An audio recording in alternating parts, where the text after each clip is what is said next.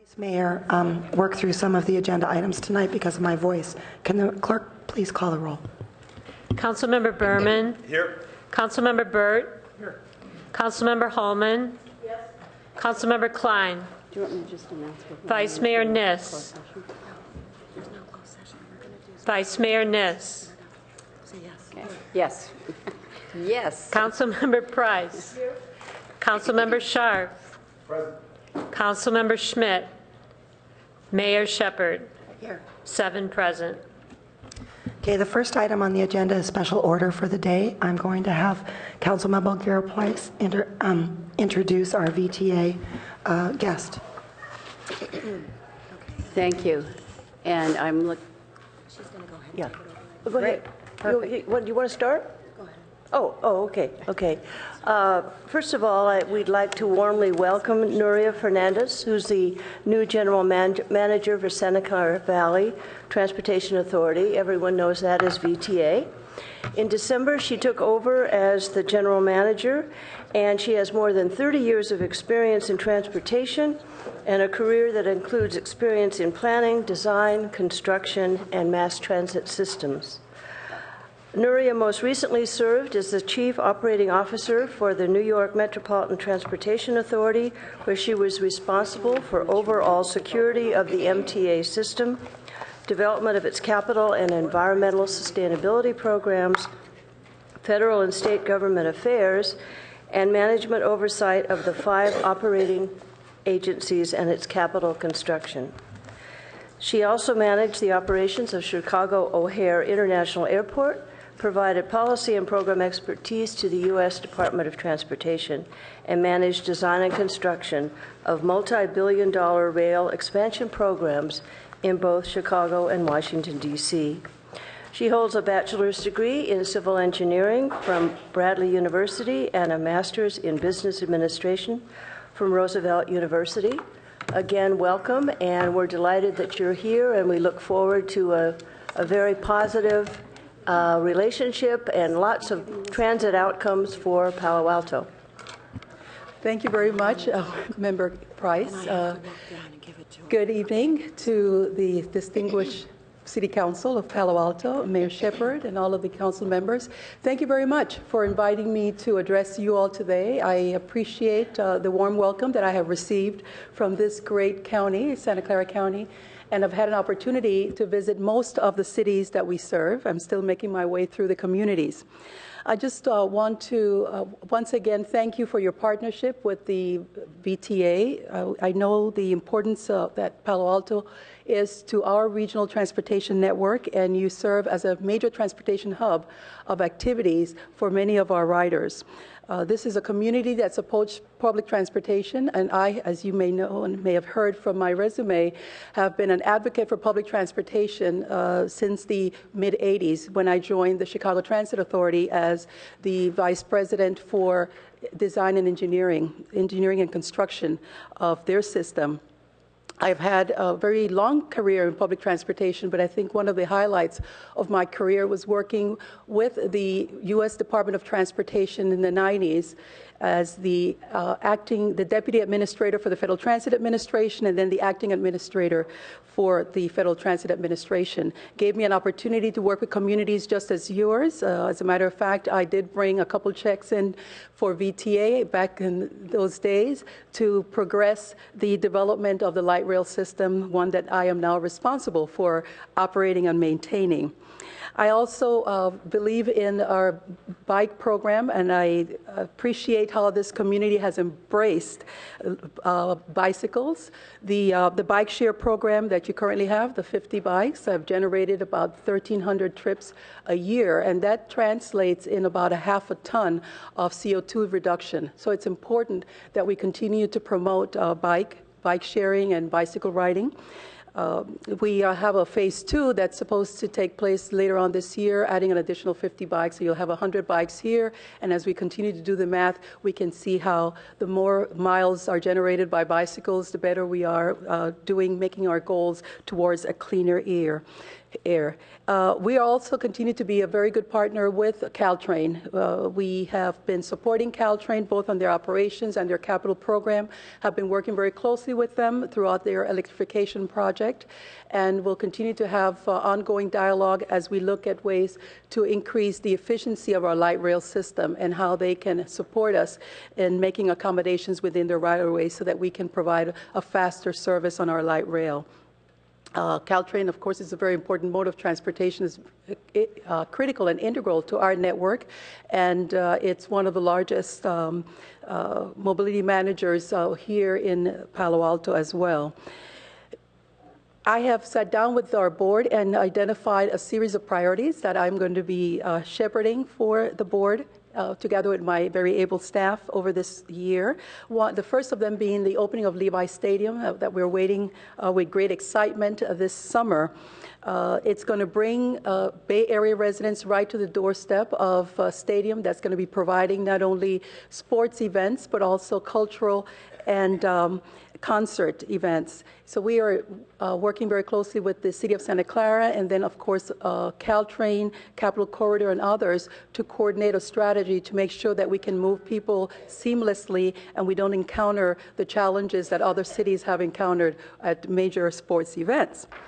The other initiative that I will be shepherding is the continuation of our bus rapid transit, that implementation. We're working on the implementation of phase 1, and we'll be connecting very closely with the communities to continue having that dialogue for finalizing plans for looking at alignments and other areas of interest and concern that the communities have shared with us regarding the bus rapid transit. We're hoping that phase 2 will be implemented through the planning and completion of the planning of phase 2 will be implemented sometime in the near future.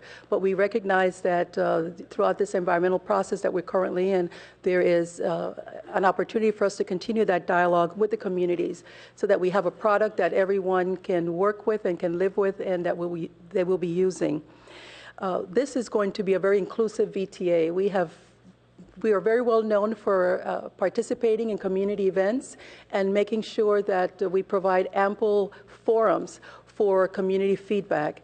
We're going to be doing that. We're going to step up our efforts in that regard. One of the things that I have done is reorganize our community outreach group so that we have individuals that are assigned to one of the 6 clusters of our city clusters, and that way they become familiar with the community leaders, become familiar with you all, can identify issues, concerns, great ideas and suggestions that they will bring back to the VTA and will be our link to the community so that we have a face within the community at all times. The other area that we are going to be focusing on, of course, is the VTA's extension of BART into Silicon Valley. The first phase is going very well. It's on time and within budget. If all goes well, the anticipated completion of the construction is in 2017, followed by revenue service in 2018. We did not project as many dry days as we have experienced. So that has given the contractors an opportunity to do more within the time frame that they have. So we're going to continue to monitor that schedule, and we may be able to come back and share some very, very good news regarding that opening. I have an open door policy and look forward to working with the city manager and all of you in continuing to have conversations around how we can bring our system into your communities and how we can get individuals in the communities, be either on the commercial sector, residential, how we can get individuals onto our system. We have a system that all of us have invested in, and we want to make sure that we get the value out of that system, that we have a return on that investment. So I welcome your ideas. Thanks again for having me here, and I'm happy to answer any questions. I don't think there are any questions. I'm going to jump in for the Vice Mayor tonight, whose voice is for her, for VTA. Yes. Well, thank you for coming tonight, and welcome to our valley.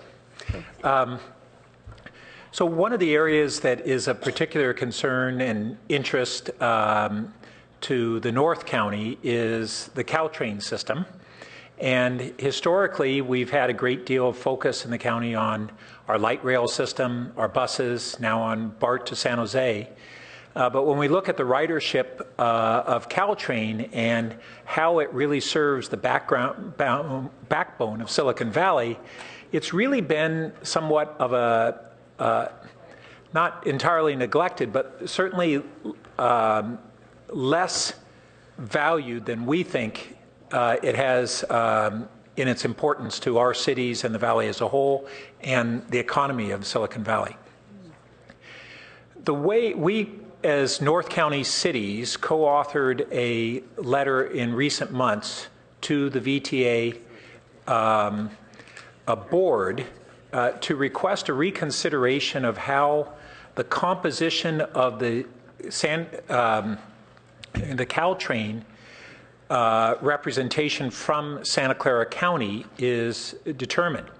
So since Palo Alto is the second largest boarding in the entire system, second only to San Francisco, with nearly twice as many boardings as San Jose. And a lot of people are shocked by that number.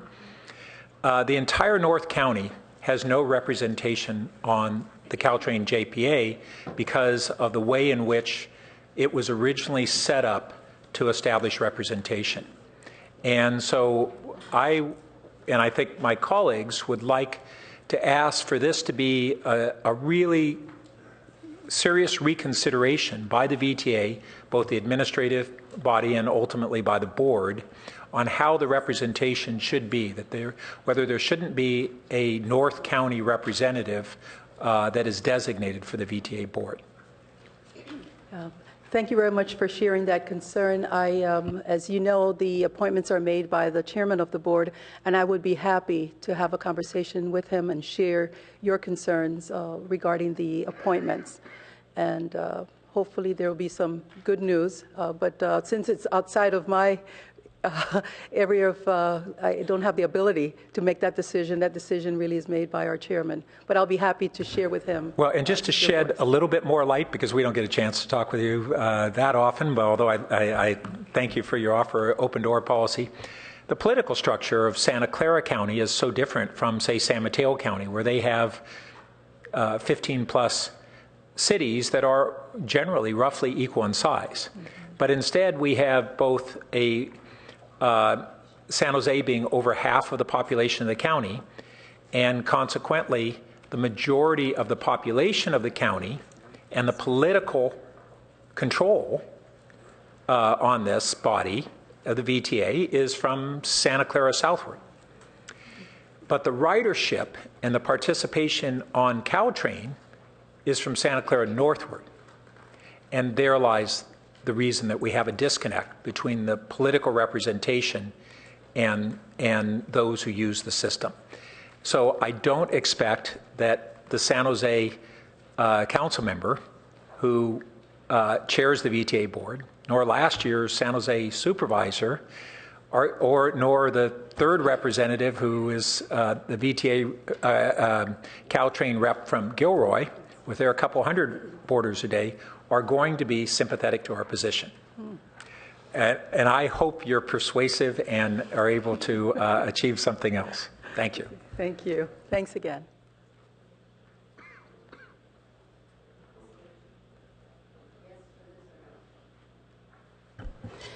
Okay. Thank you, Councilmember Burt. And we now have a special proclamation to do tonight from the city, and it regards open data by default. And Jonathan, do you want to come close to the mic, and I will read this out loud, and then the mayor is going to come down and present it to you. Whereas the city of Palo Alto, here after the city, commits to improving the community by making government functions more transparent, participatory, and accountable. And whereas open government includes removing barriers to access to government information. Whereas the city commits to working to enable data captured and used by the city to be more easily accessible by people and machines, while at the same time protecting privacy and the rights of others.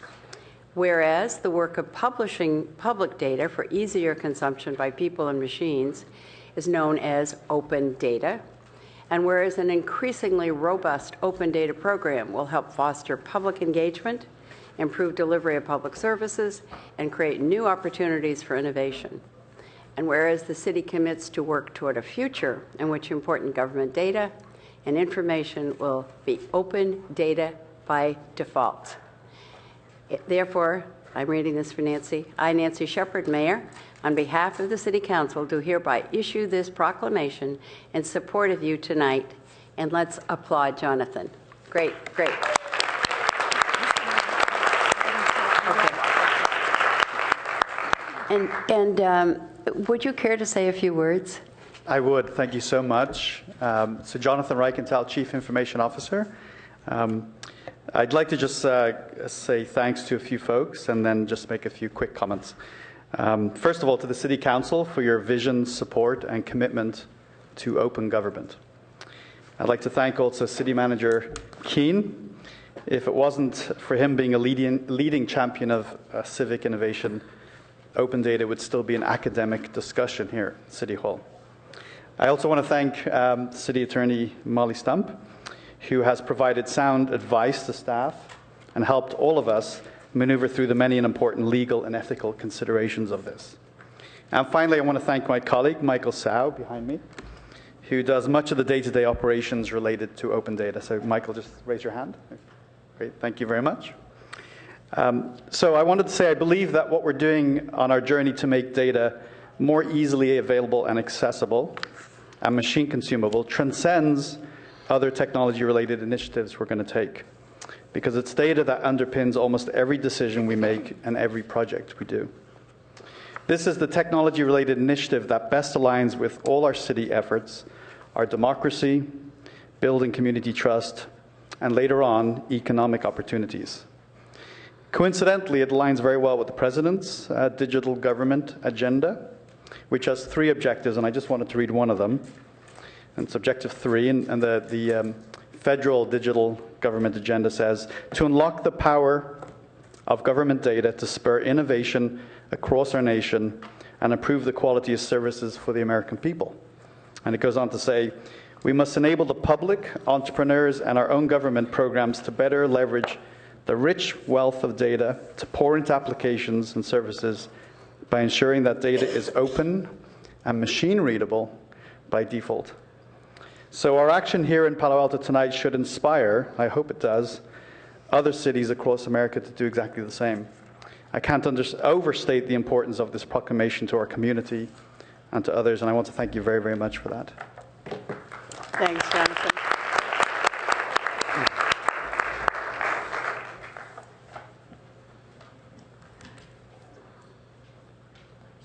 Thank you very, very much. It's very kind of you.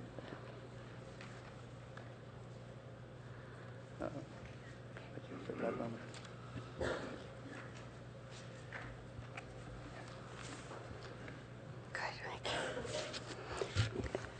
Thank you very much for being here tonight. And we're going on to our next item, which is agenda changes, additions, and deletions. And there are none tonight. So we go on to city manager comments.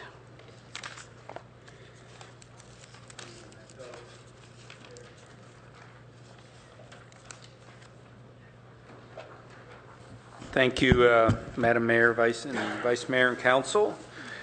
I just have 2 items to report tonight. Just a reminder that the city will be holding ethics training next Tuesday, February 18th from 5 p.m. to 7 p.m. in the council chambers.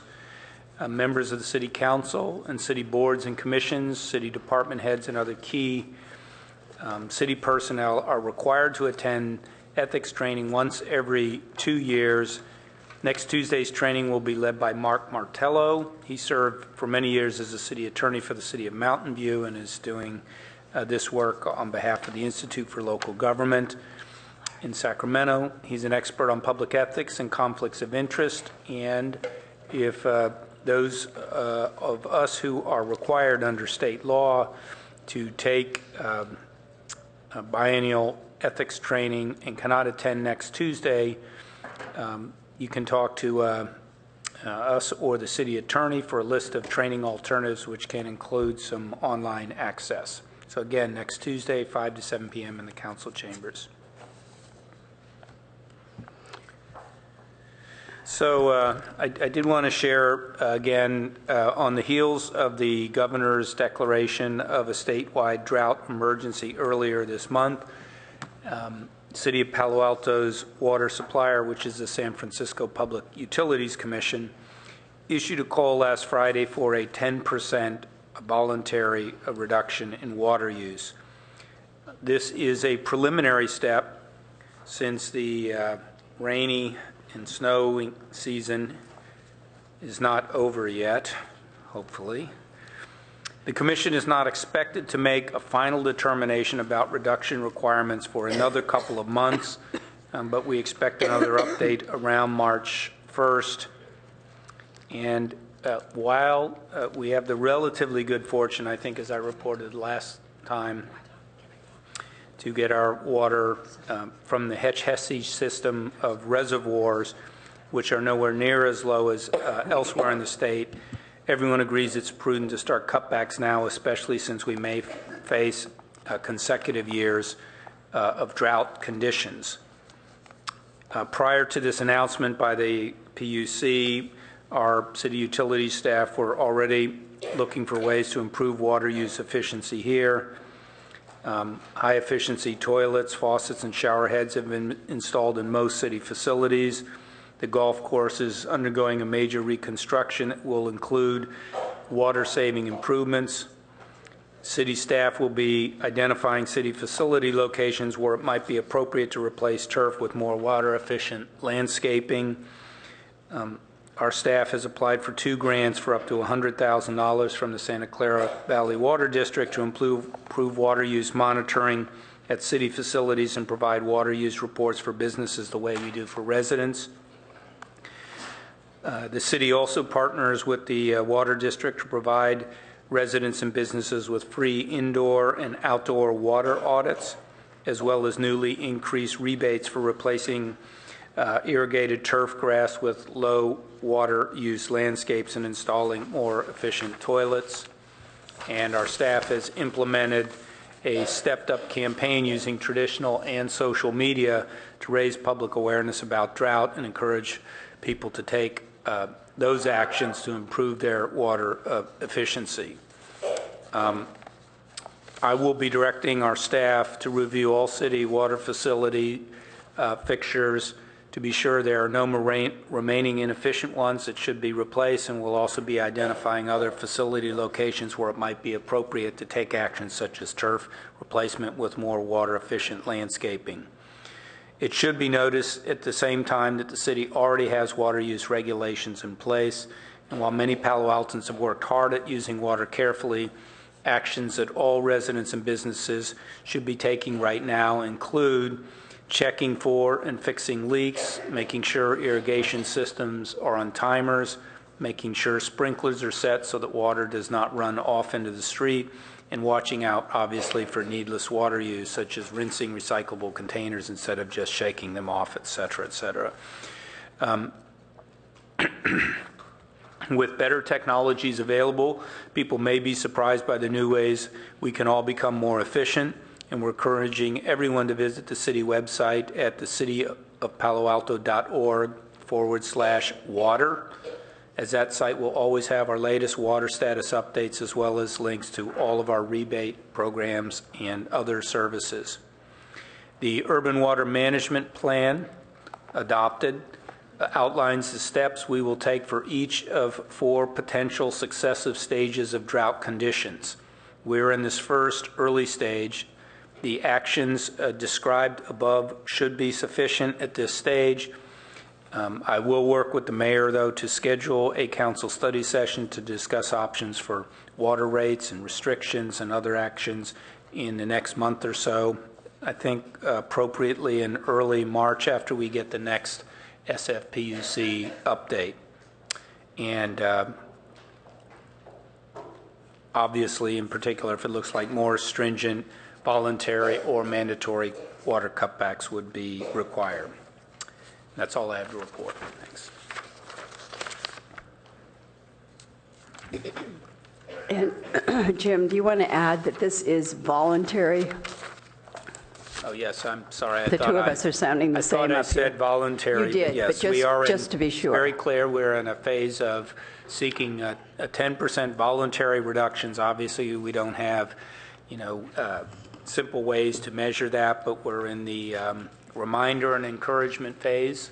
And again, there is the potential, obviously, over the next couple of months, if we really don't have rains, that could significantly change. And I would expect at least a monthly update from a policy perspective. March 1st, I think, then April 15th, there's another planned SFPUC decision and update, and then again, just before the July 1st timeframe. Thanks.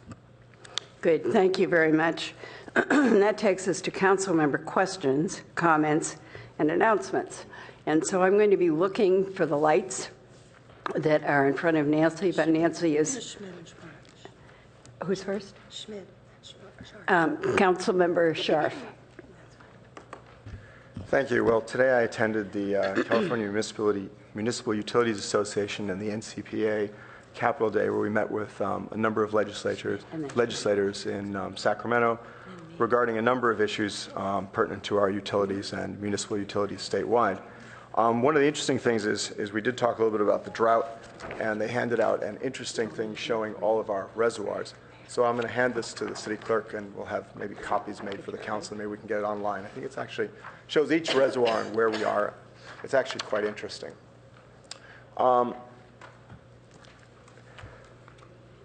Overall, it was an interesting and worthwhile meeting. Met with our Senator Jerry Hill, as well as Assemblyman Gordon, as well as several other legislators. Is that it, council member? Was that it? That was it. Good. Council member Schmidt. Yeah, just a question. I have gotten a lot of comments from Palo Altans for dish access. And I just wondered if staff could let us know whether the council has any authority over that or any steps the council could take. Thank you.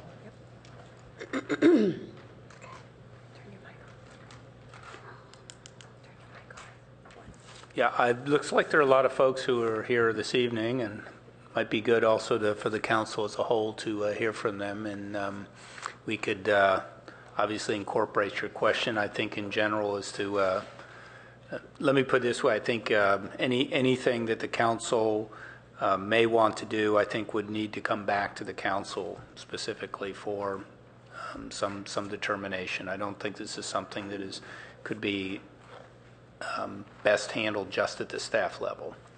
We'll come back. And I'm sorry, but the mayor does need to report on a meeting she went to. So I'm going to talk low.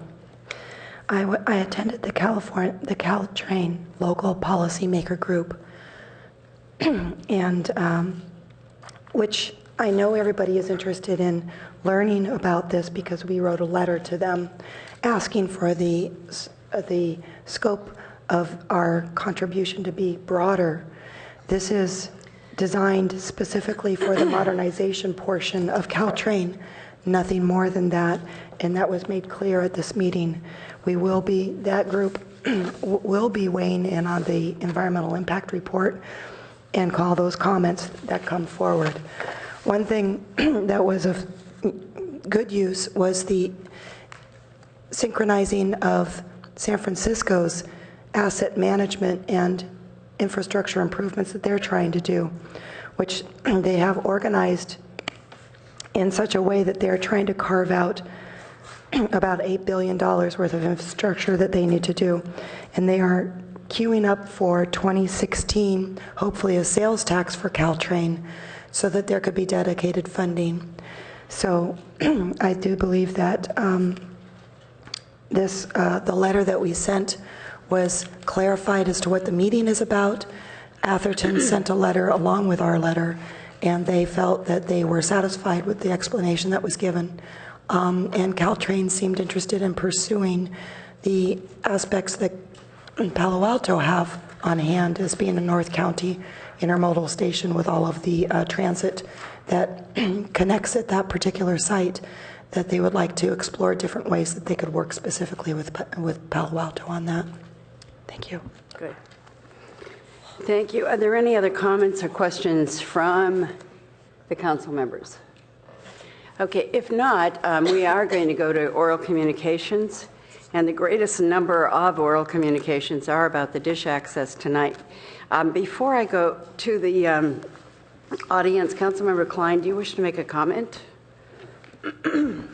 Yes, since apparently we have a number of people who want to speak to us in oral communications on the dish access and Stanford's role in that, I have to say that my wife is a Stanford faculty member, and thus, if and when this issue comes to the council for any type of decision, I cannot participate in that since Stanford's financial interest is above the threshold of for that. That's a matter of state law, and there's no flexibility in it. I did consult with the city attorney as to whether I should stay in the room because this is oral communication and no action is possible tonight, and she concurs that I will stay, but I just want all of you to know that, sorry, but I can't participate. That's state law.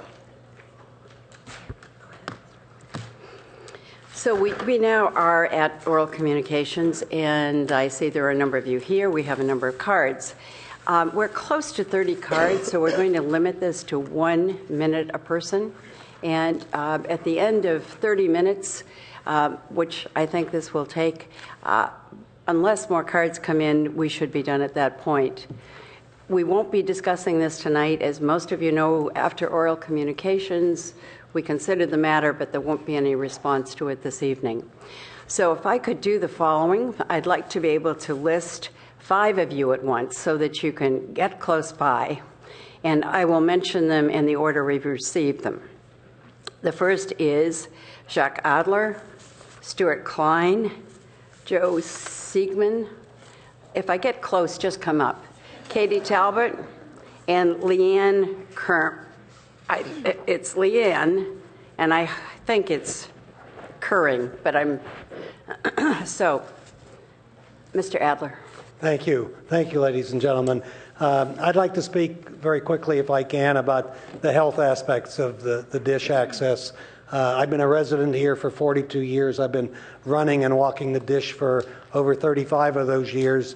And about 9 years ago, I went in for a simple evaluation at Stanford Clinic, and 2 Stanford faculty members told me I had to stay and have surgery, and I had 4 bypasses and a valve replaced on Monday. I went in Friday afternoon for a test, and Monday morning they took me over into the operating room. And both of those people who lived within vision, they lived over there right by the gate to Stanford Dish, and both of them were active in running the dish as I had been right up until the day I went in to have my evaluation, told me that in fact I had probably saved my life by running that dish all those years. And I had built up a certain kind of circulation as a result of other issues that I had, and that was life-saving. You can help your citizens and voters save their lives if you continue access to the dish. Thank you very much. Thank you very much. And could we also ask tonight, so that we can move quickly through this, would you hold your applause? If you want to support them, hold up your sign or something like that that indicates support, but no applause. It really helps us to get through it. Also, I want to call to your attention that the names, if you can see them from where you are, the names are up here on the board. And so if you take a look through them, even though I'll call them out, but if you take a look, then you can be queued up. Mr. Klein, I'm sorry. Thank you. I'll try to be brief. There's a traffic problem near the dish because there are too many cars chasing too few parking spaces. Too many cars because the dish continues to grow in popularity. Too few parking spaces because the neighbors have started to restrict parking on their streets. But this is not really an argument between the community and the neighbors. Both groups share one goal: community access to the dish with minimal disruption to neighbors. Stanford University holds the key, literally holds the key to solving this traffic problem, because it controls the adjacent land and can implement a variety of solutions. The large turnout here tonight suggests that Stanford has not yet found a balanced approach to this problem.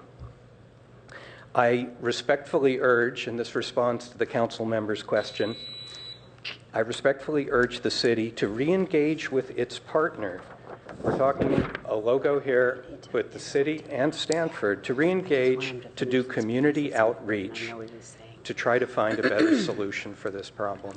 Thank you. Thank you so much. And the next is Joe Siegman.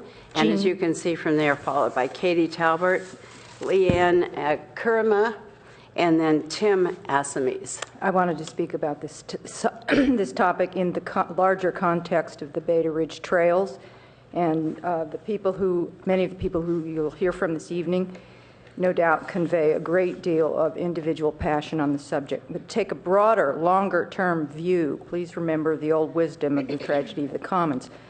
A fact of human nature observed back at least to the 18th century. If I may briefly paraphrase from Wikipedia, the tragedy of the commons refers to the depletion of a shared resource by individuals who are independently and rationally, according to each one's self-interest, acting, but collectively they act contrary to the group's long-term best interest.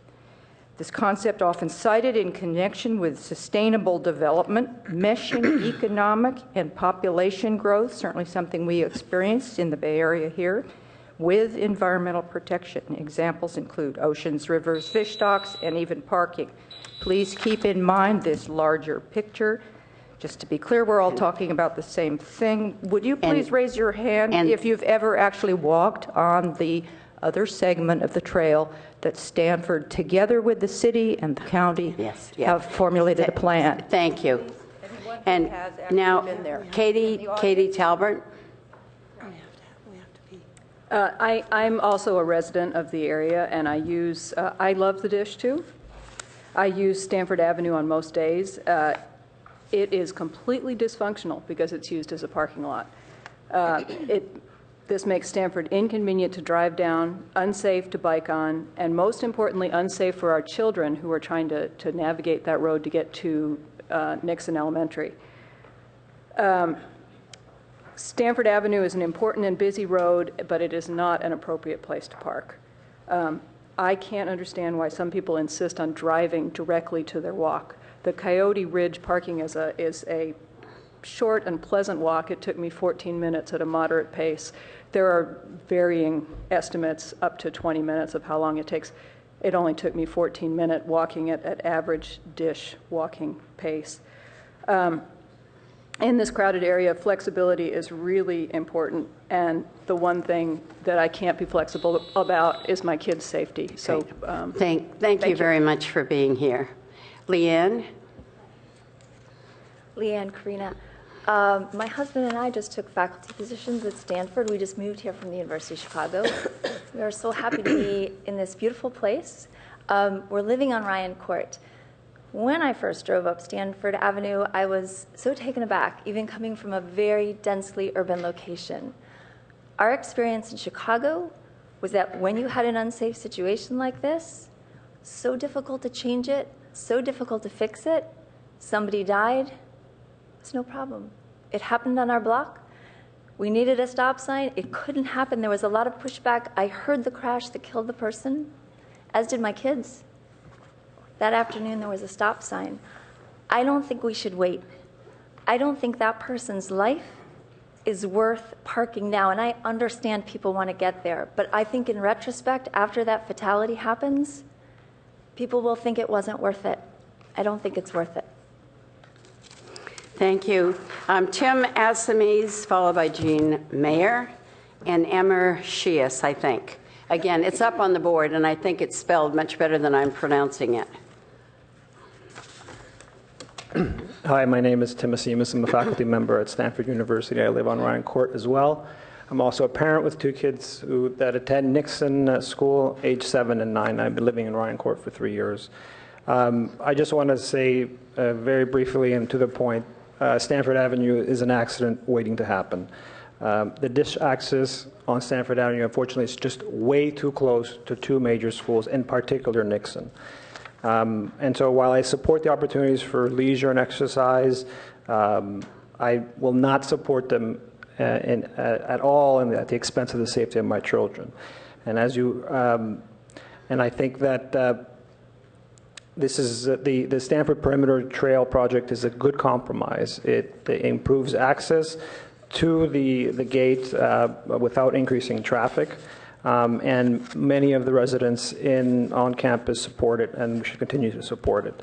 I could tell you that in the context of one comment that was made earlier about the keys, thank you for coming. If there's an accident, we will close the gates. I can guarantee you the campus members will rally and close the gates. Thank you. Jean Meyer. Hi. I live on campus. Been here before. Please approve the perimeter trail plan on Stanford Avenue and in Palo Alto. The improvements to the bike lane by adding the green striping in the buffer zone between traffic and pedestrian path will greatly improve the safety and well-being of all who utilize the trail. Access to the dish is not being changed. In my opinion, limiting access would be a good thing. Having close to 500,000 people using the dish annually is totally overboard. Seems that the mission of the Committee for Dish Access is to halt any improvements being proposed to the perimeter trails. They're really not considering the safety of those who would like to hike or bike to the Stanford Hills, but are choosing instead to knock down the entire plan because they aren't willing to try to adapt to the changes necessary to implement this improvement. It seems to have become an issue of convenience and not safety. Moving some parking to Coyote Hill would encourage hiking on the S1 trail and perhaps shorten the wait time that drivers currently have while double parked or circling.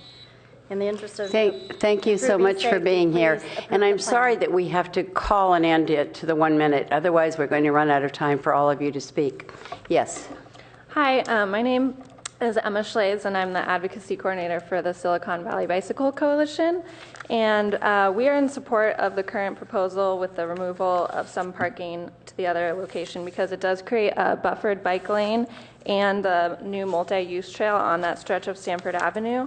Currently, this is a pretty intimidating stretch of roadway for most people who bike and pedestrians as well because of the parking chaos in that area. And we feel that the plan will reduce those conflicts and potential for conflicts, and the Class 1 and Class 2 bike facilities also have the benefit of connecting to existing and proposed bike routes within Palo Alto, and this will be an important step to improve and provide multimodal access to this area and create a safer roadway for all users. And thank you very much for coming. Let me read the next 5, even though I know you can see them on the board. Peter Fox, Bob Moss, Jean Fleming, Nancy Kropp, and Diane McGrath. Peter Fox. Hi, thank you. I just wanted to make a comment about the trail that's over where they're planning that new parking, whether this is completely germane or not. That's a trail that I would describe as the trail to nowhere that Stanford built, satisfying the letter of the law, but not the spirit of the law. That trail that I suspect that they're hoping people are going to use more does not really satisfy any of the use that the dish satisfies. Thank you. Thank you. The next one is Bob Moss, and followed by Jean Fleming. My oldest son is the editor and publisher of a newspaper in San Francisco called the Potrero View, and I want to read you excerpts from an editorial he wrote on land use last month. Last fall, citizen uprisings against City Hall-backed development projects won a series of skirmishes.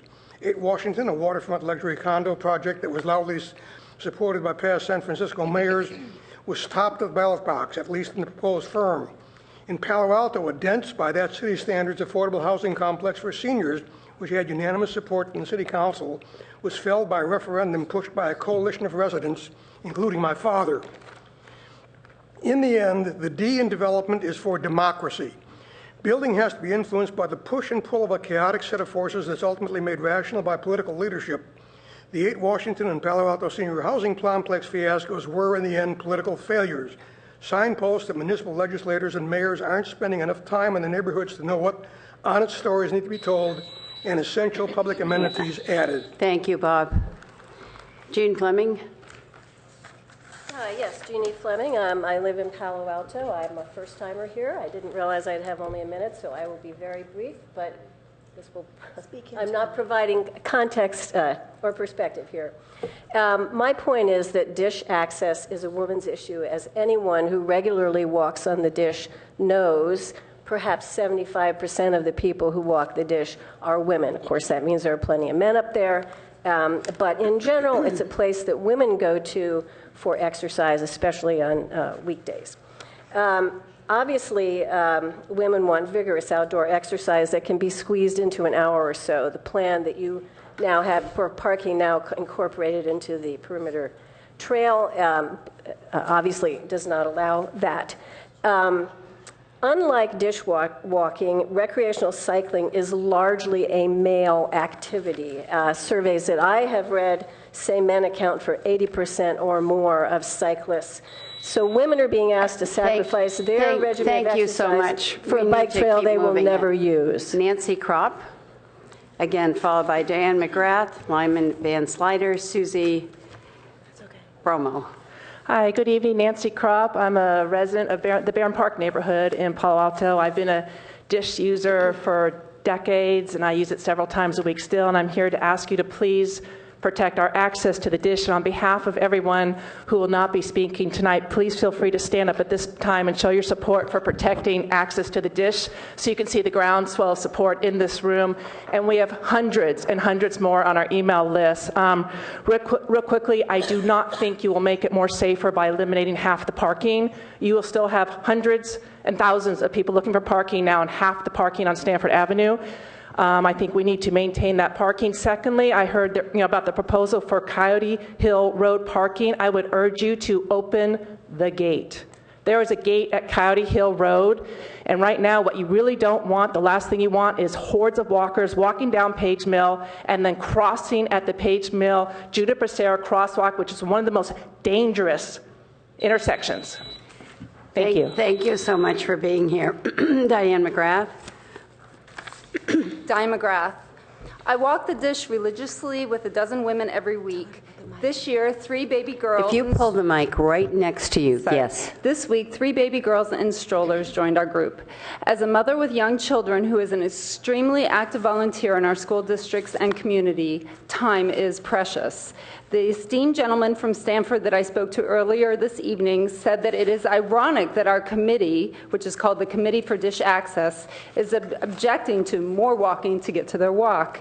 I can assure him that adding 40 minutes to our 1-hour walk makes the dish an impossibility to fit into many of our agendas.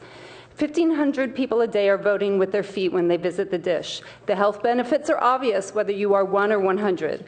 Please do not take away dish parking. Rather, add parking to the adjacent streets to ease the congestion on Stanford Avenue. The dish is truly a phenomenon. Stanford and Palo Alto should be proud that so many of its citizens are taking an active interest in their health and coming together as a community. Thank you for coming. Lyman, then Susie, and then Mr. Gupta. That was sufficiently close on the pronunciation of my name. I'm a resident of the Stanford campus, and I want to make it clear that the issue here is not access to the dish. That is not being reduced or inhibited in any way. What it's about is the relocation of less than half of the parallel parking slots on Stanford Avenue in return for buffered walking and bicycling lanes that enhance safety, which I think is one of the paramount issues. I associate myself with a comment earlier that a serious accident is waiting to happen in the chaos of Stanford Avenue traffic. So there are a number of benefits from this plan. Easier access across Junipero Serra, the link up of the trail systems from the bay to the to the foothills. So I urge that this thank you for being here. Be endorsed Susie, by the Brando. Good evening. I've been walking the dish for 10 years since I moved out here, and as you can see, I'm probably the oldest person in the room. I'll be 88 Friday. Now, the reason I'm here is because the dish is one of the reasons that I'm here at all, physically. I have to walk up and down that hill, and there is no duplicate for it. They also have guards if anything happens, and there's no other place where this can happen, aside from which you have a wonderful staff that is there to look after you. Do keep it up. We need it. You're going to be old someday. Remember what I'm saying. Thank you. Thank you for coming. Mr. Gupta, again, if you just hold the applause. It's Ms. Gupta, I'm sorry. Yeah, my name is Vinita Gupta, and I've lived in Palo Alto for 29 years. And I go to the dish several times a week with my friends. And honestly, the reason we are able to go this often is really because we're able to do an hour on the dish. We're able to park and get in and out quickly. And like I said, it's really a very important issue. Dish is irreproducible. I mean, you don't get that kind of exercise so close to Palo Alto anywhere. You would have to go to Rancho, and that would take a lot more times. So please just keep this in mind. A lot of women use the dish. It really is 75% women at the dish, and they are able to come in and go out and maintain their health only because they're able to do this challenging hike within a certain time period. So I would be all for improving the access and increasing the parking and not making it more onerous to visit the dish. Great. Thank you so much. Christine Costigan, Penelope Zeigfeld, and Cheryl Goodrich. Can you all see your names from where you're sitting, or are they too small? Too small, I'm guessing. Christine Costigan. Thank you. Good evening, everybody. I'm a Stanford campus resident, and I just want to speak in strong support of the bike trail that has been voted for. Again, pull the mic close. Okay. I want to speak in strong support of the bike trail that's been voted for by the Board of Supervisors. It's going to be a great health benefit for everybody to have an excellent bike trail connecting the foothills to the bay. And the current situation right now on Stanford Ave is really scary. I have a child who attends Nixon Elementary, and I'm very concerned about not just the issue on Stanford Ave itself, but it's affecting the surrounding streets with a lot of, kind of illegal type of traffic activities, illegal U-turns, people not watching what they're doing. I have a middle schooler as well. I'd like to see her bike to school, but I have real concerns about being on Stanford Ave in its current situation. Thank you. Thank you. Penelope, is it Zeifelt? Seifert with an R. I also am a Stanford resident, and I work on the campus. I drive every day on that route, Stanford, Junipero, Serra, and it's very dangerous, and I'm concerned that I might hit somebody. I mean, people are just very anxious to get up there, and it's just, I mean, I understand convenience, but this is dangerous, and I think that a lot of time has been spent on this proposal. I know that because I've gone to a number of meetings, so I hope you take that into consideration, that safety really comes first. Thank you. Cheryl Goodrich? Yes. I'm Cheryl Goodrich, and I'm a volunteer faculty member at Stanford. I work in Palo Alto, and I live in Santa Clara County. The Stanford Avenue parking situation should be safer and better organized. I understand it's a nightmare for local residents. And I support the wonderful goal to connect the Baylands to the foothills. Just how to achieve that goal is what's complicated. Weekday mornings, I routinely sit in my car at the Junipero, Serra, and Page Mill light. Often I observe the eastbound line of traffic on Page Mill backing up all the way to the off-ramp of 280. So while I think it's a good idea to develop parking on Coyote Hill Road, I'm worried about dishwalkers crossing safely at Page Mill and drivers facing an additional hurdle during rush hour. An option I hope you will seriously consider is to also develop some parking on Old Page Mill Road at the east end, where there are existing gates to the dish. Thank you. Thank you. James Mark, Bruce Clemens, Susan Sweeney, I'm a physician. and Dee Dee Sherman. I'm a physician who's lived on the Stanford campus since 1965. It seems to me that the issue tonight is not access or convenience. As far as I'm concerned, it's safety. There have been U-turns, jaywalking. There's even been a death along Stanford Avenue because of the congested parking situation, and I urge the City Council to support parking off of Stanford Avenue. Thank you. Bruce Clemens.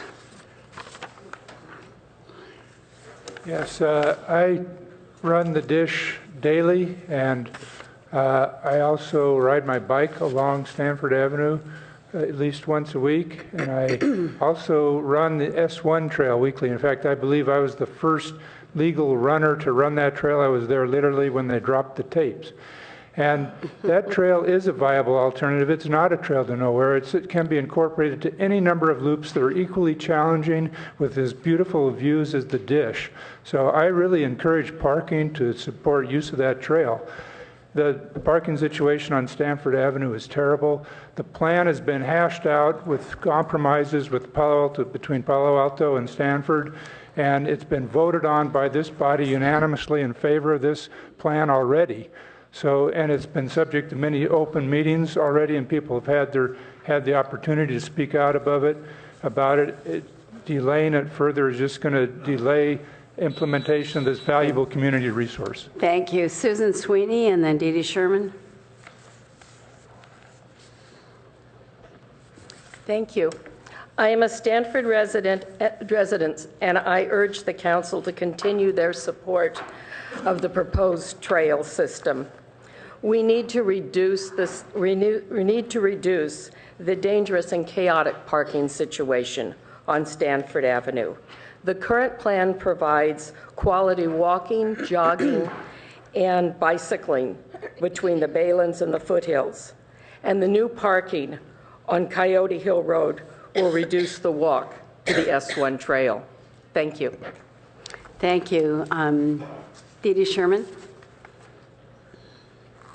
I'm also a Stanford resident, and I walk the dish regularly. And I lived off of Stanford Avenue. I find that situation quite chaotic, but most of all, I find it very dangerous. And I think that the council understands that and has voted in the right way in terms of finding a parking area that will be sufficient for everyone and give them access to the dish. And I do have to say, as a Stanford resident, I really resent these signs, Palo Altos, for dish access. Stanford is not eliminating dish access for anyone, and I think that's very misleading. Thank you. Cheryl Lillienstein. I'm wondering, since there are so many people to talk about the dish, if I could cede my time and come back later, because it's not in the context of this discussion. Would that be okay? You want to speak at the end of oral communications? Yeah, thank you. Just hang out and thank you. Or stay by. Hello. Hello. I'll try to speak up, and I appreciate our mayor and vice mayor adopting my voice for tonight. Those of us who support dish access are here tonight because we really, really need your help. There are a lot of Stanford residents here, but we are your constituents. Stanford has now filed for approval of this plan, which will, in effect, cut access to the dish by cutting accessible parking. And it's in a plan with our tall tree stamped on the front of it as Palo Alto's plan. We urge you, our representatives, to... Thank you. So we're now down to Tim Gray, Wynn Gergich, and Mike Alchuk. Yes, and then we'll come back to Ms. Lillienstein. Tim and then Wynn. Hi, I'm Tim Gray, and I'm here to ask for a little cooperation from each of the council members in hopefully from Jim as well. And I'm here to speak up for the trees. I'm concerned about the drought, and in my neighborhood and around Palo Alto, I see that there are some trees that are suffering even from the recent dryness, and there's some diseased trees. I know that there's a responsibility for each individual landowner, but sometimes when weather conditions and such come along, I think we're all at risk of our forests being threatened. And if we could think creatively of how we could come together as a community to support our neighbors, to perhaps get trees removed, prevent disease from spreading from tree to tree. I'm hopeful from what the plant people tell me is that last fall the oak trees put out a lot of acorns and such, so we're supposed to be in for a wet spring. Good. But please help. Thank you, Tim. Wynn, and then Wynn Gergich. Am I close? And Mike Alchuk. Hi, my name is Wynn Gersich, and I came here because I went to the Bosqua Water Board meeting a couple weeks ago, and their big whole thing was about the drought. And what I went there was to tell them that, the radiation from Fukushima has been measured in San Mateo County. They've measured San Francisco Beach, Pacifica, and Half Moon Bay. And they said that even the health officials know about this and confirmed it, that it was at 150 micro REMs per hour. And they said they were befuddled because they couldn't figure out why there was so much radiation in the ocean. Go figure, I guess they didn't hear about Fukushima. So Fukushima is here. And the odd thing is I was telling them on my side of the bay in Newark, they desalinate the bay water. So if the ocean's radioactive, so is the bay. And I said, if we're living the last days, it's time that we need to stop fluoridation because we know that this stuff is poison. It doubles breast cancer death rates. Your city council has the 15 university studies that I have proven to you that it doesn't prevent cavities and it does increase cancer death rates. And I'm going to put this on public record for everybody to look at. And Mike Alchuk is next, followed by Sherry Kleinhaus and then Ms. Lilienstein. Good evening, City Council. I'm actually here to speak on a separate item later on in your agenda, but I had to negotiate to come here for 7 with my wife, and she wanted to come here at 6, and we couldn't make it happen. She wanted to talk about the dish. In short, she uses the dish 3 times a week. She gets about an hour and 20 minutes between when she drops one of the kids off and gets one of the other kids. Being able to park nearby is a big deal for her, and I think she wanted to communicate that to you tonight. As a resident of Palo Alto and a super fan of the dish, I think the idea of limiting parking nearby means that this wonderful amenity will be harder to use for more people. So as it becomes more and more popular, there'll be less and less parking. She was opposed to that, so I thought I would share that with you on her behalf since I know she wanted to be here tonight. Good. Thank you very much. Sherry Kleinhaus, followed by Cheryl Williams. Shawnee. Thank you. It's actually Shani, but Shani I answer to as well. Good evening. I'm Shani Kleinhaus, resident of the city, and I'm with Santa Clara Valley Audubon Society. And I want to talk, as always, about nature and how it is so important in our city. And the reason I wanted to talk about that tonight is because I think everybody should be aware that we're in the midst of a global extinction event, probably equivalent to what we experienced on this planet, not us, millions and millions of years ago.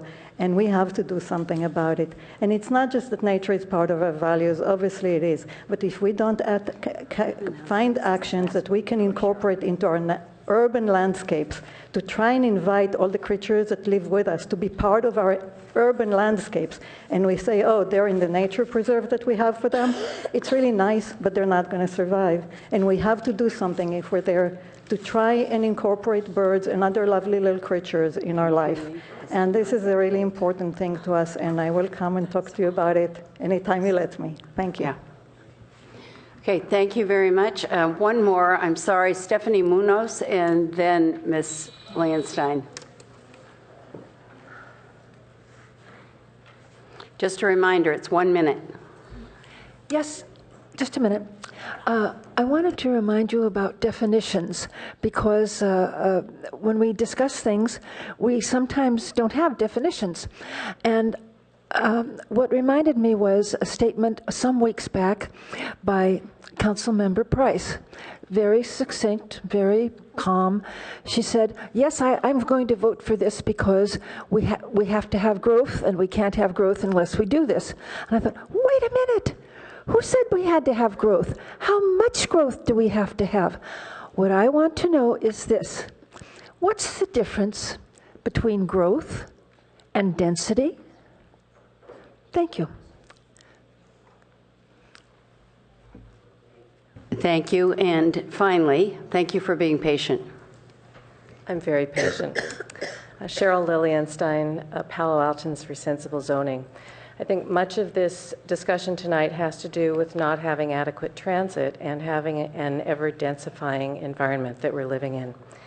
So I would like to speak to the need for city staff to be efficient in what it is they're paying attention to, and to request that not so many exceptions for signage and density go through the process, because that diverts our city staff's attention from taking care of really important things.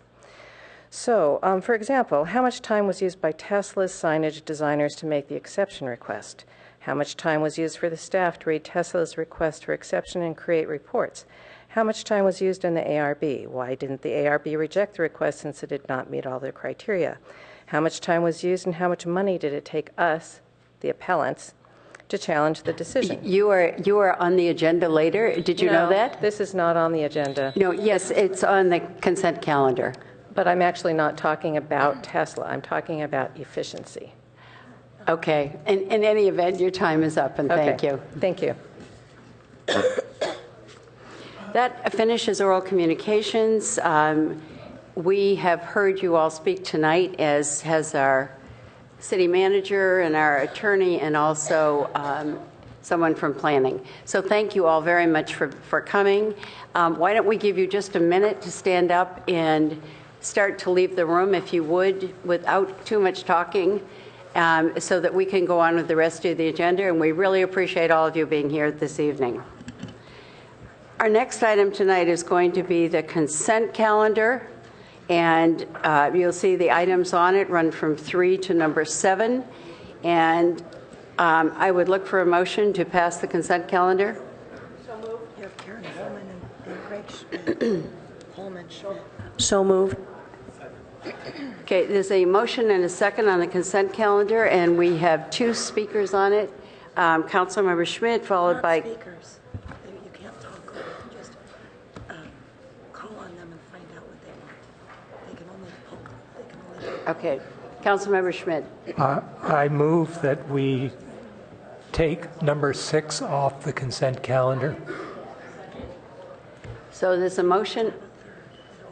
Yes, and so we need a third in order to do that.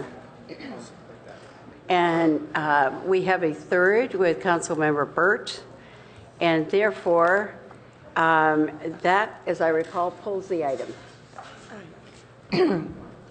Yes, Mr. City Manager, can I try to talk with my voice to you right now, since this item has been pulled? I could do that too if you would like. Could you come up closer, maybe? That would help. Sorry, yes. Do we have time to take this? I know we don't have much time tonight to take this up, but do we have staff? Given the conversation we had at the retreat, the volume of items that we have on the agenda tonight, and the fact that this is not time sensitive, I would say that this should be held over to another meeting. We'll work with you to identify a return date. Okay. In that case, after we vote on this item, we can ask if anybody who voted no would like to speak for 3 minutes, and they can do that. Okay, so... Excuse me, Madam Mayor, just to clarify, so the item is being pulled from the agenda, so there won't be any no votes on it? There'll be no votes at all? Thank you very much. So we have clarified that when this item has been pulled from the agenda by 3 council members, it is no longer on the consent calendar. So what you'll be voting on now is items number 3, 4, 5, and 7. And 6 will be deferred for another time and a date uncertain. Is that correct? That's correct. Okay. I would imagine we would not be back until early first half of March. Okay. Okay, Councilmember Burt. Yes, I would just like to suggest that we defer determining whether to have to schedule this for another night until we see further along in the evening. whether it can in fact be dealt with in Actually, a... it's, if you don't mind. I think we just have issues of being sure that we have the staff and we're actually prepared for that. I don't know that I would want to ask either to bring whoever needs to be in here or to necessarily stay until that point.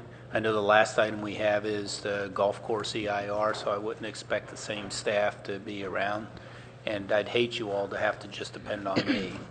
So I don't see my questions on this bogging down the meeting.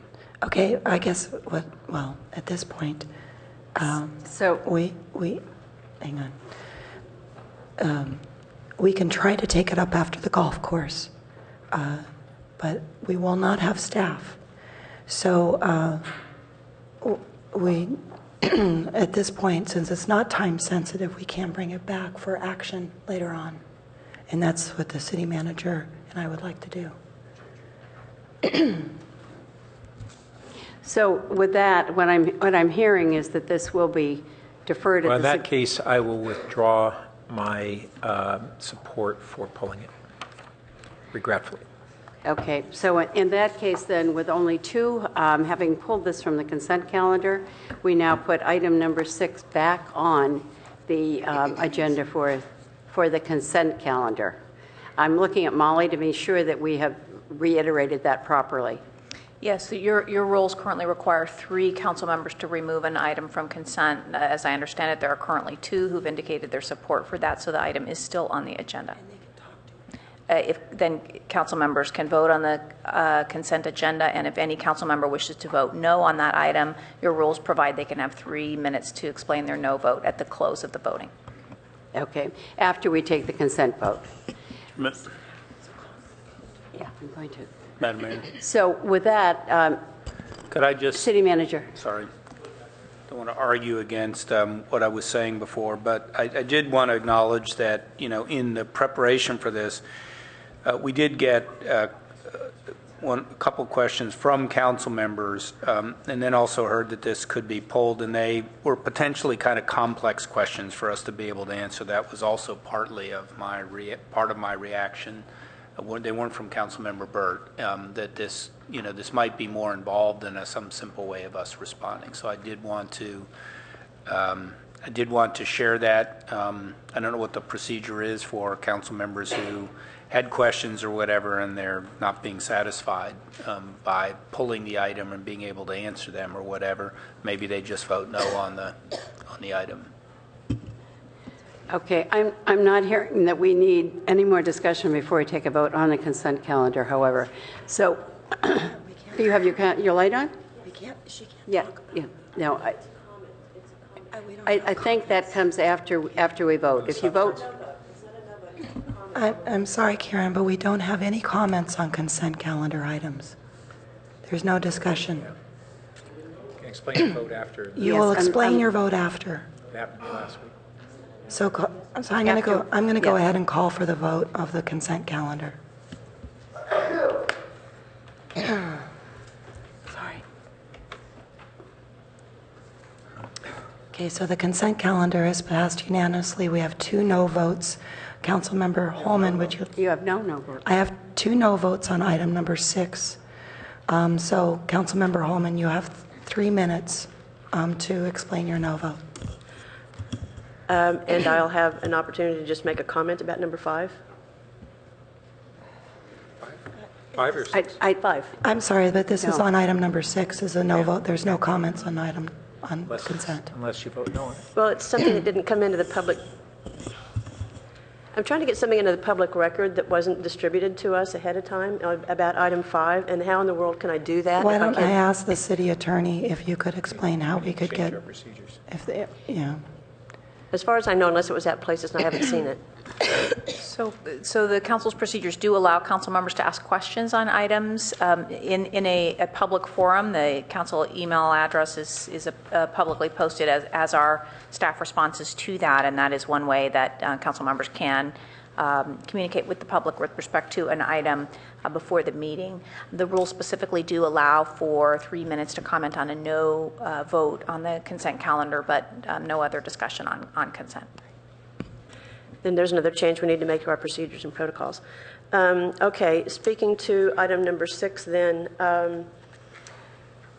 I wanted to see this pulled for a few reasons. One was because we were going to pull it, we didn't get answers to our questions ahead of time because we were anticipating those either be provided to us this evening if it was going to be heard, or at a future meeting if it was going to be heard at a future meeting. So I have no answers to my questions, and I'm not quite sure what Councilmember Schmidt's questions were. I didn't see those. So what my concern is about this is that it's another, and I'm a huge supporter of Tesla. I mean, let's be clear on that. I'm a huge supporter of Tesla. But what this points out is that we're yet again providing significant exceptions to our sign ordinance. And additionally to that, I look at the ARB findings and I look at the exception findings, and I find them to be, once again, circuitous and, from my perspective, without merit.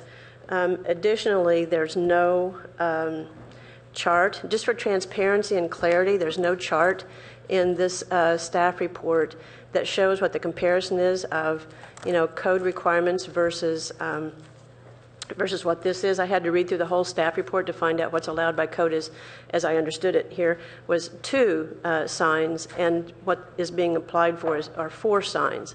I also wanted to comment that I don't understand at all, and I know we have a representative here from ARB who I have great respect for, but I don't understand at all the ARB's consideration of a freestanding sign away from the building, that's separated from the building, as considering only the logo part of that as signage.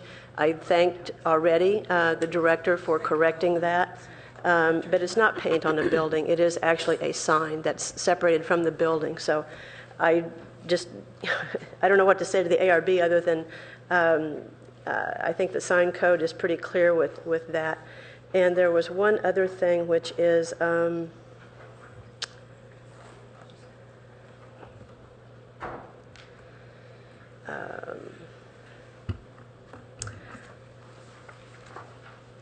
a little bit caught prepared for this given the change in process here.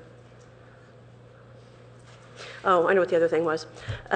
If we're going to be having so many exceptions requested for the sign ordinance, and if we're granting exceptions to the sign ordinance, I have no idea how many we're granting because only appeals come to the council. But I can go around town and look at any number of signs that are certainly either illegal or non-conforming, and they're prolific. So what I suggest is either we need better code enforcement, or the staff, if there are a lot of requests being asked for, that the staff should bring to the council suggestions for reforming the sign ordinance rather than granting a lot of exceptions. So those are my comments. Thank you. Councilmember Schmidt. Yes, the Palo Alto Code, when it talks about sign exemptions, states that the granting of the application will not be detrimental or injurious to property or improvements in the vicinity. We have just voted a housing element that includes 13 sites that are within 1,000 feet of this on El Camino. 2 of those sites are directly across the street. And these 13 sites total about 150 units. Now, one of the goals of the housing element is to create a growing density of housing in an area with retail and services, residential services nearby. I think it's a valid question that we should ask is, do we have competing claims here? One for the development of a residential densely populated neighborhood, and another one for a vibrant auto-based commercial sector. And the question is an exemption from the sign ordinance consistent with that? Seems to me we should have a discussion before passing this on consent. Thank you, Greg. And moving on to the action items on our agenda. Our first item is Our Palo Alto. This is a community conversation about our city's future. I'm going to ask the city manager to kick this off and to explain the theme and the staff presentation on this item.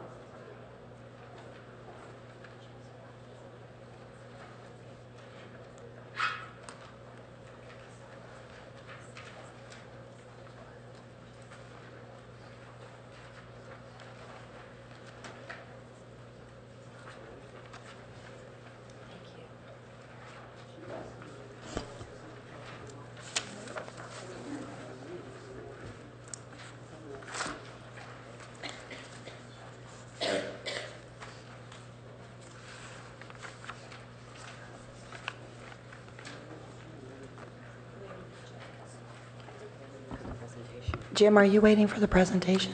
Yes, we were. Okay. Just a second here.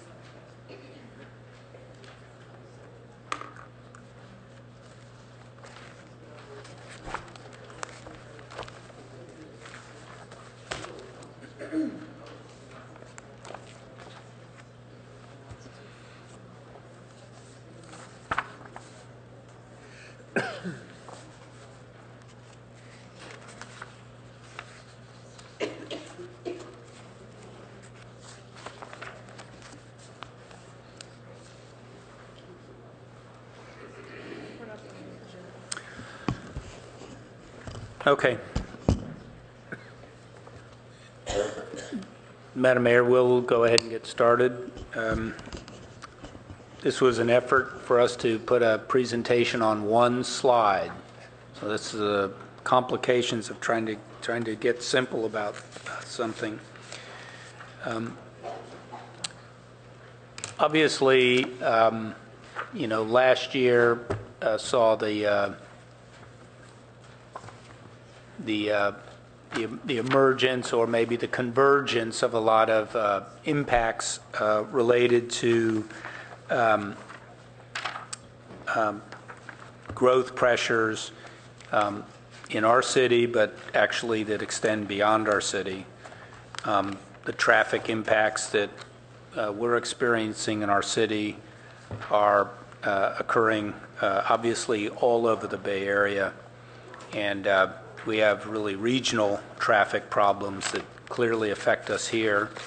And then we have certainly very localized parking problems in the city. And I think while those very apparent and pretty much everyday reminders of a lot of the pace of change that's taking place in the Bay Area, particularly given the pretty unique vibrancy of our economy. They also have brought up a lot of other kind of questions we think about our city and where are we now and where are we going in the future.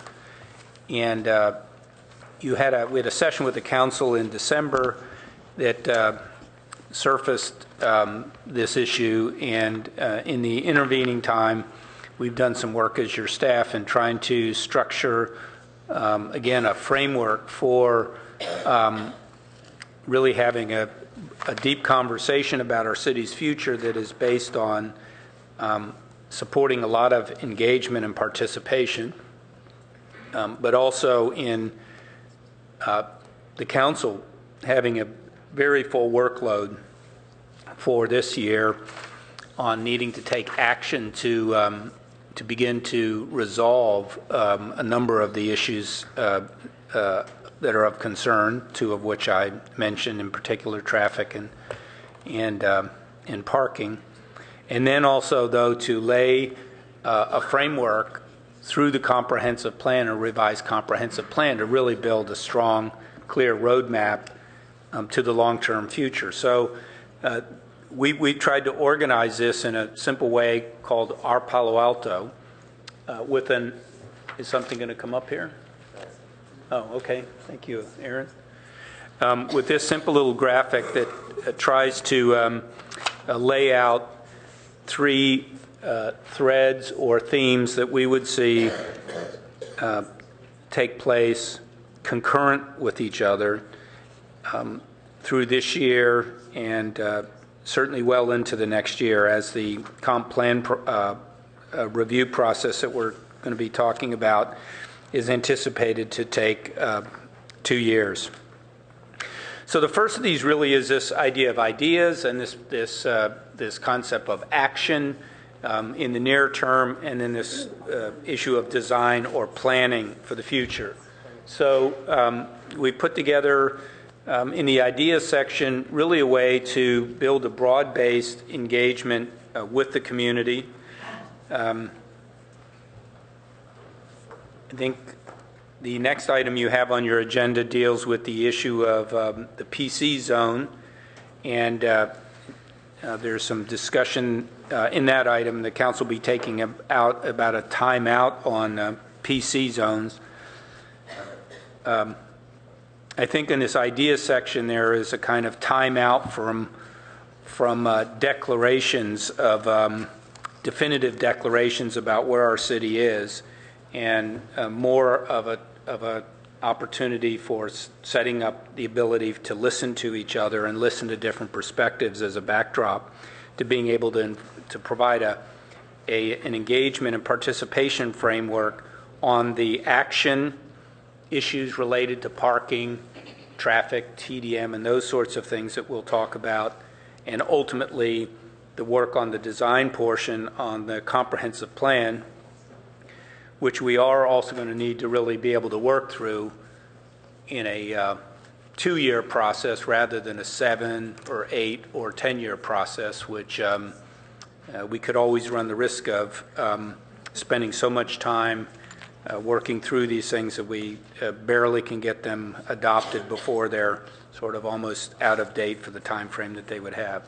So in this area of ideas, in one sense, this is the least explicit portion of this, but we saw building as a staff a framework to get a lot of people in the community talking about our city and where it's going.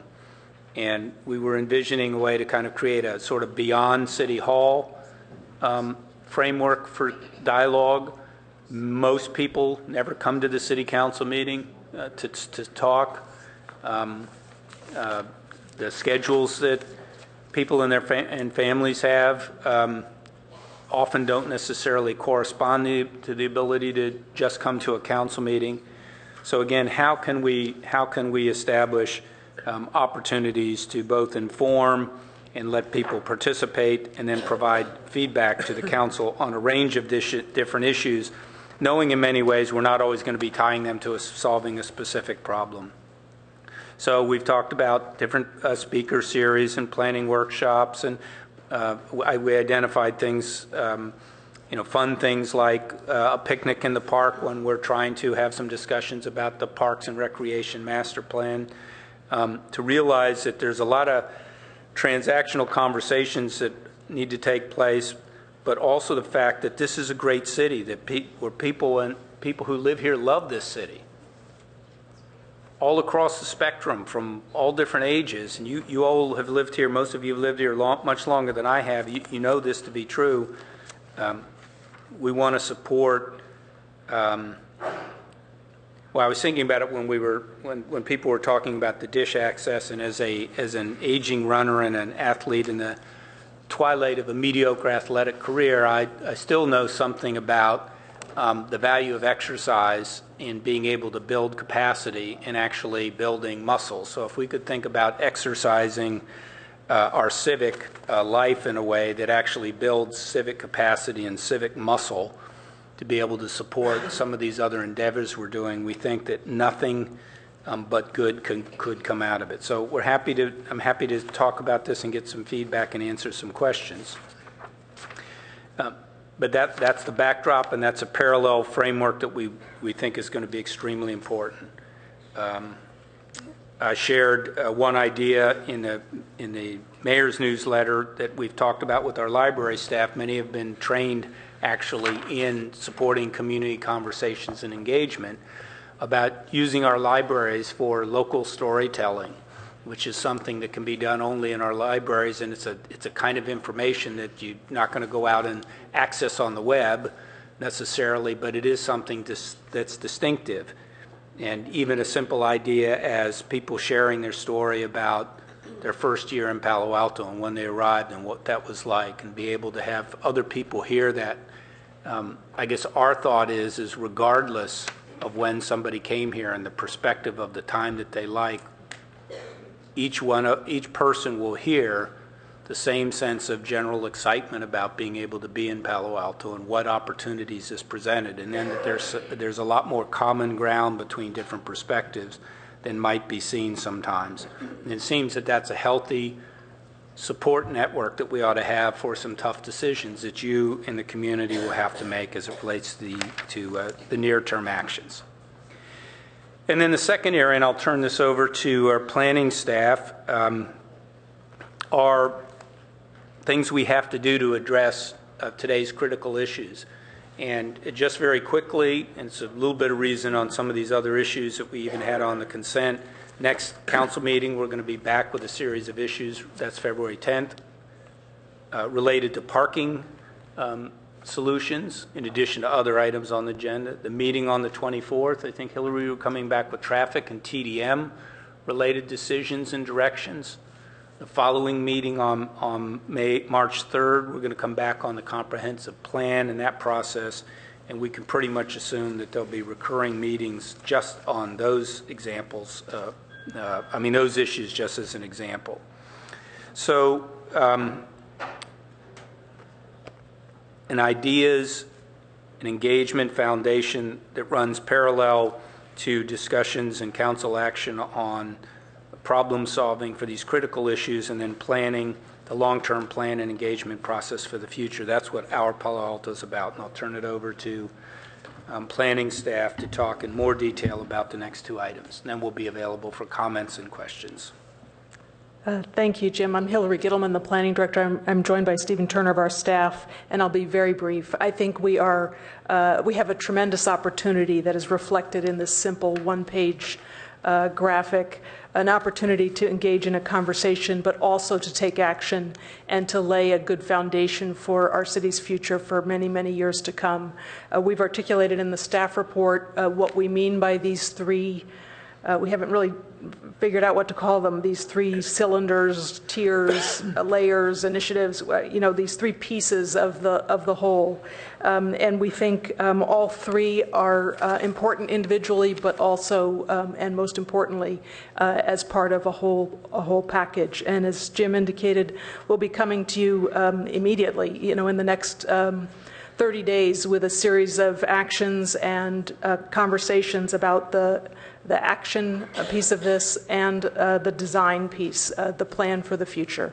With that, I would just say we're hoping tonight. I know you have a really full agenda.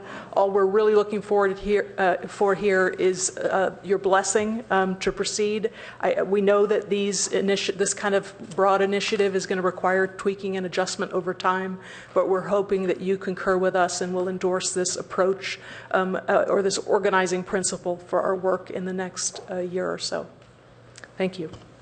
And we obviously put that into a recommended motion that would just provide us direction in each of these three areas that is on the first page of the staff report. Thank you. And I just want to note, I think later on tonight, we have one of the items on our agenda, and we've already taken up the actions that have been percolating. So at this time, I would like to go out to public comment and then come back to council. And I've asked the clerk to already put the recommended motion up on the visual board. So with that, I'm going to ask the Vice Mayor to call out the names and call people up for oral communication. You will have, or public comment, you will have 3 minutes. So this is item number 8, which most of you have indicated, which is the Our Palo Alto. Mila Zelka is first, followed by Jillian McNerney and Brent Roots.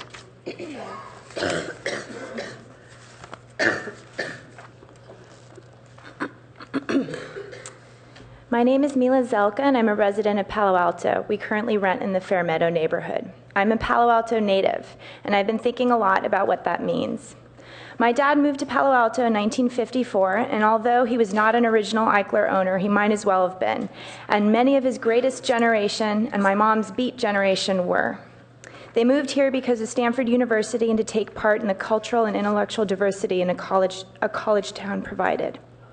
With the creation of the Stanford Research Park and Stanford Shopping Center, an earlier generation made the decision long ago to have our community become a regional hub for more than just education, a hub for innovation and employment opportunity.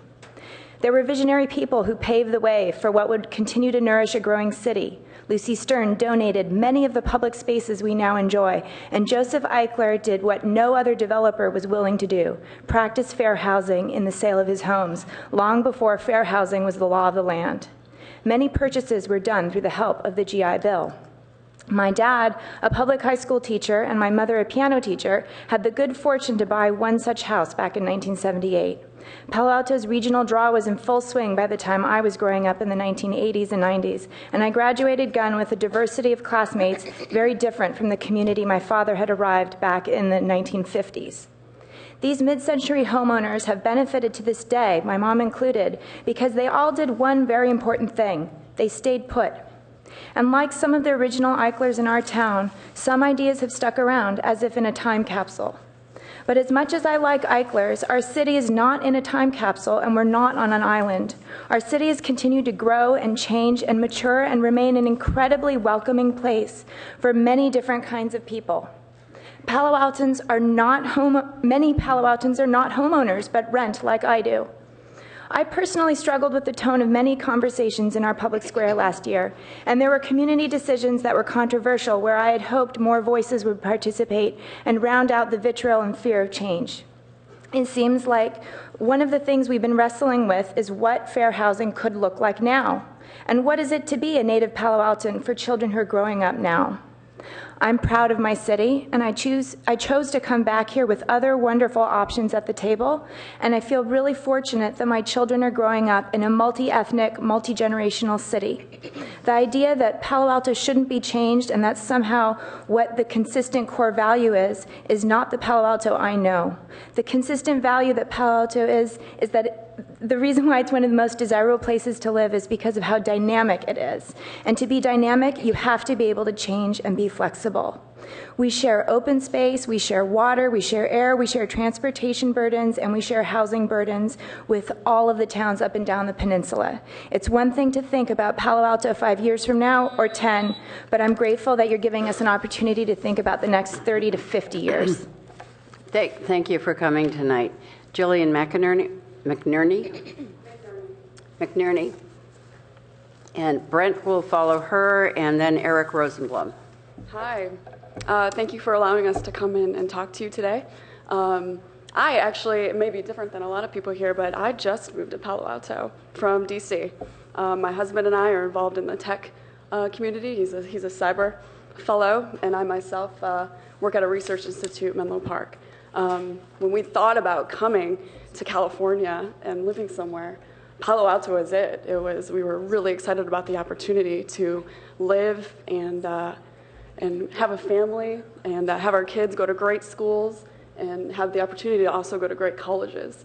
So for me, I'm just really excited to see Palo Alto's future, and I'm excited to be a part of it, and I hope that it will grow in a way that is conducive to us doing the things that we came here to do, which was have a family, have job opportunities, and see the kind of growth that a great city like Palo Alto is. It's so safe, it's so wonderful, it's one of the most beautiful places I've ever seen. So thank you for letting us speak to you and for doing so well with Palo Alto so far. So I'm excited for the future. Thank you. Thanks for coming. We like your enthusiasm. Brent Rowe. How you doing? My name is Brent Rowe. I live on Bryant Street between Lytton and Everett in downtown North. Lived in Palo Alto for about 6.5 years now, all within 3 blocks of University Avenue. About 2 years ago, my wife and I were fortunate enough to be able to buy our own house. I'm an economist, and I go up to the city every day. So I take Caltrain up to work every day. And that's been a big change because I'm from North Carolina originally, where I'm a little more used to space. And I'm a little more used to a culture that is just kind of naturally friendly and neighborly, right? So I very much appreciate some comments that I've heard from people that have lived here many, many years about that changing in the city, that there has been a change in the amount of kind of friendliness and neighborliness that's going on in Palo Alto. So that's something I really identify with and also want to see at least stay the same or improved. I love the diversity in Palo Alto. I love bumping into random people of all different races and ethnicities. I have been a little bit concerned, though, even in my short 6.5 years, to notice a significant difference in economic diversity. Even in that short amount of time, I feel like I don't see as many people who aren't able to buy a Tesla, for example. Looking into the future, as this group's currently doing, I want to live and raise a family in a city where people from many cultures are welcome, where people are friendly and support each other, where the schools are outstanding, but the kids don't feel overwhelming pressure, which is definitely a concern that I've had since being here and watching various things that have transpired over the past few years. But looking in the future, we need growth. Not growth just for the sake of growth. And I actually appreciated someone's earlier comment about looking at the difference between growth and density. I think it's an important distinction to look at. But growth means appropriate new housing, retail, and office space, but it also means updating and replacing current buildings with newer, more efficient spaces, adding solar panels, reducing space for 2 or 3 cars to park at a single house. It means developing and nurturing more common spaces. So I'm looking forward to a discussion over the next coming months. I'm willing and able to help in any way that I can, and thank you for taking on this big challenge. Thanks. Thank you very much. Eric Rosenblum, followed by Peter Giovanotto, Bob Moss, and then the final speaker is it Shawnee or Shawnee? Shawnee. Kleinhaus. Greetings. Hi, I'm Eric Rosenblum.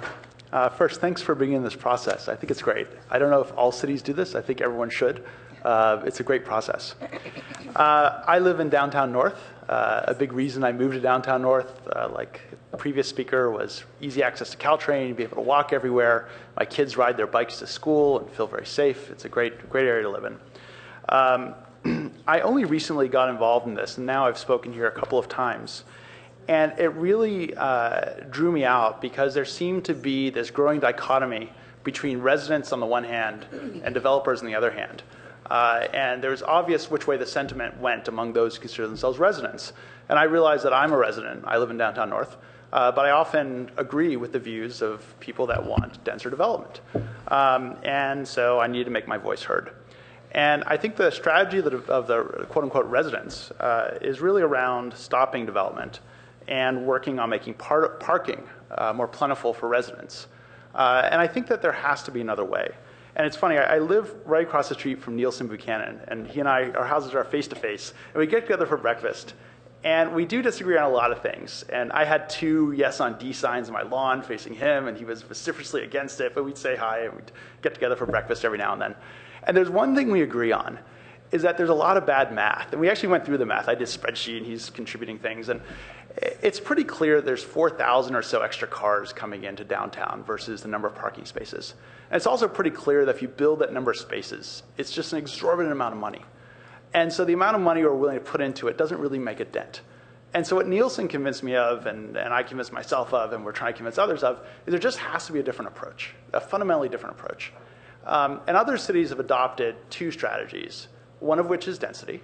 And with density comes access to public transportation, more people live where they work. So you fundamentally address the root cause of this problem of us all driving from place to place. When you're not dense, you take up your public spaces. You can't get on public transportation. You have to live somewhere else. And the second is working on flipping the incentives. We make incentives for people to drive and park. That's just the way it is, and that's what people do. They drive and they park. There are ways of making incentives for people not to drive and not to park. And these concepts I don't think are that extreme. They're models. And I think that Palo Alto as a city really has the smarts and the resources to come up with this different approach.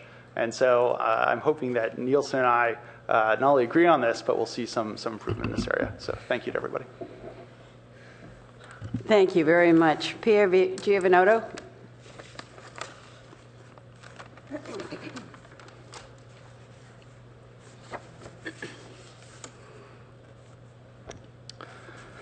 Thank you for providing an opportunity to speak. I'm a resident of Barron Park. I feel lucky to have been born and raised in Palo Alto, and after spending 4 years in Los Angeles attending college, I had the opportunity to move back.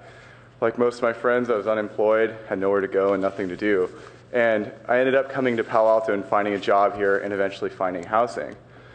The sad thing that I think about now when I think about what's happening to my friends and so many others is that they don't have that opportunity.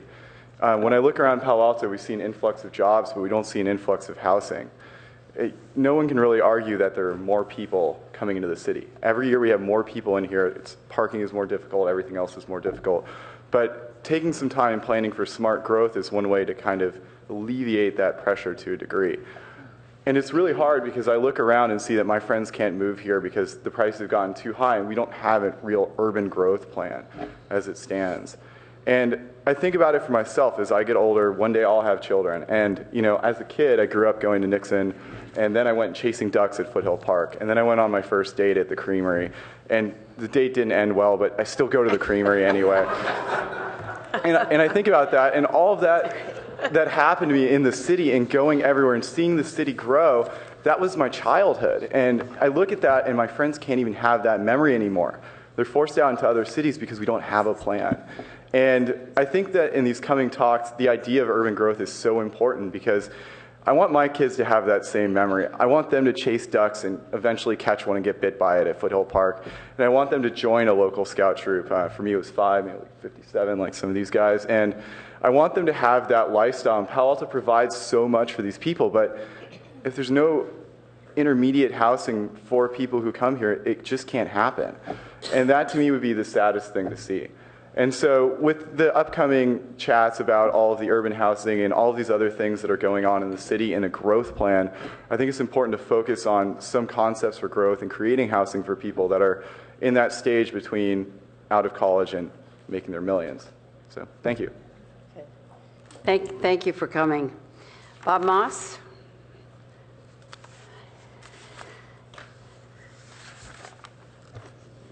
Thank you, Mayor Shepherd and council members. Hope you're better quick. This is a very interesting proposal and very thoughtful, and I'm glad to see the staff has come forward with it.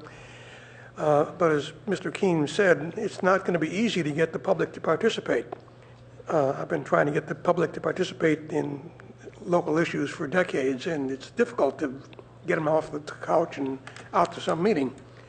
So in order to do it, you're going to have to structure the proposal so that people recognize you're talking about real issues and you're being given an opportunity to sway how the city actually does things in the future, that their participation is going to have an impact and be important. And in order to do that, you have to structure what it is you're having your discussions on. If you just have a generic discussion about what is Palo Alto going to be like in 20 years, nobody's going to come. But if you talk about what's the impact going to be on traffic and parking in your neighborhood if we allow this to happen, what's the impact going to be on our water use? You know, last year was the most severe drought in California, well, certainly in recorded history. But I understand that people have gone back and looked at tree rings and they think it's the worst drought we've had since 1580. And since I've lived here, we've had 3 droughts. None of them have been this bad. So if we get more businesses and more people moving into Palo Alto, they're going to use water. What is that going to do? How is that going to impact us? That's just one example. You have to talk about how what you're considering is going to have overall impacts. It's going to have impacts on traffic, on schools, on housing prices, on availability of shopping, because you may have forgotten it, but there are a number of shopping centers which were converted to housing. A number of school sites were converted to housing. So what are we going to be talking to the people about? How are we going to be structuring the opportunities for them to have input? And how are we going to get out into the community and get the community come to us? Not easy, but I think that's the way you'll actually get a response from the community and get information that's very, very valuable. We have a lot of smart people in Palo Alto, but you have to get them out talking to us so that you can use their abilities and their knowledge effectively. Good luck. Thank you. Shani Kleinhaus. The last speaker will be Mike Alchuk. Thank you. Jenny Kleinhaus, a resident in Santa Clara Valley Audubon Society. Thank you for initiating a conversation in the community. In the design section of the slide, in the blue section, it says something about the natural environment. We are very happy to see that. Naturally, we believe it's a critical part of the conversation. With many other environmental organizations, we submitted comments on a draft natural environment element, and it has sustainability and public safety and nature in it, and it's important. But we have to look at the urban environment as part of the natural environment. Sunnyvale recently passed guidelines for bird-safe building design to protect birds from collisions with buildings. San Francisco has a similar ordinance. They also have a Don't Take the Bait program to stop secondary poisoning from decon and other poisons. LA has a tree trimming guide to protect birds from people or the city itself when they go and do tree trimming or removing activities. All these things are part of habitat and of protecting birds and encouraging habitat to come into the city. So we're looking for, right now at the urban forest plan. I'm somewhat perplexed that it's moving ahead of the natural environment element because it's dealing with trees as if habitat is not there, and as if the trees are not part of the habitat. There's no mention of other parts of the environment that should be with the trees to actually provide for birds and not only shade, which is good, but is really important. And I really think that it would be important to find ways to provide the gentleman that spoke ahead of me and wanted his kid to catch a duck. We have to get people to be able to see nature in the city within where they live. And I truly believe that a kid that hasn't really seen how a lizard loses its tail doesn't really feel connected. If we just point and say, this is this and this is this, outside of our built environment, they will never learn to appreciate it as much as they would if they actually got to touch it. So please take care and bring nature into the community. Thank you. Thank you. Mike Alchuk. Good evening, council members. I think it's hard to appreciate how much time you council members devote to this job. And there are some residents who attend your meetings as often as you do. I can assure you that being here today was no small feat on my part. If you are a 30 or 40-something-year-old parent and live in the Bay Area, then you are undoubtedly working hard to balance affording your housing and making time for your family. I encourage you, I love this process, this initiative. I encourage you to consider each young voice you hear during this process as representative of a far greater number of young Palo Alto residents who just couldn't afford to voice their opinion here on these local matters because they are juggling these housing costs and their family time needs, and it's difficult really to get out here. I can assure you that when I'm old and gray, I'll probably have time to be here at every one of these meetings, but right now it's a big deal.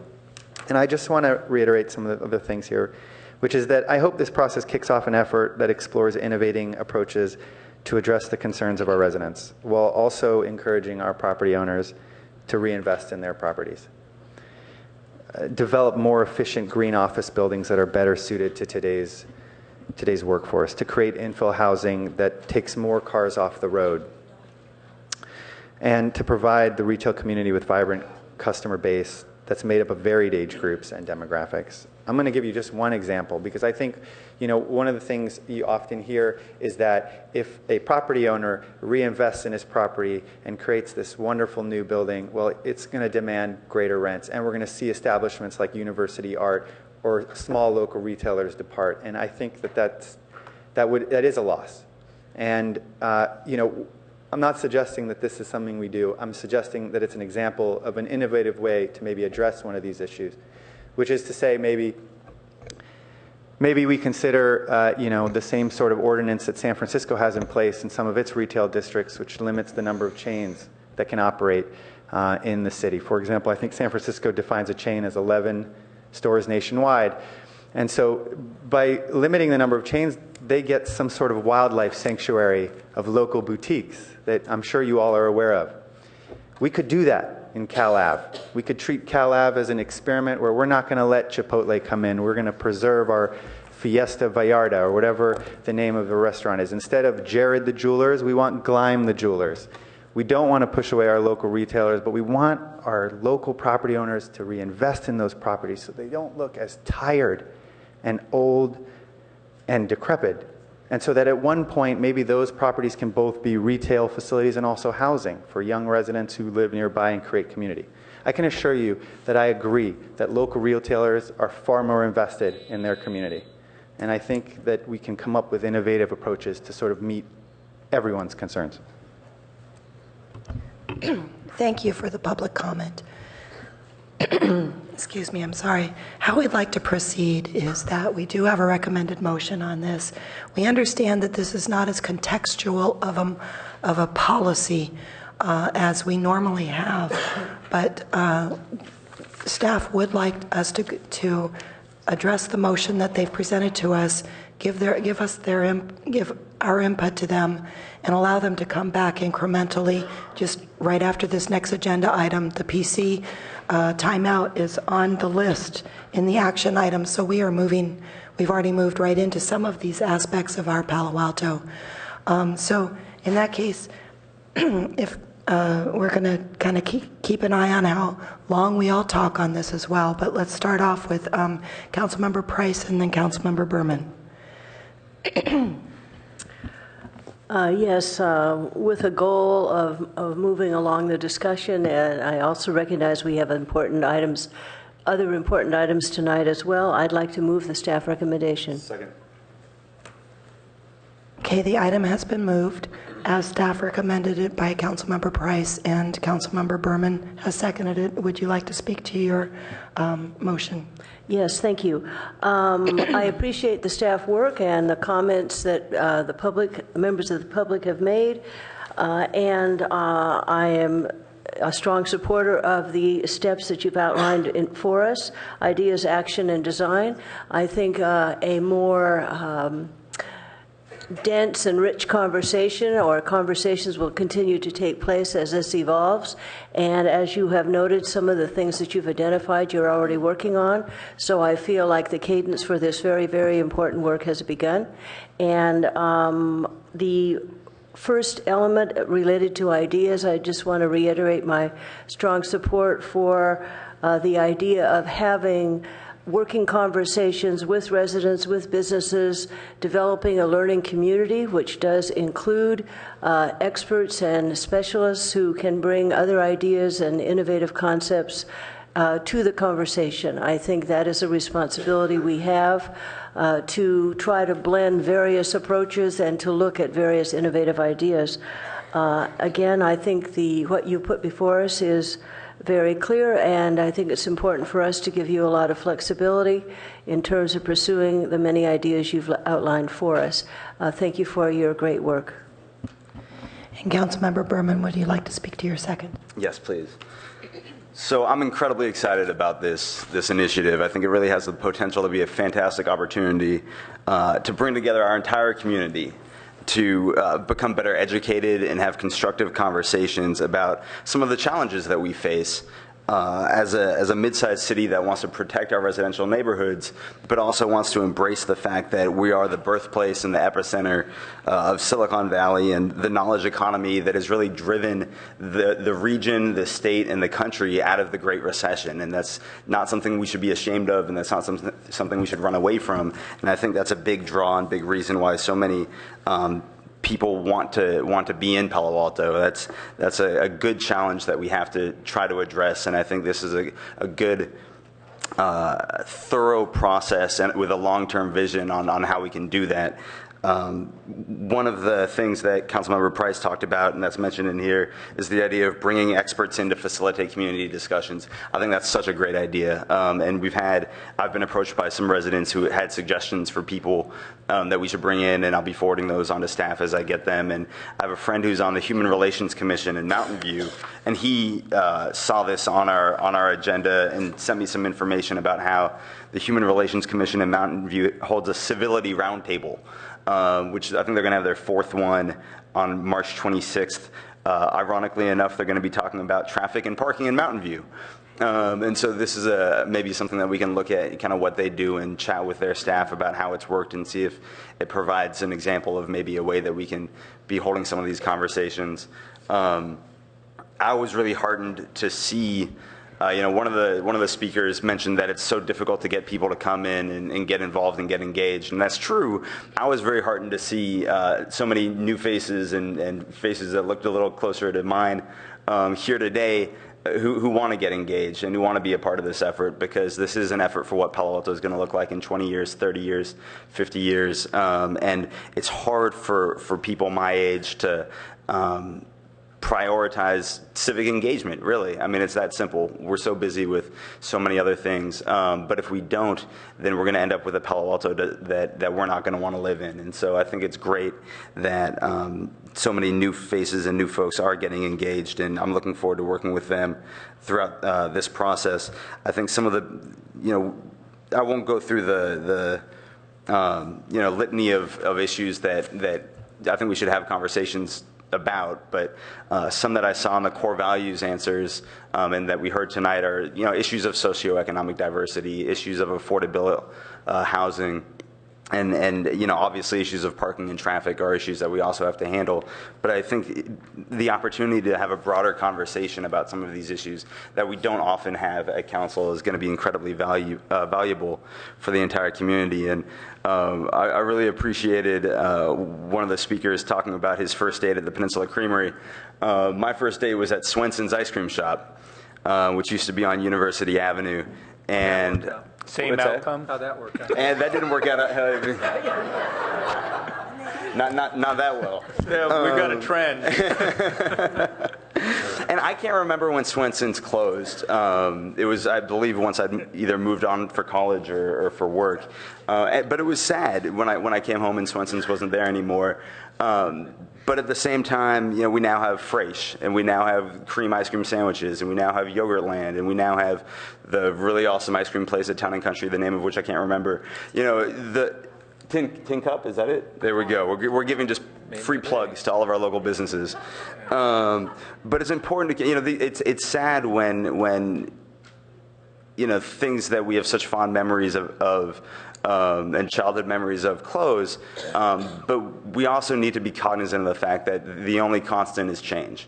And things will change, and we can do all we can to protect our ground floor retail, and I absolutely think that we should, but we also shouldn't fight change because it's going to happen whether or not we like it or not. And so to the extent that this process can help us control that change, I think that's a really positive thing, and I'm looking forward to having that conversation over the next year or two. Councilmember Schmid.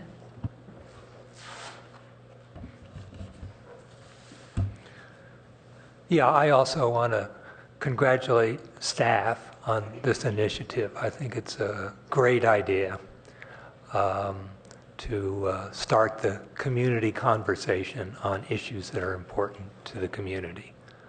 I thought tonight was a great example of people coming and respecting that we're talking about longer-term issues, and they're tricky, but they are issues we have to deal with as a successful city. The issues we're dealing with is change. How do we grapple with change? And also the other side of the issue is how do you get the community involved in the discussion? I think one of the commentators said the community gets involved when there's an issue that they can relate to, that's specific to them, that concerns them. I think, a model of where we can get hold of these types of issues are the appeals. We've had 4 appeals over the last month or so. All parts of town, Waverly, Ramona, Alma, El Camino. Diverse sets of issues, but there was a commonality in those issues. They're each in a transition zone, a place where the rules are not so clear or where change is coming. I thought the one earlier tonight that we had on consent calendar was especially interesting. It was Tesla Motors. It was a very successful, bright, new company having a positive impact on Palo Alto and our tax base in a dynamic commercial area. So you want to push the boundaries a little bit. But it happens to be across the street from an area we had identified a couple months ago as the area of dynamic residential growth with mixed-use things. Now, these two are both about change, about transition, but they conflict with each other. And the problem that we as a community have is not just let's resist change, but how do you adapt and build change that makes the most sense for our community? Now, I think the community conversation would be good. I guess I was struck a little bit that this opportunity to have a discussion about transitions and 2 visions of change in a little 2 or 3 block area would have been a great model for this community conversation. One of the problems we have is we deal with things one at a time. In the midst of these community conversations each week, we're making decisions that push us in one direction or the other. So is there a way in this conversation of taking these opportunities that crop up, of defining specific groupings of change or transition that are taking place and forming conversations around them? You know, maybe tonight wasn't the best time or the right time to make this a bigger issue. But I think there is a bigger issue there, and I think there are people concerned on both sides of the transition. It would be great to work out a way of getting them together on land use, on parking, on traffic, on the built environment, on sidewalks. You know, there's a number of these issues that are diverse through our community, but offer real opportunities to have a dialogue about where are we going and how do we deal with change. So, best of luck as we move down that road. Councilmember Klein.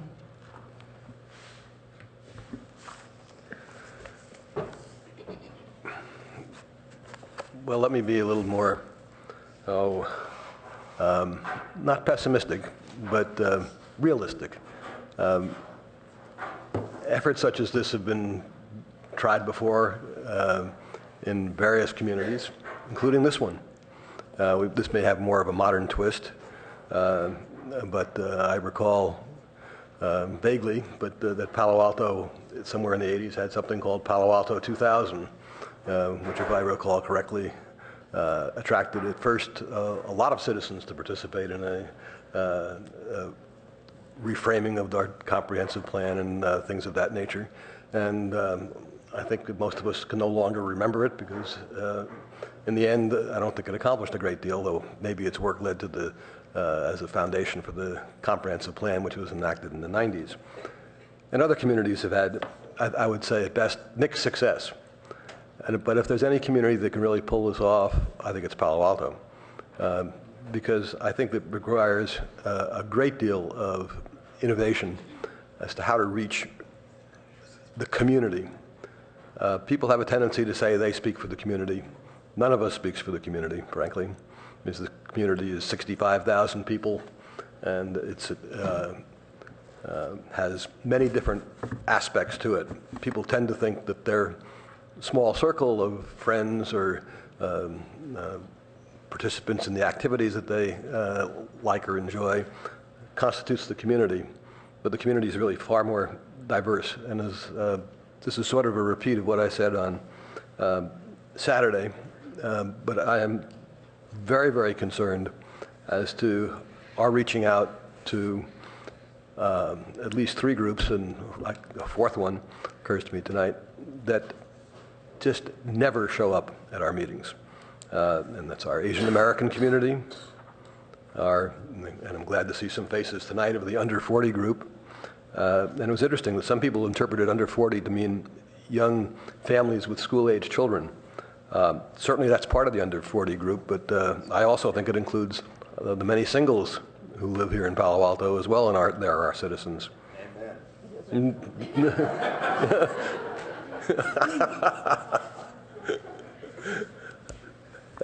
I didn't have my first date in Palo Alto, so I can't participate in that discussion. Where was it and what happened? Not much. And lastly, seniors. Now, it is true that we see a lot of people testify before us or participate who are qualified as seniors according to the movie theaters or AARP. But I'm talking here about more of the sort of organized senior groups, the Channing House people who live at V, people who live at the Hamilton, the people who the poorer seniors who many of whom live in the downtown north and downtown south areas, but who hang out a lot at Avenidas and La Comida. We don't hear them come down and see us either. So those 4 groups, and there may very well be more, constitute half or more of our community. And so our challenge really is to reach out to the people who are not the usual suspects, and that's hard. One member of the public tonight talked about how we need to get people off their couches, a very unfortunate phrase in my view, but to get them out, meaning to a meeting like this. I think that's 180 degrees wrong. I think that we're going to have to reach out to them. We're going to have to go to where they spend their time if we're going to be successful. Whether this means all types of social media or the old-fashioned going out to church groups or Boy Scout troops or I don't know what else, but I think that if this is going to be really successful and really speak to what the community wants, it's not going to be enough to just stay here in City Council and expect people to come visit us. So I am very concerned about that, and I think that's a real challenge. And I don't know too many places, if any, of this size that have really succeeded at it. And maybe Jim knows because of his experience in other communities. But I think this is a real difficult challenge, and this sort of, and it's way too early to start congratulating ourselves on it.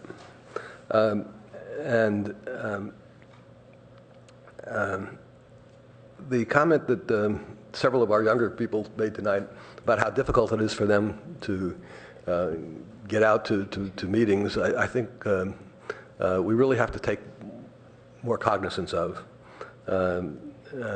We talked about 6 o'clock meetings, and maybe that's not the right time if we're going to attract younger people.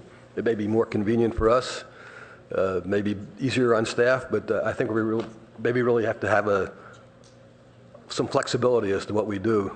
Again, it's timing may also be a factor as well as geography. And it also led me to think that we've often sort of half-seriously pointed out that the City Council is an aging group, that Greg Scharf at a mere 50 is our second youngest person. And how do we... I was hoping not to let that out. Thanks for outing me. No, but I think that maybe it's a question we're going to have to address as to whether how do we get younger people not just to run for City Council, but also to participate in our various boards and commissions. So I think we're setting ourselves a daunting challenge, and if we can really pull it off, I think we'll have done an extraordinary job. So I welcome the challenge and hope we can do it. Thank you. Councilmember Holman. Yes, and thank you for the initiative. And I'm hoping this is one time that I don't root against you, Councilmember Klein, but this is one time when I hope you're wrong about how hard it is to connect with the various groups. So I'm hoping we are able to connect with those people who don't tend to come to meetings. I have a question for staff, which is, there are a number of things. I appreciate the report, and it's a large undertaking, one that definitely is due, and I think is appreciated by the community. I have a question, though, about some things that aren't included here. I know this isn't an all-inclusive list of things that will be discussed as we go forward, but when will the council have an opportunity to add things to the list of things that would be considered a part of these community discussions? Well, if that is in particular, then the sort of ideas band here rather than directly related to, well, it could be at any point. I think it's going to vary based upon the band that it's in, because obviously something you might suggest as part of the specific comprehensive plan process might be different than something else. But I think that the same attitude and orientation throughout this process is going to have to also apply to the council, which is we've just got to have a free flow of suggestions and ideas and pursue them. And many of them might not work out, just like that first date. We don't stop dating. And we keep trying. So I think that, I don't think we should put any, like at this point, any sort of formality to how we might hear suggestions from the council. As it comes to directing a specific action or something, then it may need to be more concrete and more of a collective action from the council. But we've already heard a bunch of great ideas from council members already. So if there are specific things that, and some of these bleed over, whether they're, ideas or actions, they bleed over. So let me just give you a couple of 3 examples. You can tell me whether these will be, we'll have opportunity to bring these up when, there are a couple of times you're coming back within 60 days, or 30 days and 60 days on things. So you can tell me whether tonight or another time is a better time to bring these up. So traffic baselines and the traffic methodology, employee density compared to parking demand, the built environment, retail retention. I'm just giving like a handful of things here. So do you want to hear these tonight or do you want to hear these later? I think they're representative of, there's a theme there emerging. So, just at the very beginning, we're going to be back next week on parking issues and some of those kinds of things. So those are kinds of, even suggestions or details that will come up. A lot of the things that we're going to be asking for, and then I'll ask Hillary to chime in here, are to formally grant us direction for subsequent studies or items we need to bring back to you, and it's perfectly appropriate at that time, to, for example, make some suggestions about data sets or those sorts of things you'd want to see as part of it. Thank you, Jim, and Councilmember Holman. Just to respond briefly, I think those are great examples of topics that are going to come up in probably all 3 of these tiers.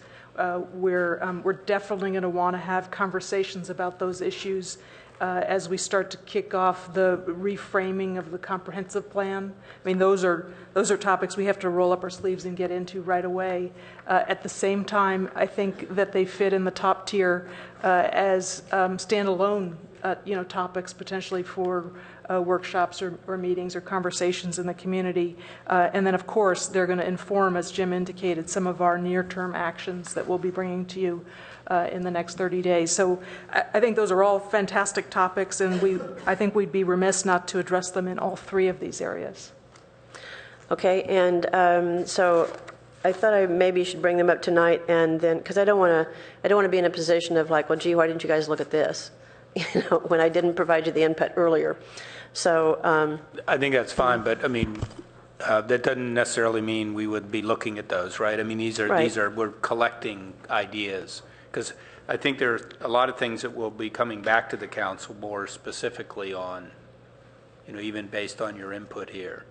And then there are other things that would be more, I don't want to say free floating, but if you think of this idea phase, and this is overly simplifying it, if we were in just sort of a kind of a brainstorming and, what if conversation and interesting speakers and what do you think, then those things could ultimately also, some people will be more engaged in that than others. Those things can inform then some of these actions that will be more specifically tailored. Well, how are we going to solve a particular parking problem, for example, or should we go in this direction? And then you may say, well, we need a data set, or we want a specific test of that idea somehow with the community. It would be even more concrete. So, I mean, I think it's great for us to hear your thoughts. Okay, and thank you for that. And then I have a couple of questions, too, having to do with timing of things, if I can find them here. I mentioned the other day about linear thinking. Well, that's kind of like going through the staff reports and making notes during them. The timing that I recognized here having to do with the widening of sidewalks, and it seemed like the timing of that, which I don't find the second, was kind of out there a ways, and retail retention wasn't mentioned, which is the reason I brought that up now, and those are kind of old issues with the council in terms of colleagues' memos. So I'm just wondering if those could, because there was a colleague's memo about, sidewalk widths that was from last year, and retail retention was from 2012, actually. There was a colleague's memo on that. So I'm just wondering if there's any possibility of having sooner rather than later action on some of those, or some direction coming forward. And I'll give you a couple other questions at the same time. Do you want to answer those, or do you want to? I'd be happy to answer those. The retail retention question I'm going to have to look into. I wasn't aware of that colleague's memo, but I'll dig it out and figure out what we're doing in terms of timing. In terms of the sidewalk widths, we are scheduling to bring that back to council in April or May. So it's on our work plan to get to you. We are going to bring it back through PTC. So we're going to get an ordinance together and a recommendation on the ordinance. So when it gets to council, you'll be able to take an action. Excellent. And then I had a question about CEQA. The schedule here for the environmental analysis, okay, on packet page 205, says I think it's on page 205, it looks like. It talks about doing the draft environmental analysis. Shoot, what's the timing of that? It looked like that was going to be early when I saw a timeline here somewhere. And it seemed like, gee, how could we do a program EIR? Here it is. 4 to 5 months community engagement and scoping process, the draft environmental impact report. Following 4 or 5 months, it's on packet page 208, number 5. Following 4 to 5 month community engagement and scoping process, staff and consultants would prepare a draft EIR for public review. And I'm confused how that could happen that early in the process. That would we have enough information gathered to do a draft program EIR? I was confused by that. Well, thank you for that question. We will, as we indicated, be bringing to council a more fleshed out discussion of the comp plan proposed schedule on March 3rd. So I'm hoping that I can defer a response to your question until then. I'm sensitive to that. We want to get this process moving and lay out a schedule that makes a lot of sense and do things as early in the process as we can, but obviously we have to have the information at hand to be able to do a thorough analysis. So we will respond with a detailed schedule proposal on March 3rd. Okay, great. And then I think just 2 more comments, and I might well email you. I don't need to probably go through all of these. There aren't a ton of them. But just a couple of other things here having to do with environmental analysis ultimately. Back to page 205, the 1, 2, 3, 4 fourth bullet, baseline data reports and dissemination. I just want to make sure that we have greenhouse gas evaluations there, and I know there's a new chapter being added to, or actually being sustainability being scattered throughout the comprehensive plan. But it's critical for us to have that greenhouse gas evaluation and analysis in there for a variety of reasons, including presenting arguments to state legislators about, housing mandates and those sorts of things. So it's not just our own planning, it's also how we communicate and help us in communicating with state legislators. And then the next bullet, and this is just a clarification for my own purposes here, or personal interest here, draft environmental impact report with mitigation strategies for incorporation into the preferred alternative. And just the way it's stated, it seems to assume mitigations as opposed to avoiding impacts. And so I just wanted to kind of highlight that, what appears to be an assumption that, obviously avoiding impacts is preferred over identifying mitigations. So that's probably all I need to say right now. Thank you. Okay, it's at 8:30, and this item was supposed to be finished at 8, but Councilmember Burt and then Councilmember Scharf.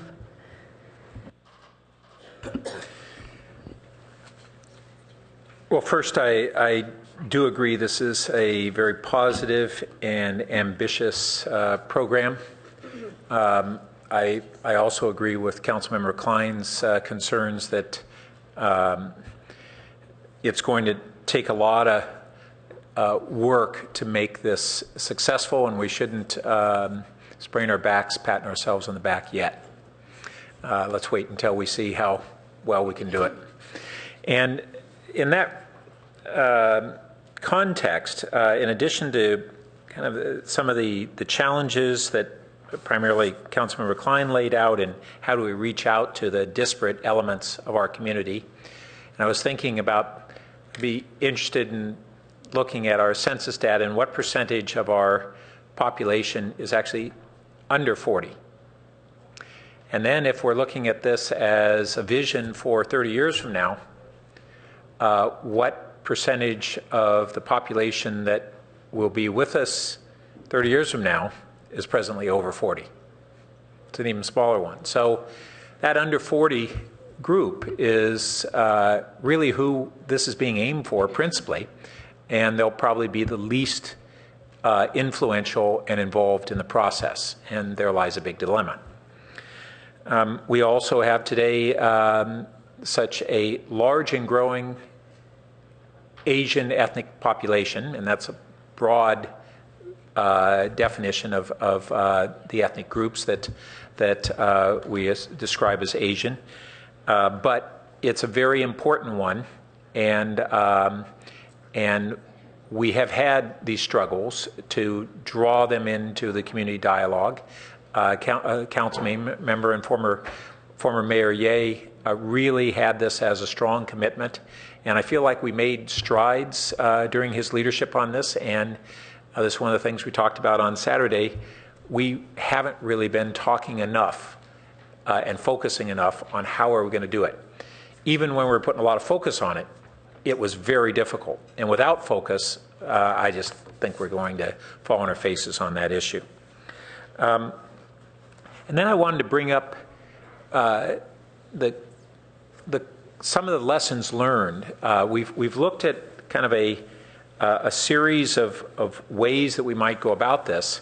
But we, as Councilmember Klein had mentioned, we've had some efforts similar to this in the past, and some of them have had some very successful elements, all that in hindsight or shortly thereafter were criticized, and after greater time and reflection were commended more.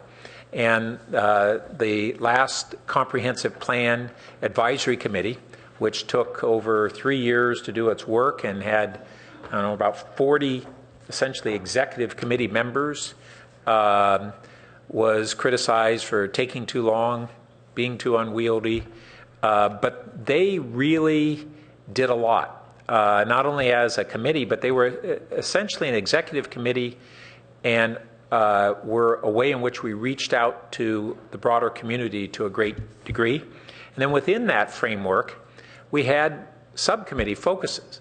And so whether it was on transit or other elements of transportation or affordable housing or preservation of single-family neighborhoods or whatever the topic areas, we had people dig into them deeper. Now, of course, the challenge when you do that is how do you have a variety of perspectives when people will naturally gravitate to the thing that they're most passionate about, and in doing so would slant the process toward a passionate minority, or in some cases a passionate majority. But we still want to get a balance while we to composition at each level. And then we had the SOFA plan, which had on a smaller scale a lot of the similar structure. And we really got a great deal of engagement in the community. And it was topic-based, it was geographic-based. So those are some of the lessons that we might learn. I keep finding myself listening to old quotations in my head from Mark Twain on almost too frequently recently. But one of the things about learning from our past efforts is that he said, history doesn't repeat itself, but it does rhyme. And this is where we want to look at what we can learn without trying to replicate what we did in the past. But let's abandon and criticize what we didn't do well and draw from it what we did do well, and those things we didn't do well, see if there was a good element to it, and we simply need to improve on that. So we have a very strong and capable staff who also were not here when any of these other things went on. So I would recommend that we reach out to members of the community who were involved in those prior processes, and let's interview them and figure out what their lessons learned were, what they wouldn't do the same, and what they thought were the most valuable elements. Also in that comp plan process, we brought in some great experts. I saw Elaine Wong had said that Palo Alto was the, I forget how she put it, the original walkable community or something to that effect.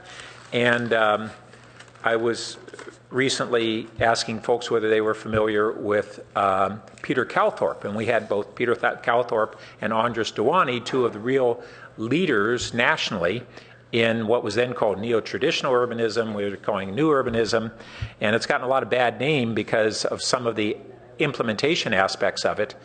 But Peter Calthorpe is an advocate of walkable communities that are densified near downtowns and then transition outward where there's a real human scale engagement. And his imprint on his vision as now an international leader in this subject came from two frameworks. He was raised in small city rural England and downtown North Palo Alto. And so that vision that has become a national progressive vision in a lot of ways was not about doing something different from what we have, but it was about having the best of what we do, just happen to be fortunate to have in Palo Alto, and modeling that. And so some of this new urbanism by no means was about changing the Palo Alto model, it was continuing it. Also, there were points about these, how we can really educate the community, because we need to make informed decisions, not just visceral ones. I heard one of the speakers tonight, as I've seen in a number of the arguments against change, cite the water shortage. Well, first, I'm trying to figure out the people that we wouldn't have live here because there is a notion of water shortage. It seems to have a premise that they won't use water if they don't live here. If they live somewhere else, they won't use water. And that it somehow nets out that we've saved water. But in reality, what we've got is that we have an allocation of our water supply, and we will have our most challenging year in a long, long while.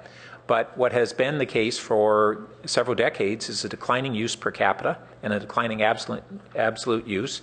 And we have a surplus of our allocation in almost every year. We haven't given up the surplus because we were worried about what would happen in drought years.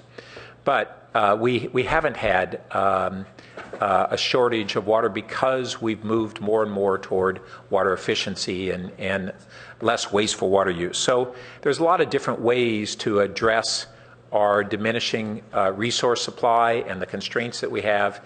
And my point being that we can't move toward good decisions unless we have an informed set of participants, not just opinionated, not just smart, but informed.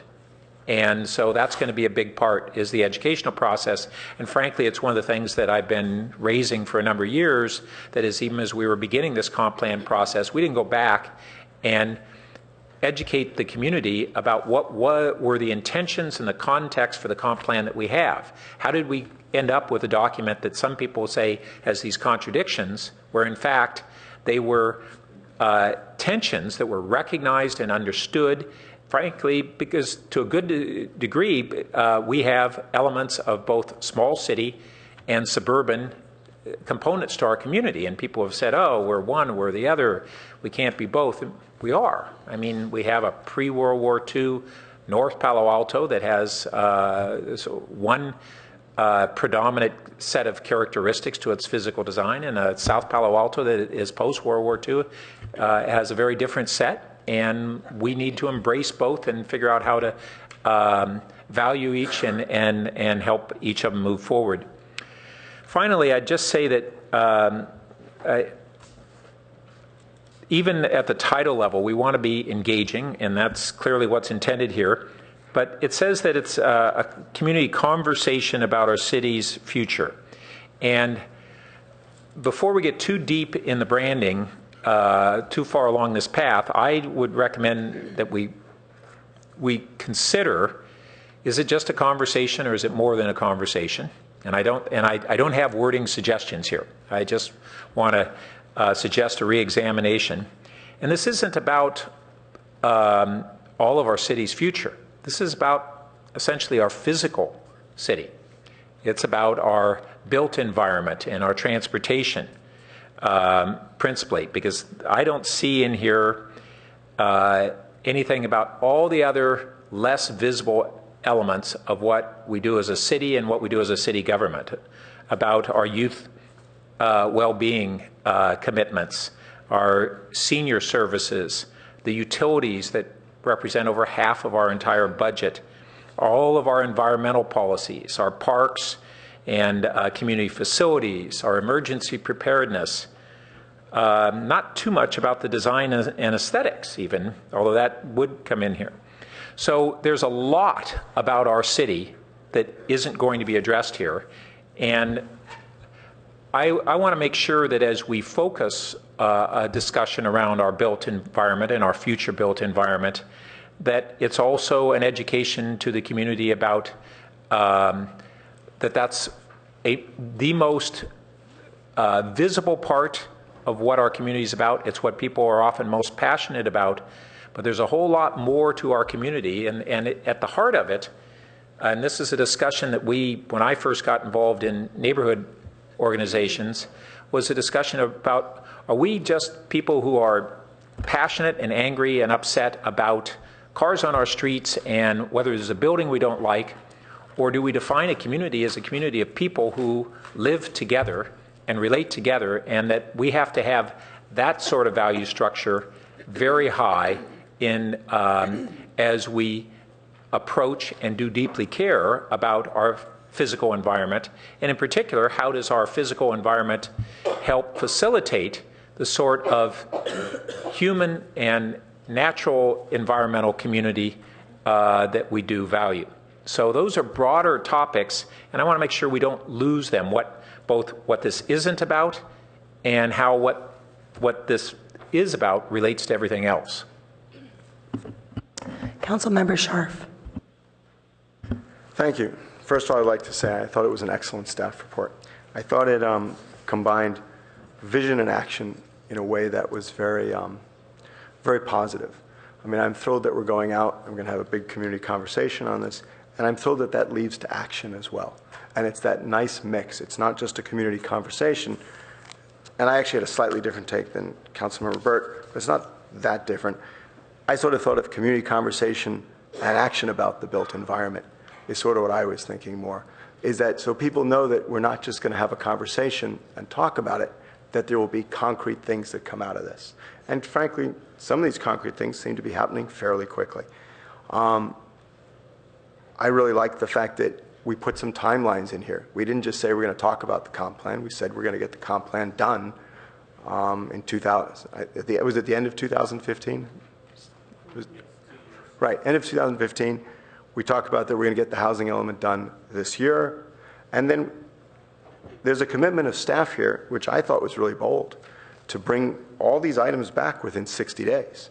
I actually thought that was, very bold. I mean, it's, in 4 years on the council, I haven't really seen 5 large actions being promised within 60 days. And I wanted to commend staff on that. I thought that was great. I did have one question on the housing-related actions.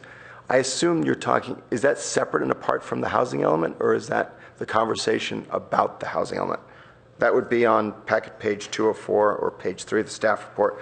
It's the last bullet point under action. It says, housing-related action responding to state mandates and planning for ways to address the need for housing for all income levels. I mean, that's what the housing element does. So I just wanted to get a clarification on that. Thank you for the question. That's actually an action item that we're not going to get to you in 60 days. That's meant to refer to the housing element update, which we put in the action category, even though it's a planning exercise, because it has to be done by the deadline. Right. No, I was a little confused as how we were going to get that in 60 days when the RENA committee needed to talk about it, and I was just wondering if I was going to say, boy, that's pretty quick. I'm impressed. The other thing was the bike plan implementation action. I assume, I can't remember when infrastructure committee is supposed to come back with a funding plan, but it seemed to me that that funding plan should precede talking about the bike plan, since a lot of that funding recommendations, frankly, is how to fund the bike plan. And so I was just wondering about the sequencing of that, if we're still good on that. So I think that's a great example, Councilmember Scharf, about the parallel aspect to these things, because we already have $1 million in the existing CIP for bike improvements, and we've got about, 18 capital projects kind of planned. So that is separate, or let's look at it nested within the larger question of the $15 to $20 million funding plan that the infrastructure plan will be looking for. So we could see that there could be in the action section this right now near term, and then later, let's just say in the second quarter, I would guess the council, I think the infrastructure committee would be taking this to council and enough to give us the broader piece of that. All right, Both thank you. Of those, yep.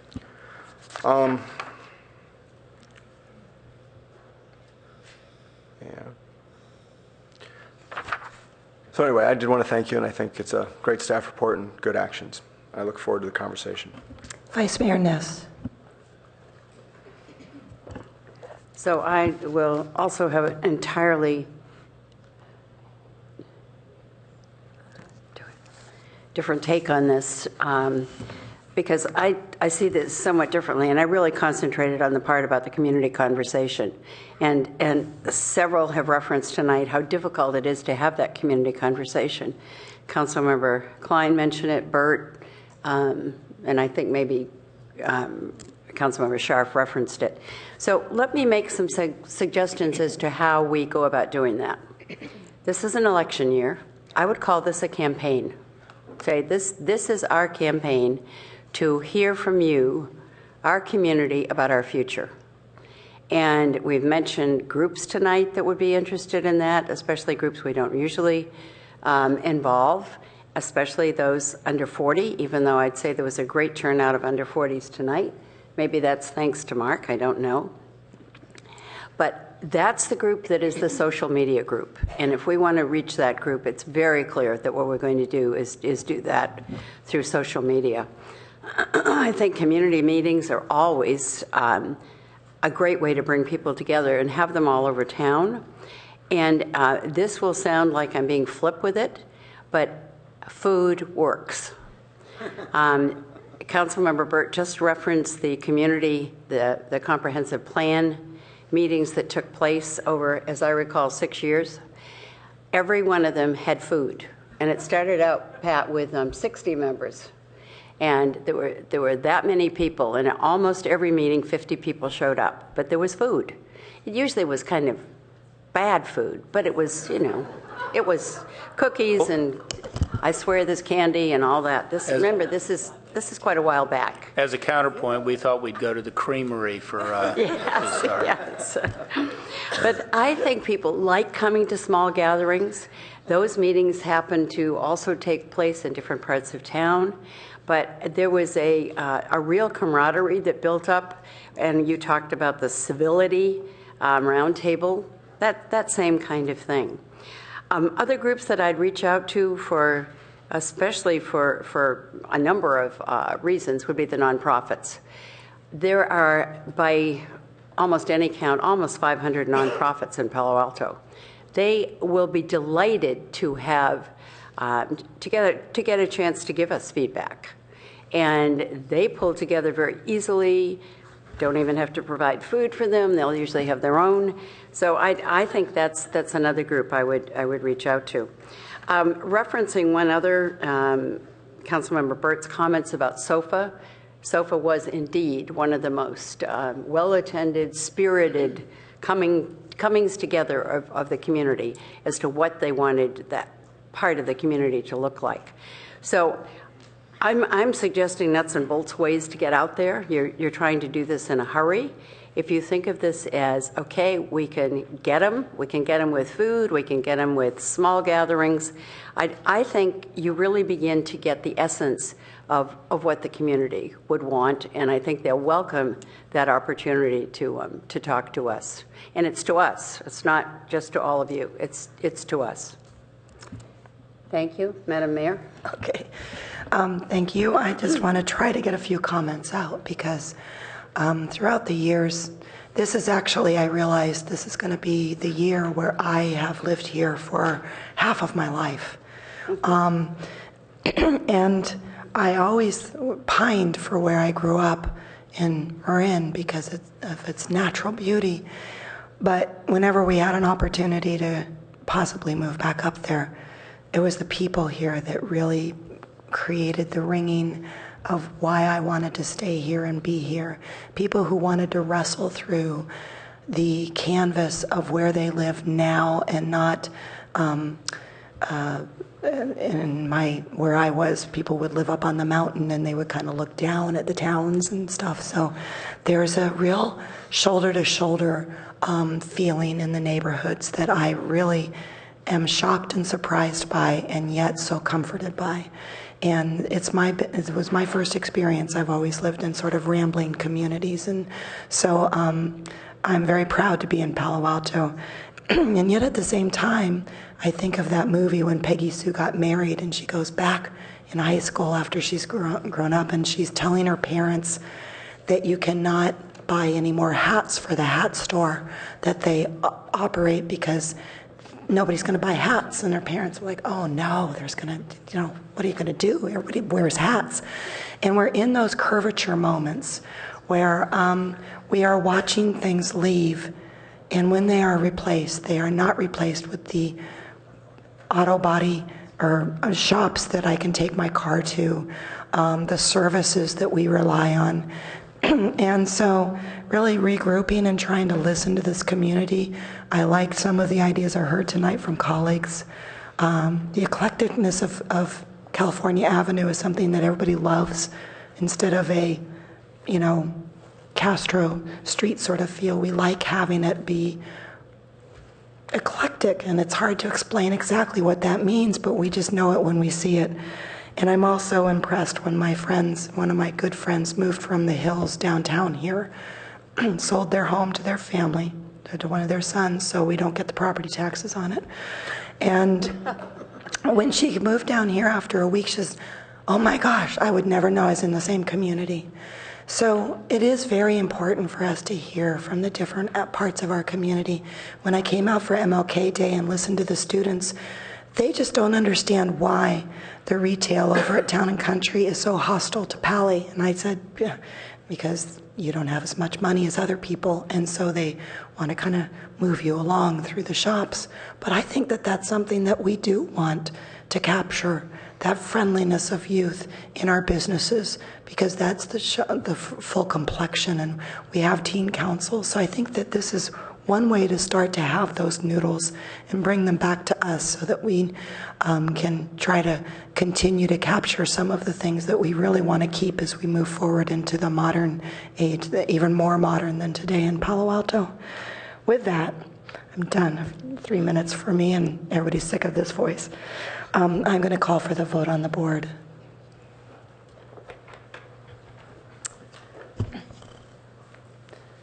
And this motion passes except for Councilmember Price. Okay. Now we've got a unanimous vote.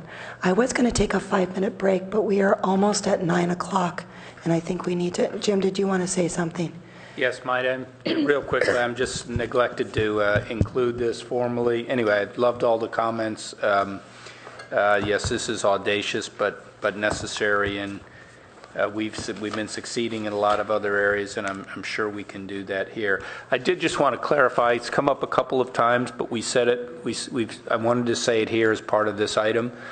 As it related to the 27 University project, in which we had set up a separate sort of process for outreach and community engagement, and actually separate funding to support that, we have said we're not going to embark on a kind of solo conversation on and direct all of our attention to this one item and expend our funds that we have available in that regard, but make this part of this larger kind of conversation. And ultimately, as we work through, I think in the comp planning process, we'll be talking about issues like this that I think will better inform any decision you'd want to make related to that site. So I just wanted to be clear that on this action, and we'll revisit it again when the comp plan item comes back,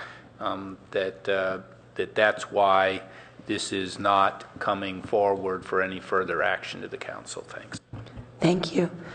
I'm going to go ahead and move into the next agenda item directly, which is item number 9.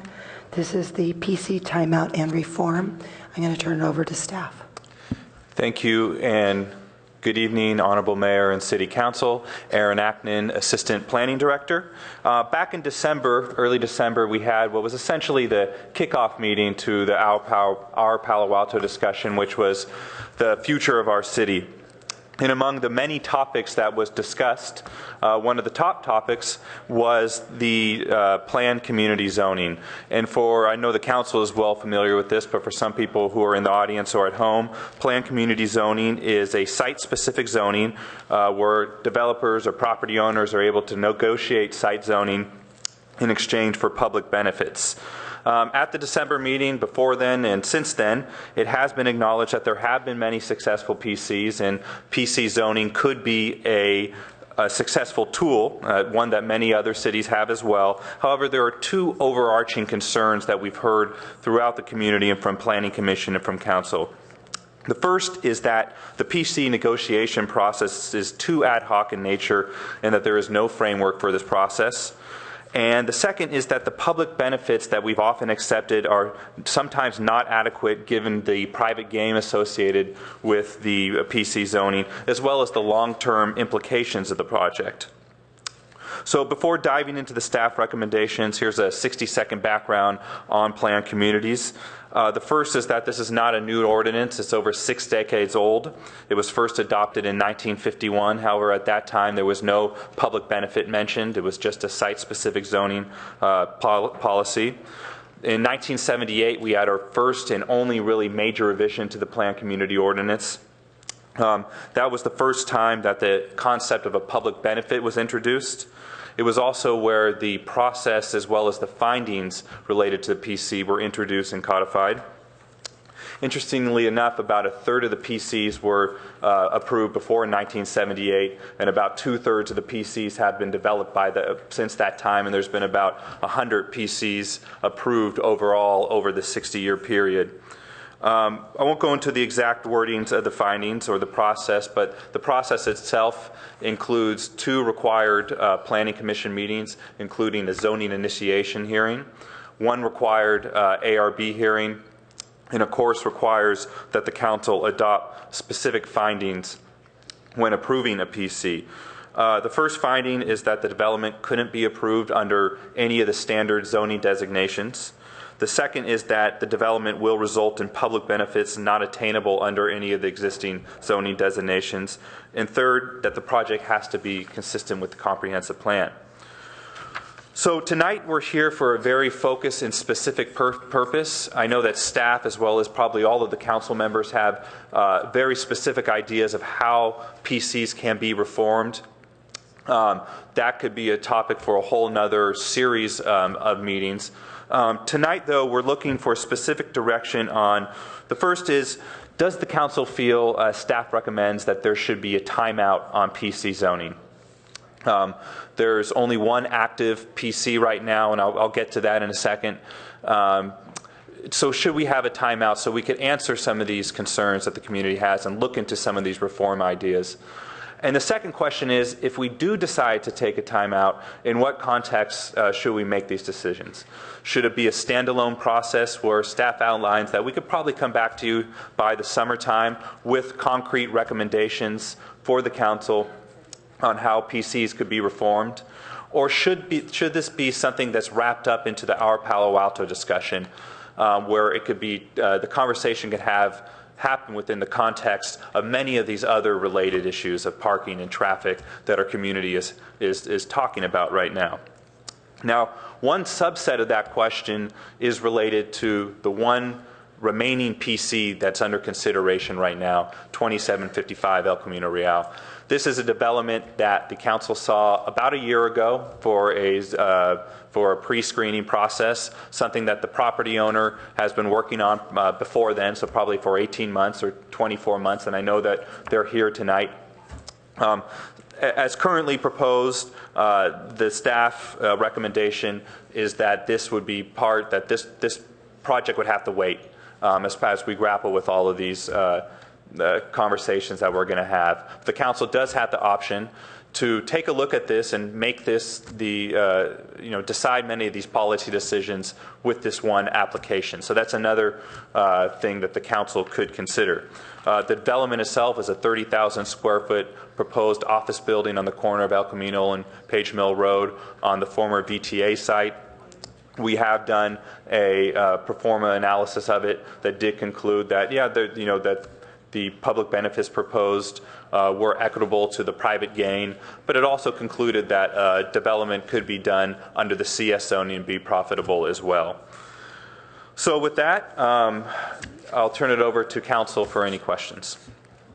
Okay, in this case, excuse me, the city manager wanted to make sure that we spoke specifically to the item at hand and not go into a lot of the revisions that we would like to have. Could you explain that a little bit more in detail? Thank you, Hillary Gittleman, the planning director. I just wanted to say a couple things. First of all, just to reiterate, this recommendation to you from staff really grew out of the study session this council held on December 2nd. So this was one of the issues discussed. I recognize there was a variety of opinions on the council about how important this was versus other things. It floated to the top of our list, and we're bringing this to you because we think it's the right thing to do at this moment. We are specifically asking for your opinion and action on the whole idea of a timeout and on the schedule in which you'd like us to bring recommendations back to you. We're not tonight really asking for your opinions or input on exactly what types of reforms you would like us to consider. That discussion, of course, we will have, but we want to have that after we've had some time to do some analysis and bring back some alternatives. Okay, thank you very much, because I have my list and I'm not going to be presenting them tonight. We're going to go out for public comment. We do have one group of 5 that will be speaking for 10 minutes with a PowerPoint presentation. I hope you can get that PowerPoint going.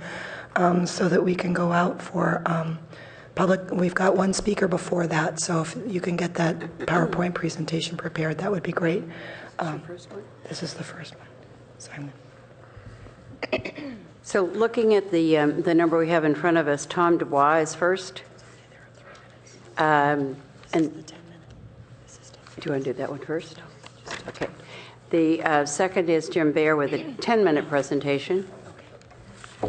And Nelson Buchanan and Bob Moss. Should I go? Hi. So I'm really glad that you guys are taking up topics of PZ zoning and zoning reform.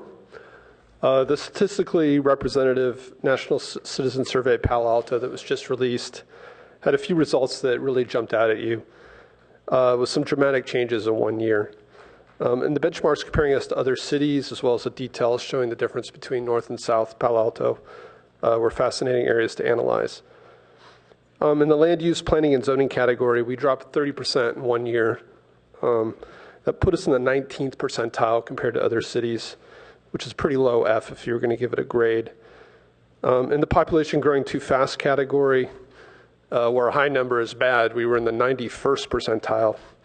So only 9% of other cities were worse than Palo Alto in terms of the perception of growth. And the absolute number was 60% of residents, and that was the same in North and South Palo Alto. It's identical. And the against measure D had 60% of the votes, which correlates pretty well. So I think it indicates that the election was a pretty representative reading of citizens' mood. So I'm asking you listen to the residents' clearly stated concerns and actually expand the scope of what you're looking at here tonight beyond PC zoning. Focusing only on PC zoning is just not a good use of your time. I think it's been mentioned several times by council that PC zoning alone is kind of a red herring. So while PC zoning itself should be reformed, our current zoning is not having the intended effect. The impacts of all forms of zoning exceptions, variances, design enhancement exceptions, development agreements, and other types of allowances mean that we're getting buildings that are larger than what we zoned for. So tonight I ask that one of you make a motion that applies to all zoning, not just PC zoning.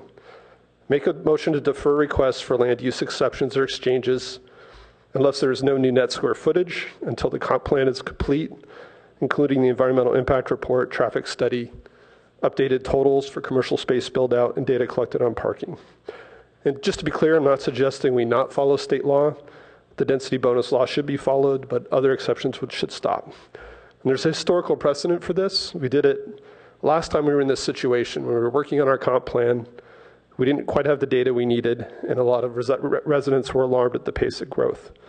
So good data produces good planning, and with that data, we can produce a long-term plan that will ensure we can sustain the type of city we want Palo Alto to become. So finally, with only one PC in the pipeline, I hope there's no question that a timeout will, of course, include 2755 El Camino. Thank you. Thank you. And we now have a group of 5, Jim Baer, Jeff Pollock, Jim Pollock, Lincoln Westcott, and Ken Hayes. And there's a PowerPoint presentation. You have 10 minutes.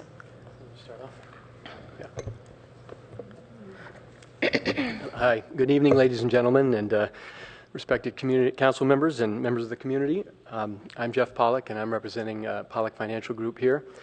My father, Jim, had his first building that he bought in Palo Alto in 1966, so we are not newcomers to Palo Alto. And, you know, we can appreciate that the community and the policymakers may want to take a fresh look at PC zone applications to limit unfortunate or abusive projects that may, and look at new rules that might be put in place to consider these different land uses. However, we feel that 2755 just does not fit in that category. We are not abusive. We are moderately sized. We fulfill both the South El Camino design guidelines and Grand Boulevard vision, and the city has given for this gateway site. And it does provide desired benefits that an alternative CS zone would not. We hope that you can focus not on the noise surrounding the PC process, but on the project itself and what it actually has to offer. This is a gateway site into Stanford Research Park, and it deserves much more than an underutilized eyesore of a parking lot.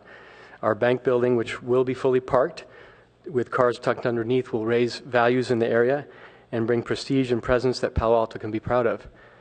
We believe this is the right project at the right location with the right tenant, which I will talk about in a moment. And we have been in the process, as Aaron said, for a long time, and we feel our project should be allowed to proceed. Ken Hayes with Hayes Group Architects.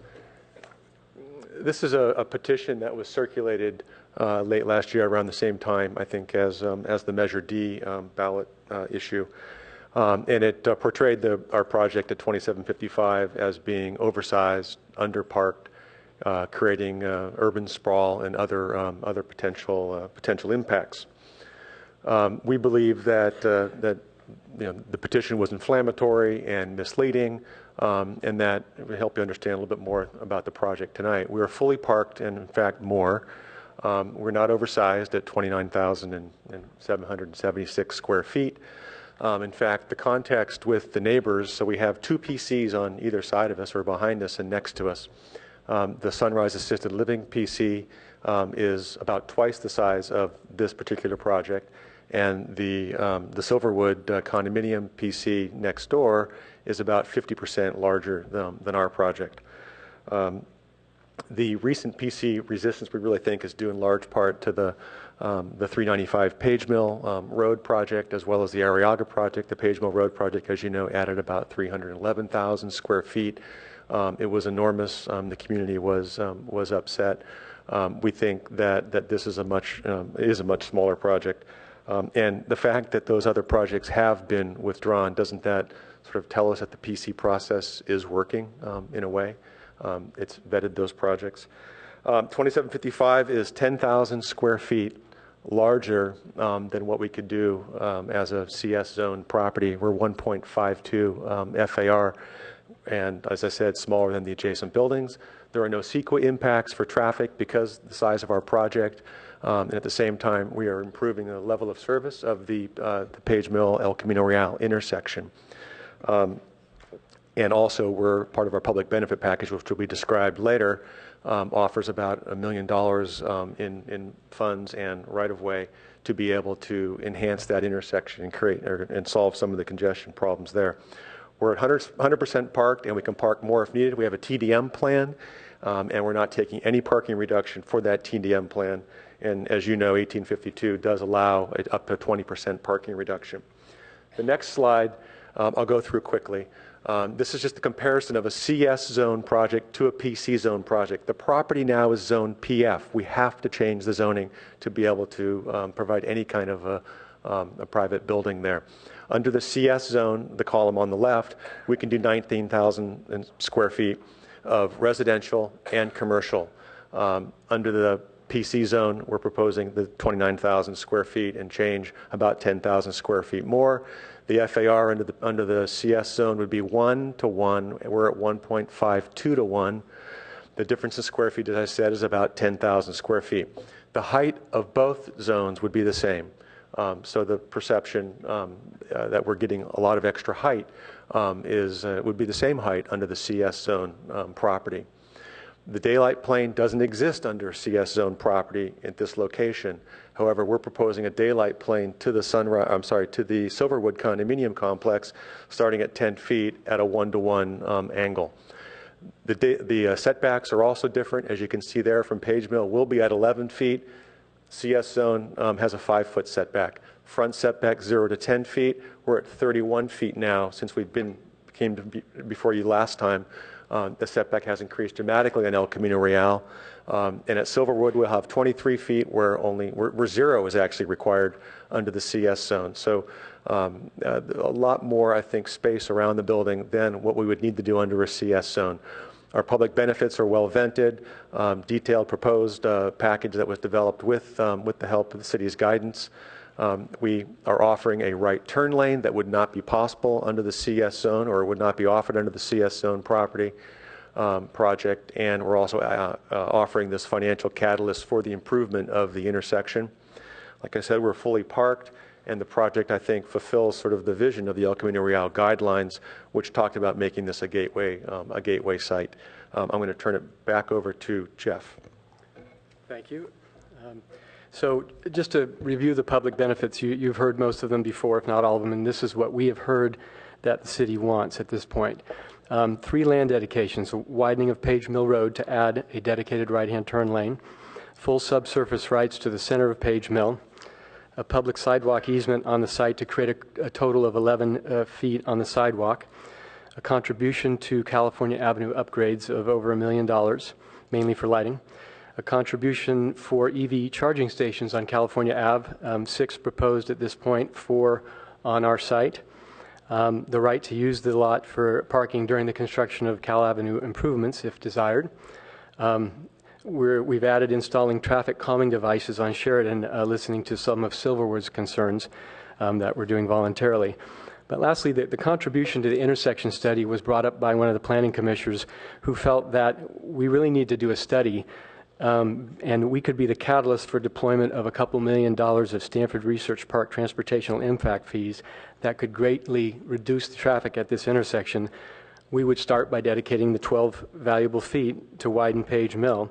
The city, the site is already fairly narrow, so it's valuable to us to give that, but we know that that would be important to do a dedicated right-hand turn lane or other improvements that is determined by the traffic and city experts.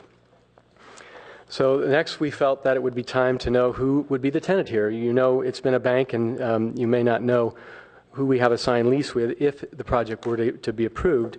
It's First Republic Bank, and they have a history in Palo Alto for many years. They are a stable bank desiring to extend their presence here, developing their clientele, and they serve unique financial needs to a spectrum of clients, from working with the best and brightest Silicon Valley has to offer to working with nonprofits and other community involvements that they're involved with.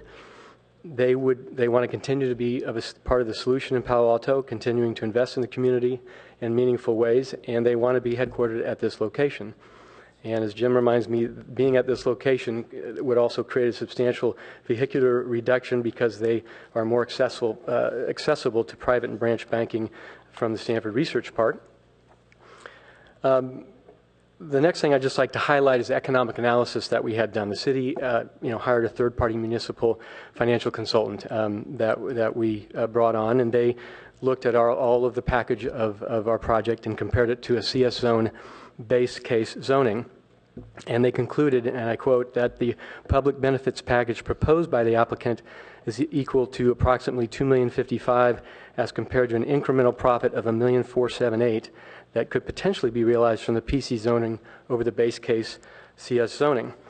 So what does that really mean to everyone? We were prepared to offer a package before, and the economic analysis came through, and they looked at the private benefits, and they said that you're offering what is something more than what is reasonable for the private benefit that you are getting, and $2 million is an appropriate public benefit. So, we didn't know what was going to come out of it, but it is interesting to note. I'm going to sum up here. We just think that if you consider all the alternatives for the site, an empty parking lot, a CS zone that would have residential that already the neighbors say is not a good site for residential because it's got a lot of noise, that this is a great way to fulfill the design criteria. And I'm going to let Jim finish up here. Thank you, Mayor Shepherd and council members. I want to speak to 2 points very quickly. The first is to offer my full endorsement to the community, its leaders, to staff, and the City Council for what is necessary to substantially modify the PC zone. And I'm saying this as a guy who's probably... Sorry, Jim, that was the 10 minutes. Oh, thank you.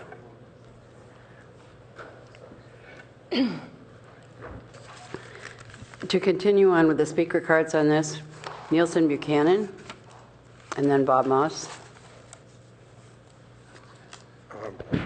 Thank you, Council. First of all, I am totally in favor of the PC opportunities that can come in the future for Palo Alto. There's nothing categorically wrong with it. In fact, at the first open Palo Alto meeting, I had my own PC proposal. It's about 12 stories high. I'm just not sure I want to propose it for 27 University, but I have a good idea that it needs to be vetted, so I'm categorically not against PCs.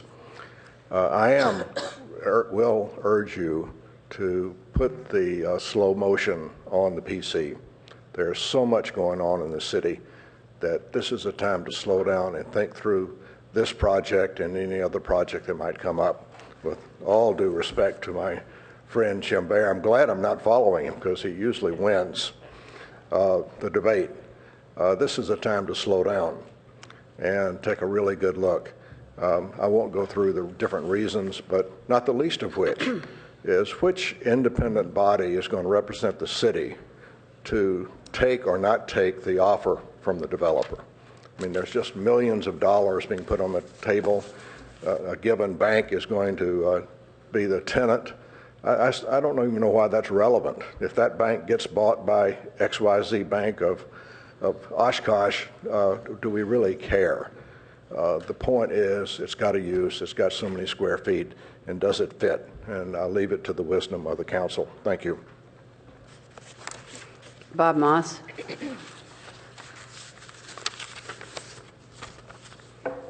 Thank you, Mayor Shepard and council members. I'm glad to see we're finally taking a close look at the PC zoning.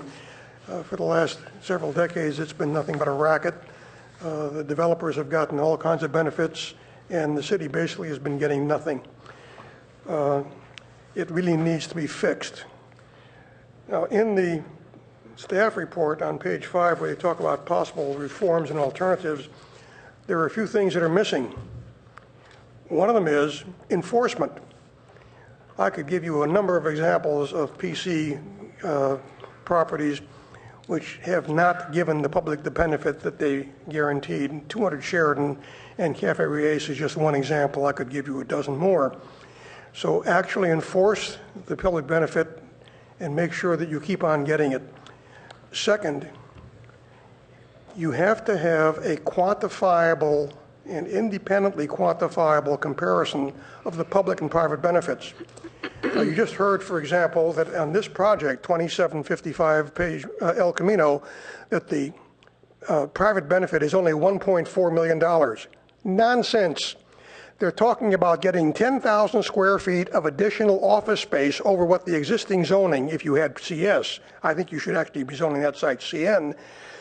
With the current office rents in Palo Alto, that is over $800,000 a year. So in 3 years, the gross additional income is over $2.4 million. And of course, the building is going to be there for decades, versus the $2 million that they claim is a public benefit. The first public benefit they talk about is the right turn lane. The primary beneficiary of that right turn lane is going to be the site at 2755, because people turning onto El Camino will just keep on going and go into the parking lot. So you should definitely adopt a total moratorium on PCs. You've recognized there's a problem. You've recognized the PC process isn't working. You've recognized that the community is getting scammed by PCs. Why should you let another PC go forward? Makes no sense at all. You're going to have to sit down and look at the entire PC concept very carefully over a number of months in order to carefully understand what the problems are and, most important, how to resolve them. And moving ahead with a PC project, especially one like this, is a lousy idea. I'll give you one example. Jim Bear said when this first came in that having a 3-level underground garage that penetrated 3 heavily contaminated aquifers did not bother the water board. So I contacted the water board. And that's right, because the water board had never heard of the project. And once they heard about this, they put in a series of very significant mitigations that were required. Thank you. And Herb Borak?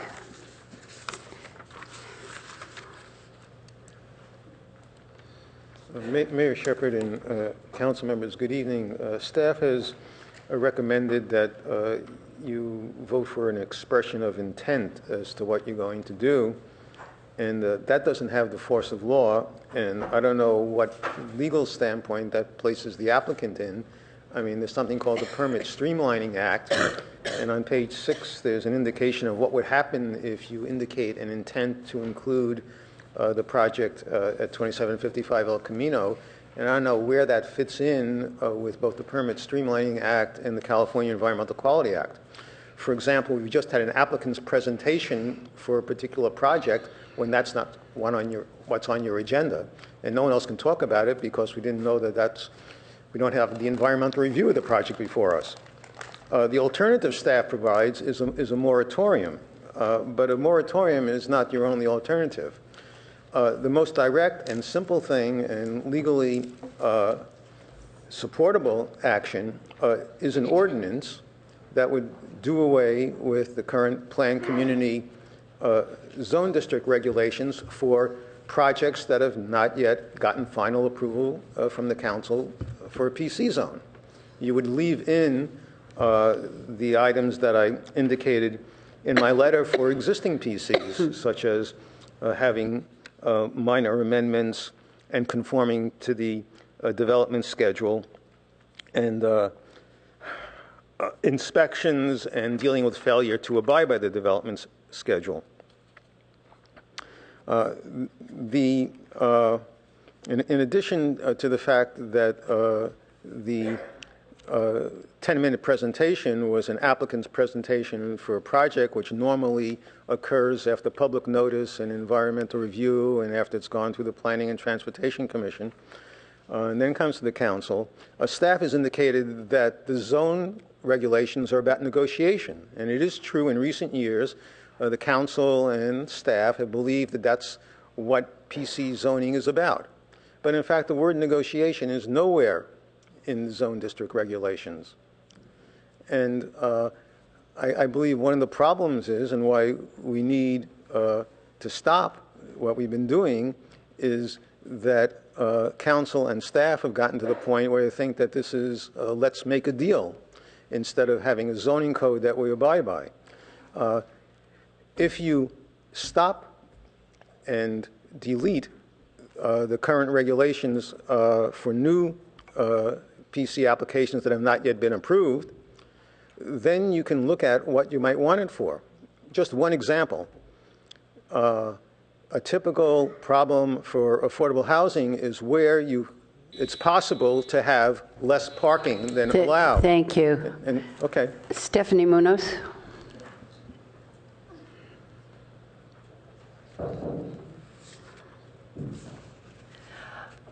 I wish the council would concentrate on one aspect of the PC process, the fact that the public benefit could not be obtained by any other means.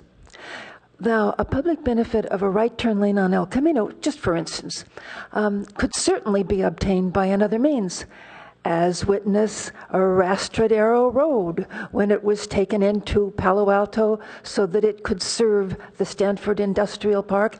Every last house on Arrastradero Road had its front yard truncated so as to widen Arrastradero Road. What I would hope that would come out of this would be one particular PC that I see is inestimable in value, and that's that senior citizens house that you promised this community you wanted, combined with saving that orchard. There is no other way than transferring the density over to the senior citizens project that you can ever save that orchard, unless you want to buy it for a park, which you don't seem inclined to do. So I would say that the city needs to take all of these things on their merits, but the merit that any PC needs is that public benefit. It shouldn't be, let's make a deal. It should be, don't we need that public benefit? How can we get that public benefit? It shouldn't be, how can we put up this really gorgeous building, which is too big? What will persuade the city council that it is not too big when it's too big? It is a nice building. It's a pretty building. But please, I would like to propose that you have a process that includes the public on what they want and what they want to spend Palo Alto's money for on that senior citizen orchard complex. I don't think you'll get it any other way. If I'm wrong, great. See if there's some other way that you could get that public benefit. that would be fine. Thank you. Thank you. Our last speaker is Martin Bernstein. Here he comes. Oh.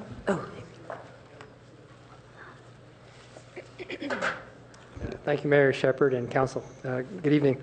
I'm speaking as an individual, not as a member of any group or any board. The value of PCs, as everyone knows in writing, is that it's an issue of fairness. So does the public get a great benefit and a very useful and even desirable and approvable benefit. Therefore, and I'm also concluding that a timeout is not necessary for this process because 5 out of 9 votes stops the project, and you always have that ability to do that. And the basis for denying a project that comes before you from a PC can be, is the public benefit fair, and is it fair enough? So with the outreach of to concerned citizens about when any applicant makes for a PC, that's going to be the responsibility of that applicant to show how it's true benefit. And if the community agrees, well, then no necessary for a timeout because you have the power to say no. Thank you. Okay, thank you. And bringing this back to council, this is staff would like just, do you have any comments that you'd like to make? I'm trying to make sure that you get comments in after public comment. Okay, in that case, I see no lights. I would have one Yes. comment. I just want to clarify. I think there was one comment that was made that, again, I don't think the speaker was paying attention to the staff presentation. That what was before the council tonight was the PC zone, and that would expect that in the our continual conversation about public notice and transparency, that we wouldn't be taking up a major decision, for an action tonight that isn't properly advertised, so that everybody could be available to hear it. So I just restate again, this is related to the PC timeout and our suggestions about whether or not to proceed with any specific timetable for reform or not. You're not required to do that, and I'm sure the city attorney would say a lot of conversation within the realm of PC reform would be appropriate tonight. Thanks. Okay, thank you. Vice Mayor Nis, would you like to kick us off? I would. I need just one question answered, and then I will make a motion. One of the things that you mentioned was to staff was the timeout, and you gave us an idea of when that could end. You suggested that you could come back to us with something substantial by summer. Am I correct? That is correct. Okay, with that, Madam Mayor, I will move the motion if there's a second, and that is the motion on page 1 of our staff report for tonight. Do you want me to read the recommendation, or do you want to read it on the board? I think we have it up on the back board. And if there's no second, I will second that motion. Would you like to speak any further to it? Yes, I'm going to speak just a bit further to it. The reason that, and that's why I clarified that with Aaron just before we started, I think this is the time for a timeout. And the reason I think this, and with all apologies to the group that has applied, and I know feel that they have done their homework, when I was running with 3 of you in the fall of 2012, there were a few things that we heard more about than the PCs in Palo Alto.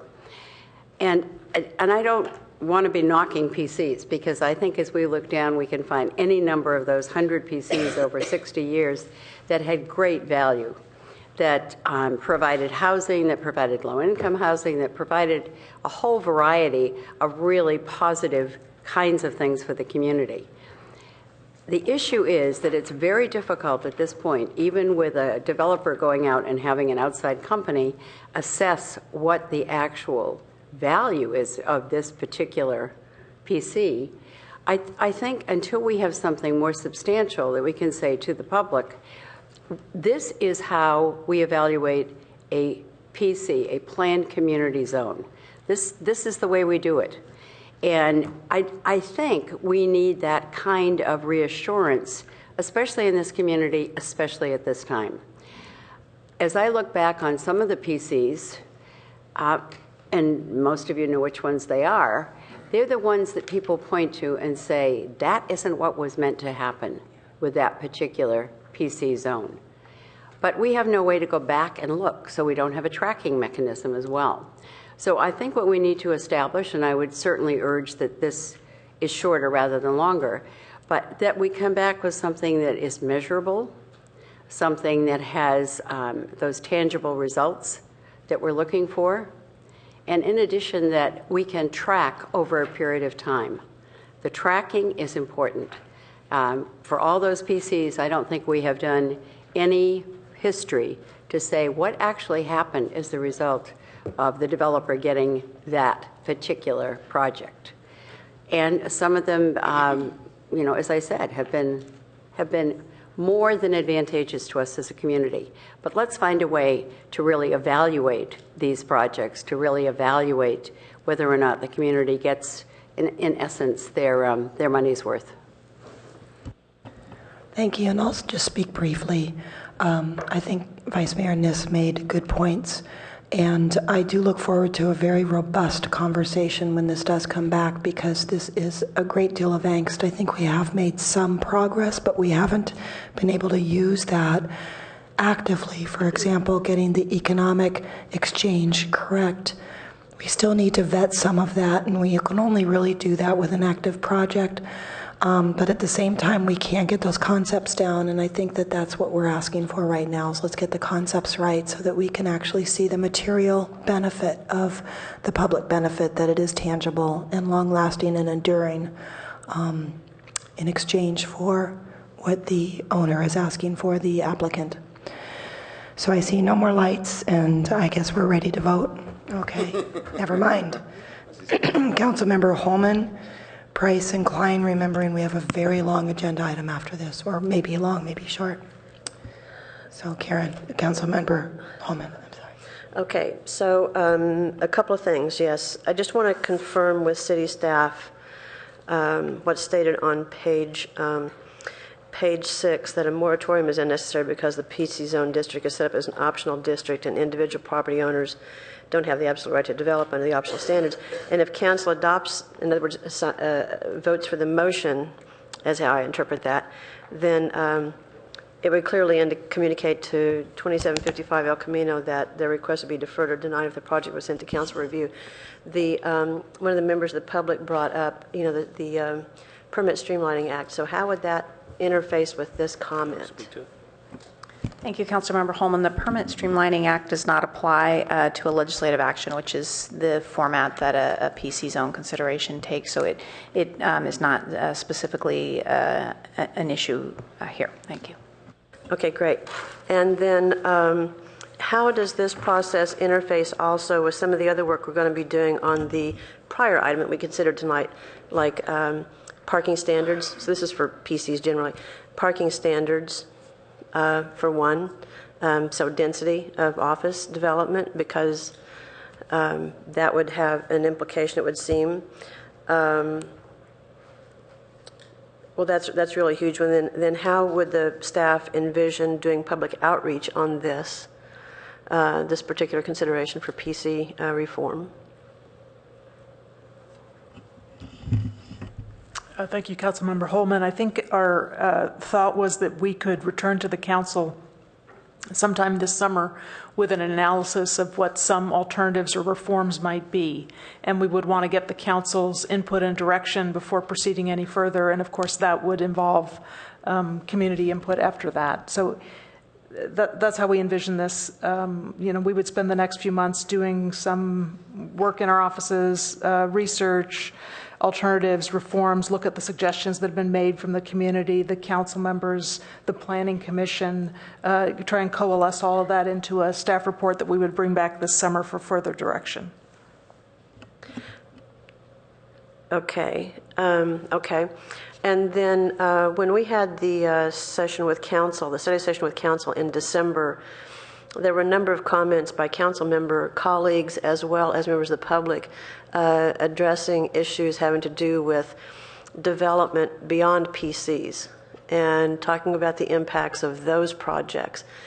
And so I was a little surprised that what came back to us was only addressing PCs.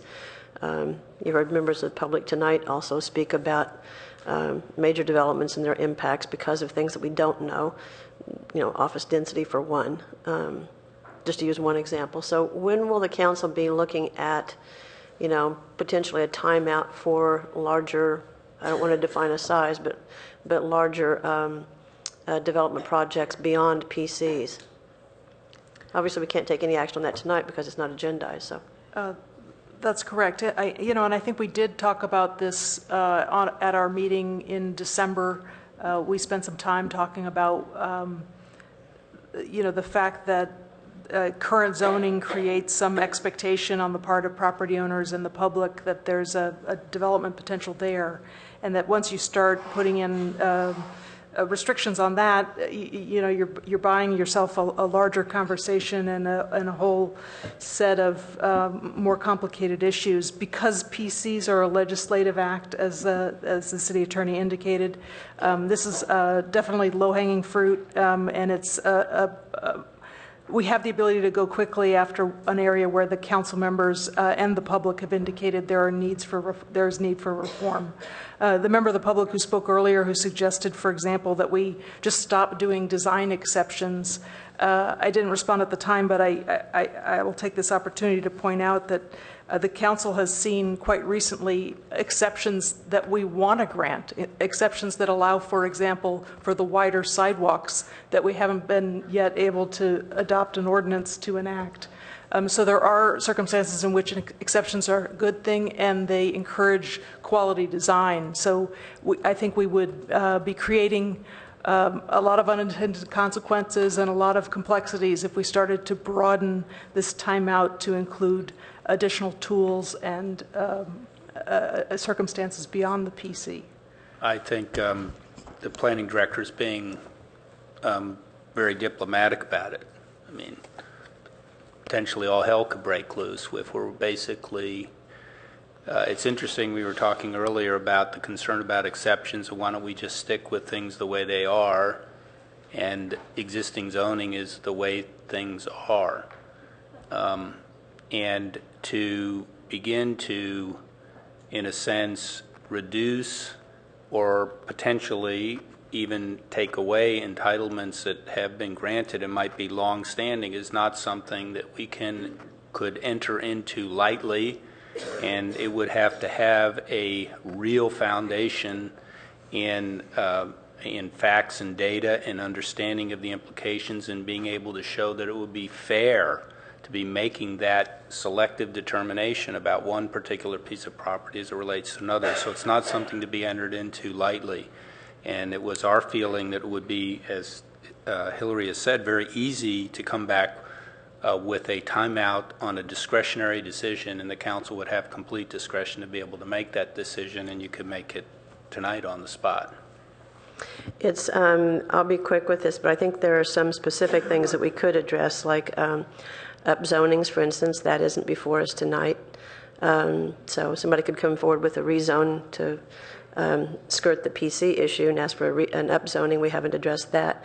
There are also parking considerations that I think don't necessarily benefit the community at this point in time, the way that they were structured. So I think some of those things wouldn't necessarily have the impact that that staff's referencing, but I look forward to having that conversation.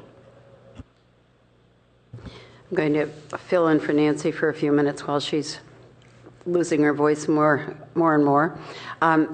In order, it is Price, Klein, Burt, and Schmidt. And if I've missed that, let me know. But I have next Councilmember Price. Okay, thank you. So how do I present this? I I'm looking at this in two ways. I would like to, my comments will be divided into two parts. The first part is related to the timeout or the moratorium. I recognize some community members have raised concerns about this, and there's been a lot of very intense discussion about it. But I will not be supporting a timeout or moratorium at this time. I feel that setting that as kind of a new way of doing business within the city of Palo Alto is not something I'm comfortable with. I feel that I will associate my comments with the comments made by Mr. Bernstein. I feel that the process that's in place, all the reviews that have taken place thus far, as it relates to this one particular applicant who's applying for a PC, has been in the process since February 2013. And I feel that with that effort, with all of the public input, with all of the reviews, etc., I think it should go its normal course. I will not speak to the details of the project completely, other than to say I feel that the design, urban design elements and the benefit package is substantial. And I think that's a very key intersection, and it's an intersection that has to be treated with some finesse. And I feel that in this case, the PC option provides a design outcome that could be very attractive for that intersection. I also feel that the turning movements and the additional capacity there in the turning movement is really critical for the operation of the intersection. Now, I'll no longer talk about that project because the project per se is not directly in front of us. On the second point, which I want to be clear about, is I strongly support reform of the PC process. I think all of the comments that have been made over the years by planning commissioners, by members of the public, by colleagues, and by staff, it's really important this be detailed more completely. The issue of quantifiability and the issue of enforcement and other elements around the PC process clearly need work, clearly need adjustment, and we have lots of examples of how that can be done, and the staff is extremely capable of pulling that together. And I think there is a sense of the importance of doing that as soon as possible. And in my mind, I'm looking at that as within the next 3 to 4 months,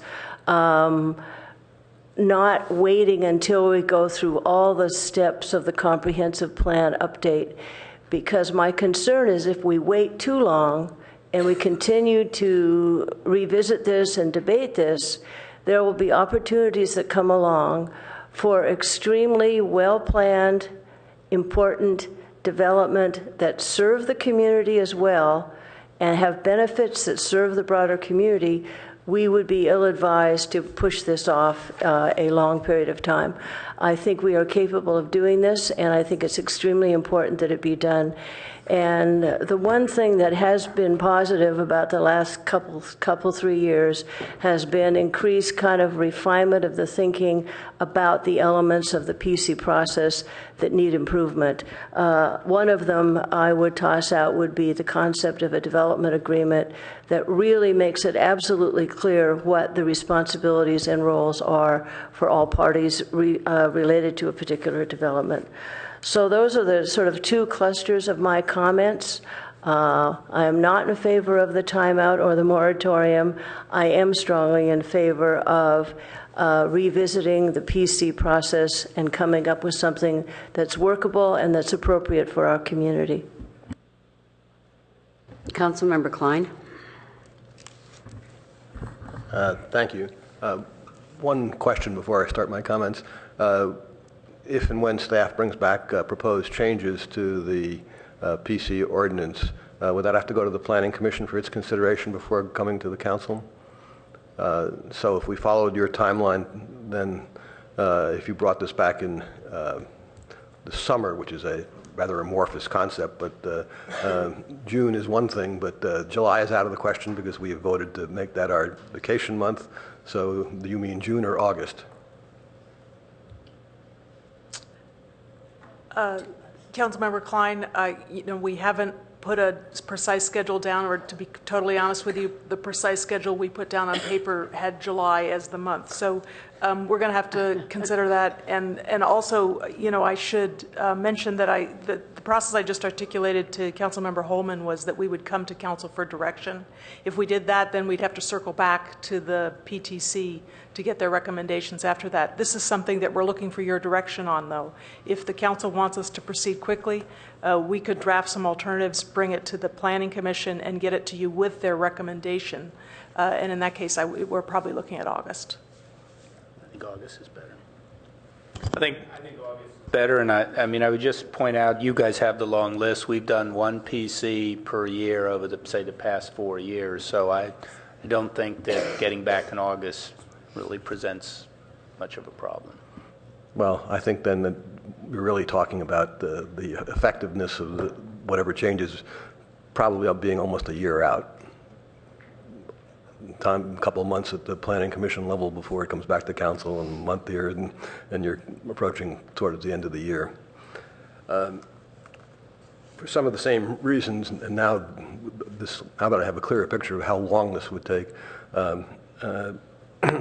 I will join Councilmember Price in opposing the moratorium, and it is a moratorium, not a timeout. Timeout is a much nicer sounding word, but it's a moratorium. First, let me say that nothing that I say is intended to speak to the merits or demerits of 2755 El Camino Real. It's not on our agenda, and I don't think it's appropriate really to discuss it in any way, shape, or form. I don't like moratoriums in general. They may be appropriate in very limited circumstances. I don't think we have those limited circumstances here. I worry about the unintended consequences of moratoriums. We saw that several years ago with a previous city council's declaration of a moratorium, which led to the Albertsons getting up and leaving from Alma Plaza and everything else that resulted from all that. That's sort of a classic example. Let me give my hypothetical. Again, I stress that this has nothing to do with 2755 El Camino. We may have somebody out there who the staff doesn't know anything about today, a landowner who's considering a project of one kind or another. By that I mean commercial, residential, doesn't make any difference, who has a choice at this moment of either building under the existing zoning, or the proposed developer thinks that he or she would have a better proposal for the city and for himself, herself, if it was a planned community. But now here in early February, he says, I've just learned that there's a PC, if the council passes this, is at least a year out, or almost a year out. Time is money. I can't afford to sit on the property for another year doing absolutely nothing. So I'm going to go with the existing zoning. And if we had those two proposals side by side, it might very well be that almost everybody, you can never have everybody in Palo Alto, that's an impossibility, would say that the planned community zone is better proposal, would have been better for the city than that person proceeding under the existing zoning and not needing any council approval whatsoever. I worry about that, and I weigh that against what are we gaining by doing this moratorium. Martin Bernstein has correctly pointed out to us that if the council doesn't like a particular PC proposal, it can vote no. It can't do that with regard to something that complies with the existing zoning. So what are we getting out of this? I just don't see it. I think we can move forward with making the needed changes in the PC zone. I think we can actually move much faster than has been suggested by staff. This is not something that requires lots of research. You list in the report several suggestions. If people have other suggestions, fine. If we want to look for examples to other communities, it's a literature search. It's not going out and sending people to New York City or Boston or Chicago to see what they did with the changes in their PC zone. So I really don't see why this is going to take so long. I would have suggested a really that staff ought to be able to come back with proposed changes in 60 or 90 days at the outside. Maybe that's even being too general. So I don't see what we're gaining by a moratorium. I think that the first speaker tonight, whose name I didn't write down, sorry, thank you, even though I differ where he ends up, I mean, he correctly pointed out that that if you really want to do a moratorium, you've got to apply it to other zones as well. And I think that the city manager pointed out what's wrong with that. I would add to that I don't think we want to be in a position where we're in effect saying, stop the world, we want to get off. Gather more data, yeah, and that's fine. And hopefully we can be better at planning. But whatever we do is going to be constantly outmoded. The world moves increasingly more quickly. And so for us to try to say we're going to stop and not do anything for a couple of years, I think would end up being deleterious to the community, to property values. And I point out that almost everybody who speaks before us, with the exception of some renters, are property owners in Palo Alto, and have benefited greatly from it, residents as well as commercial owners. And a lot what we talk about, everybody talks about, is the vibrancy of the community. So the last thing I want to see is us to stop that vibrancy by saying we're not going to do anything for 12 months, 18 months, 24 months, whatever. So I would urge my colleagues to vote no on this moratorium, and let's proceed and get everything else done as we should as quickly as we can. Councilmember Burt. Well, I'm torn on this because on the one hand, I'm not a big fan of moratoriums, partly because of what Councilmember Klein stated as unintended consequences, and it's hard to anticipate what those are going to be. I'm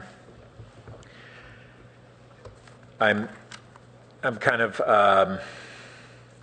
find it ironic that this council is now feeling that this is the only way that we can control our urges. You know, we just had what was very frustrating for me over the last couple of years, the two enormous projects, one technically not a PC, 27 University, but it had a whole bunch of characteristics of a giant PC, and the 395 page mill. And it was very difficult to get colleagues to stop going forward with those projects sooner. And it kind of struck me, it's like we're almost acting like we're the town drunk who burnt down the liquor store to keep himself from drinking. And it's we shouldn't need that. But on the other hand, having gone through this last year of trying to figure out a way to get that 395 page mill halted sooner, and having failed for a long while on that,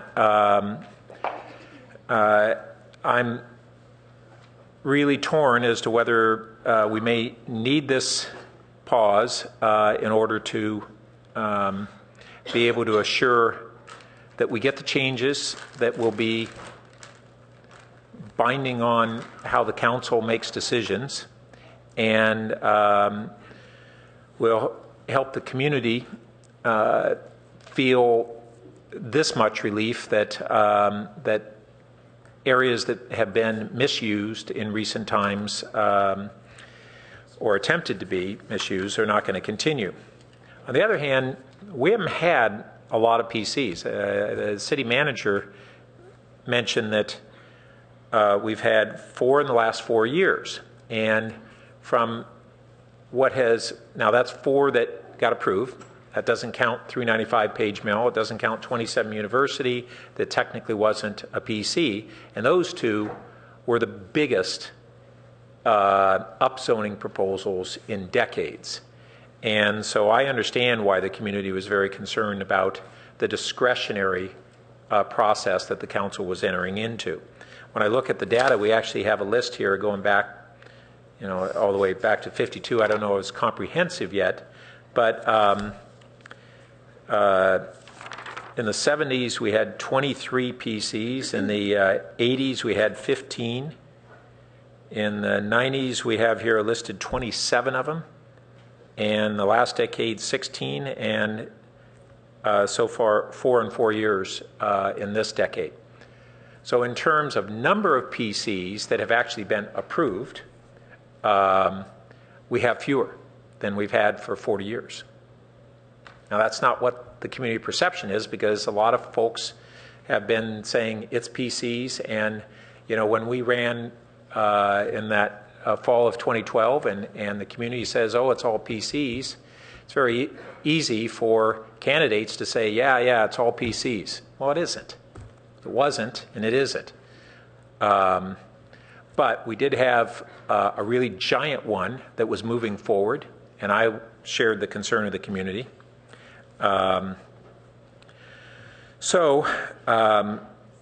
Then there's a second question, which is what's appropriate. We have one PC in the pipeline. It's not enormous. It's gone quite a ways through the process. Like Councilmember Klein, I haven't made any decision on how I would feel about the final outcome of that one, but I do have a question as to whether it should continue through the process while we place a moratorium on any new PC applications until we have had the revisions to the PC rules. So I'm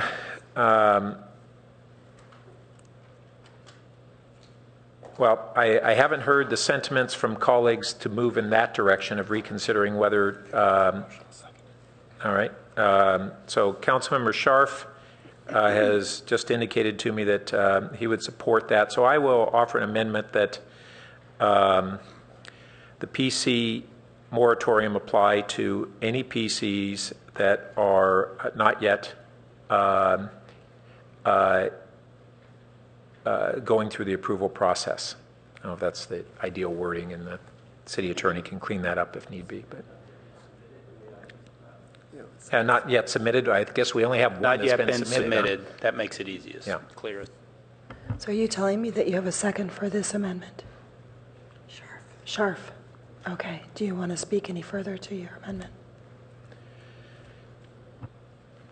Well,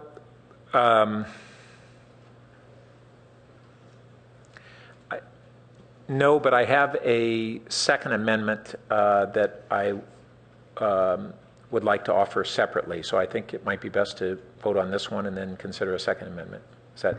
Okay, Councilmember Scharf, would you like to speak to your second? Yes. So I strongly support the timeout. I think it's a good idea. We need to go through this process and, and really get a buy-in by the community in transparency and predictability. We need to build faith in the PC process. I think the community has real concerns, and I think we all feel that. So I think that staff is right to bring this forward. I think what I've been struggling with is what Councilmember Burt was struggling with, and is that we have an applicant who has been in the process for 18 months. That doesn't mean I'm going to vote for his project. I don't think it's appropriate to be talking on the merits of it. It's really just a question of fairness here, of should we look at this given through the process. And also I have some sense that as this comes to us and you're coming back to us at a reasonable, if you're coming back to us in August on this, it'll be interesting to apply those reforms that we're contemplating to a real live project. And I think there's real value in that in the community.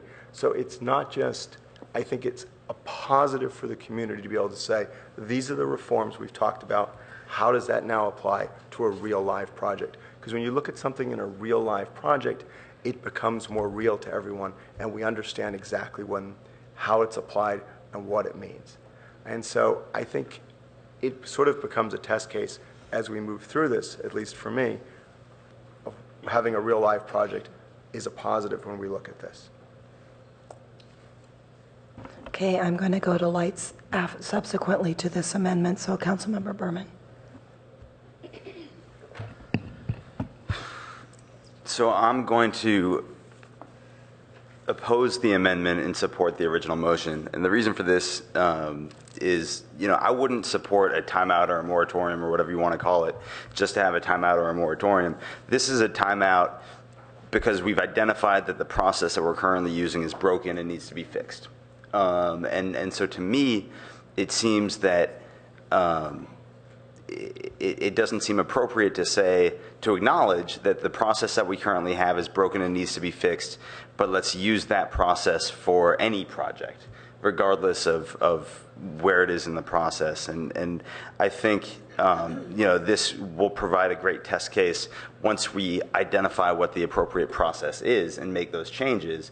But for me personally, it doesn't seem to make sense to be dealing with that project while we're trying to figure out what the proper changes are to the process. So I agree that the current process doesn't work. I think it's perfect. I'm perfectly comfortable with having a moratorium because we've identified that the process is not the appropriate process. If it was just a timeout for 8 months and then we came back to the same process, that wouldn't make sense to me. But this isn't that. And so to me, I think it makes more sense to put a timeout on all projects.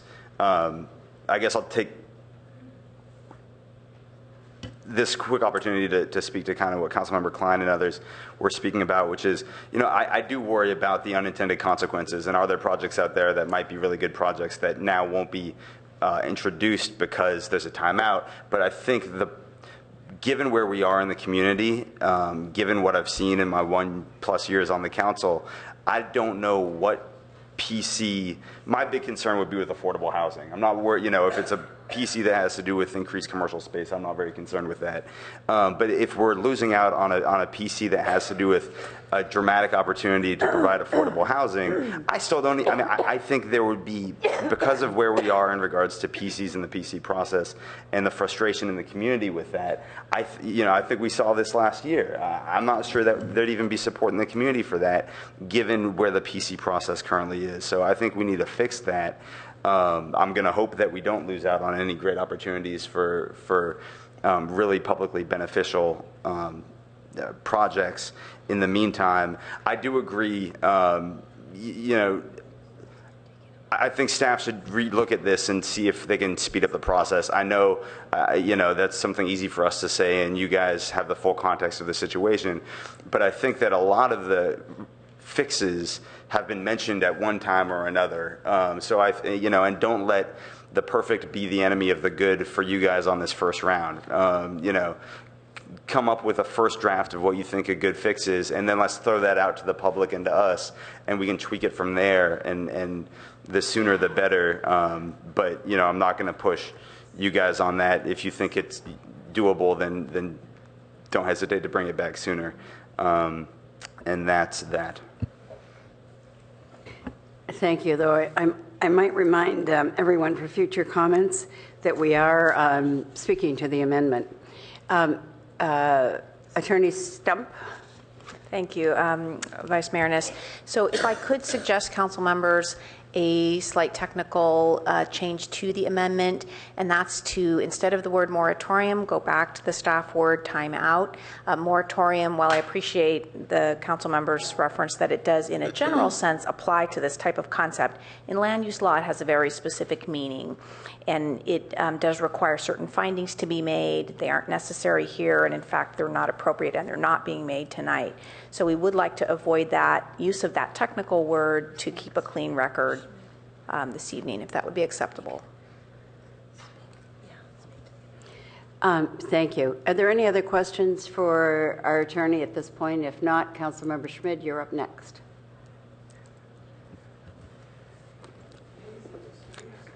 Yeah, to kick off the discussion, the assistant planning director said that he was wanted to go back to look for a framework to make decisions. And I think tonight was a good example of the need for a framework. I don't think there's any question we need a sophisticated tool of economic analysis to make decisions about costs and benefits, which are the essence of a PC.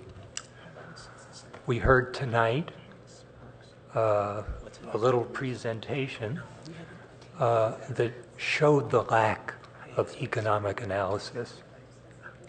On packet page 266, and 267, there are 2 citations of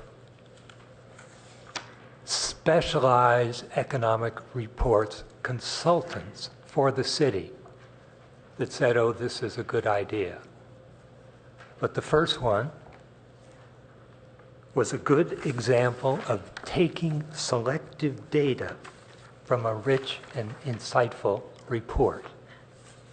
The second one was take data with a limited purview and expand it to cover the whole PC.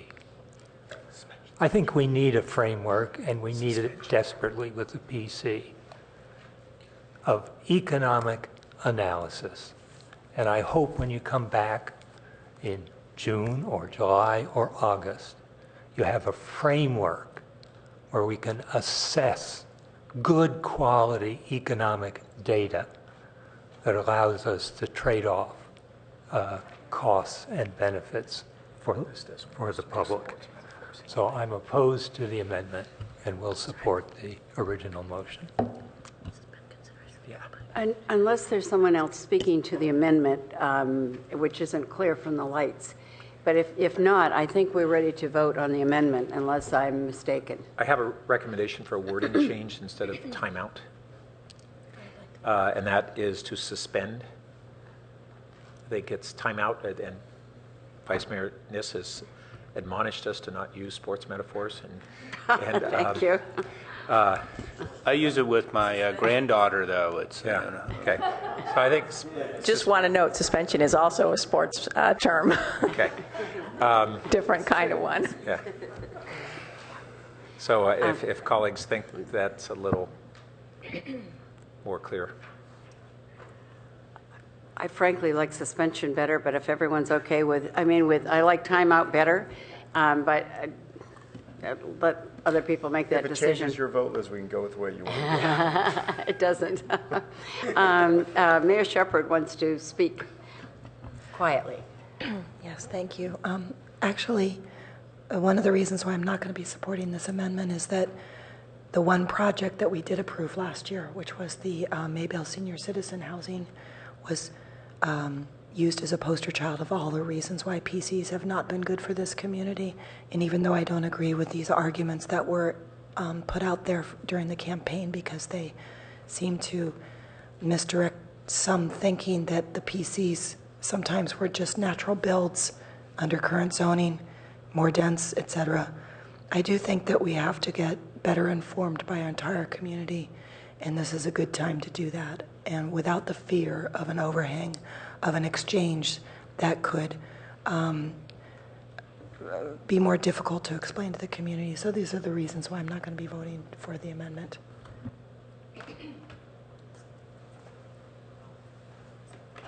So we're voting.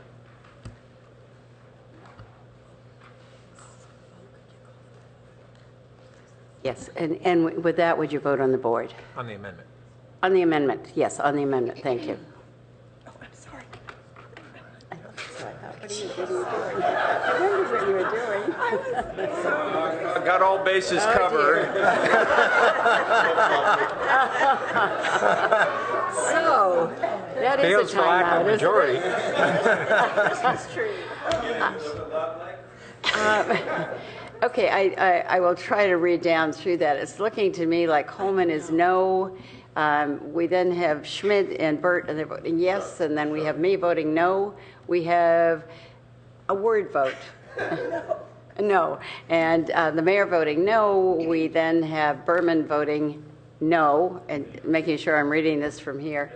And we then have 2 yeses from Price and Klein, and 1 no from Schmidt. So it looks to me as though the noes have it, although I must say that is a Christmas tree up there, isn't it? So that amendment fails, and that takes us back to the main motion. And you wanted to make another comment? No, another amendment. Another amendment, okay. Hang on a minute. Do we have anyone else in the queue waiting to speak before Councilmember Burt tries another amendment? Just Sharf, but also we need to do a 10. Actually, I only relinquished the floor to allow this to go forward. I stated at the time I had another amendment. But Okay. Councilmember Sharf, you didn't actually speak to the whole motion. I didn't, but I believe that Councilmember Burt should finish up first, frankly. You want him to go ahead with another amendment? I did think he had the floor. And could I call to your attention the time? Yep. It's 10:10. Okay, so my second amendment is that during the period of suspension of consideration of, I forget the wording, but suspension of submittal of PCs, that no zoning change that would cause a net increase in density will be accepted. I don't believe this was agendized, was it? Is that permissible or not tonight? Councilmember Burt, I think that These are that's zone changes. potentially This is not.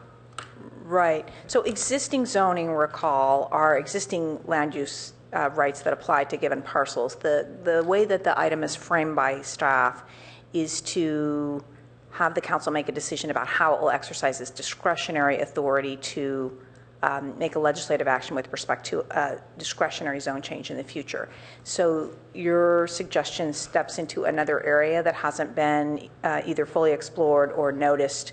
And so I think really that type of indication from council is something that needs to come back with more specific notification to the public and potentially quite a few more procedural steps in order to impact existing zoning on parcels. And we would need to explore what that means, what various pieces of the zoning code that So I understand that. I impact. would like to make one clarification. It doesn't impact existing zoning. It would only impact changes to existing zoning.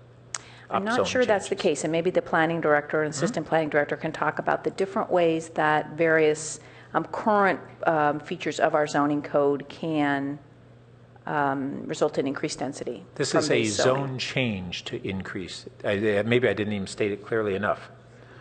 That I think I did. No, it says that no zoning change. That what I meant there is a change in the zoning, actual zoning, that would upzone. And density Excuse me, would be Pat, and the determined density of the how? building? I mean, I'm just sort of, that's a little detail so we're clear. Is it by FAR? What do we? Yes. Okay.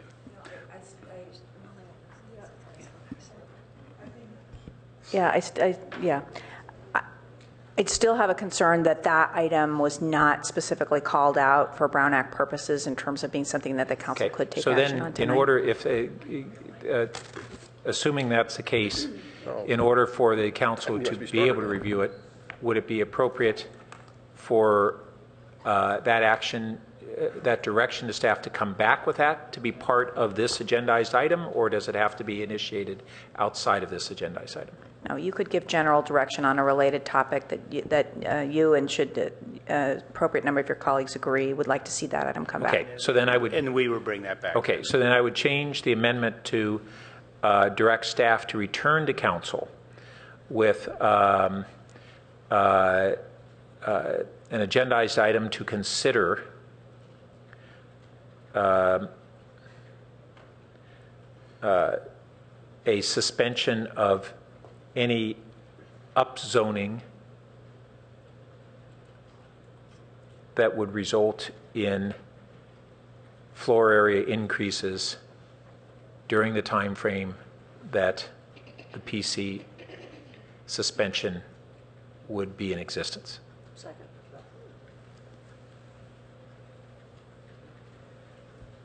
So could I just make a clarifying comment just real quickly on this? Obviously, there could be lots of permutations as we look at this bringing it back, but one simple way is just a straight out increasing the existing. Let's say somebody comes in and they've got commercial zoning and they want more FAR. This could allow, though, something that Councilmember Burt has brought up before, though, which is a change in the mix of use. If there's a move to have more, say, for affordable housing as it relates under the affordable housing requirements, that would require an offset in a mixed-use project may be an offsetting reduction in the FAR and the commercial to still have a change in the, you could have a change in the use as long as it didn't increase the result in density. This is intended to only, because of recognizing some of those complexities, it would only apply if an applicant says, I want to change the zoning. Okay.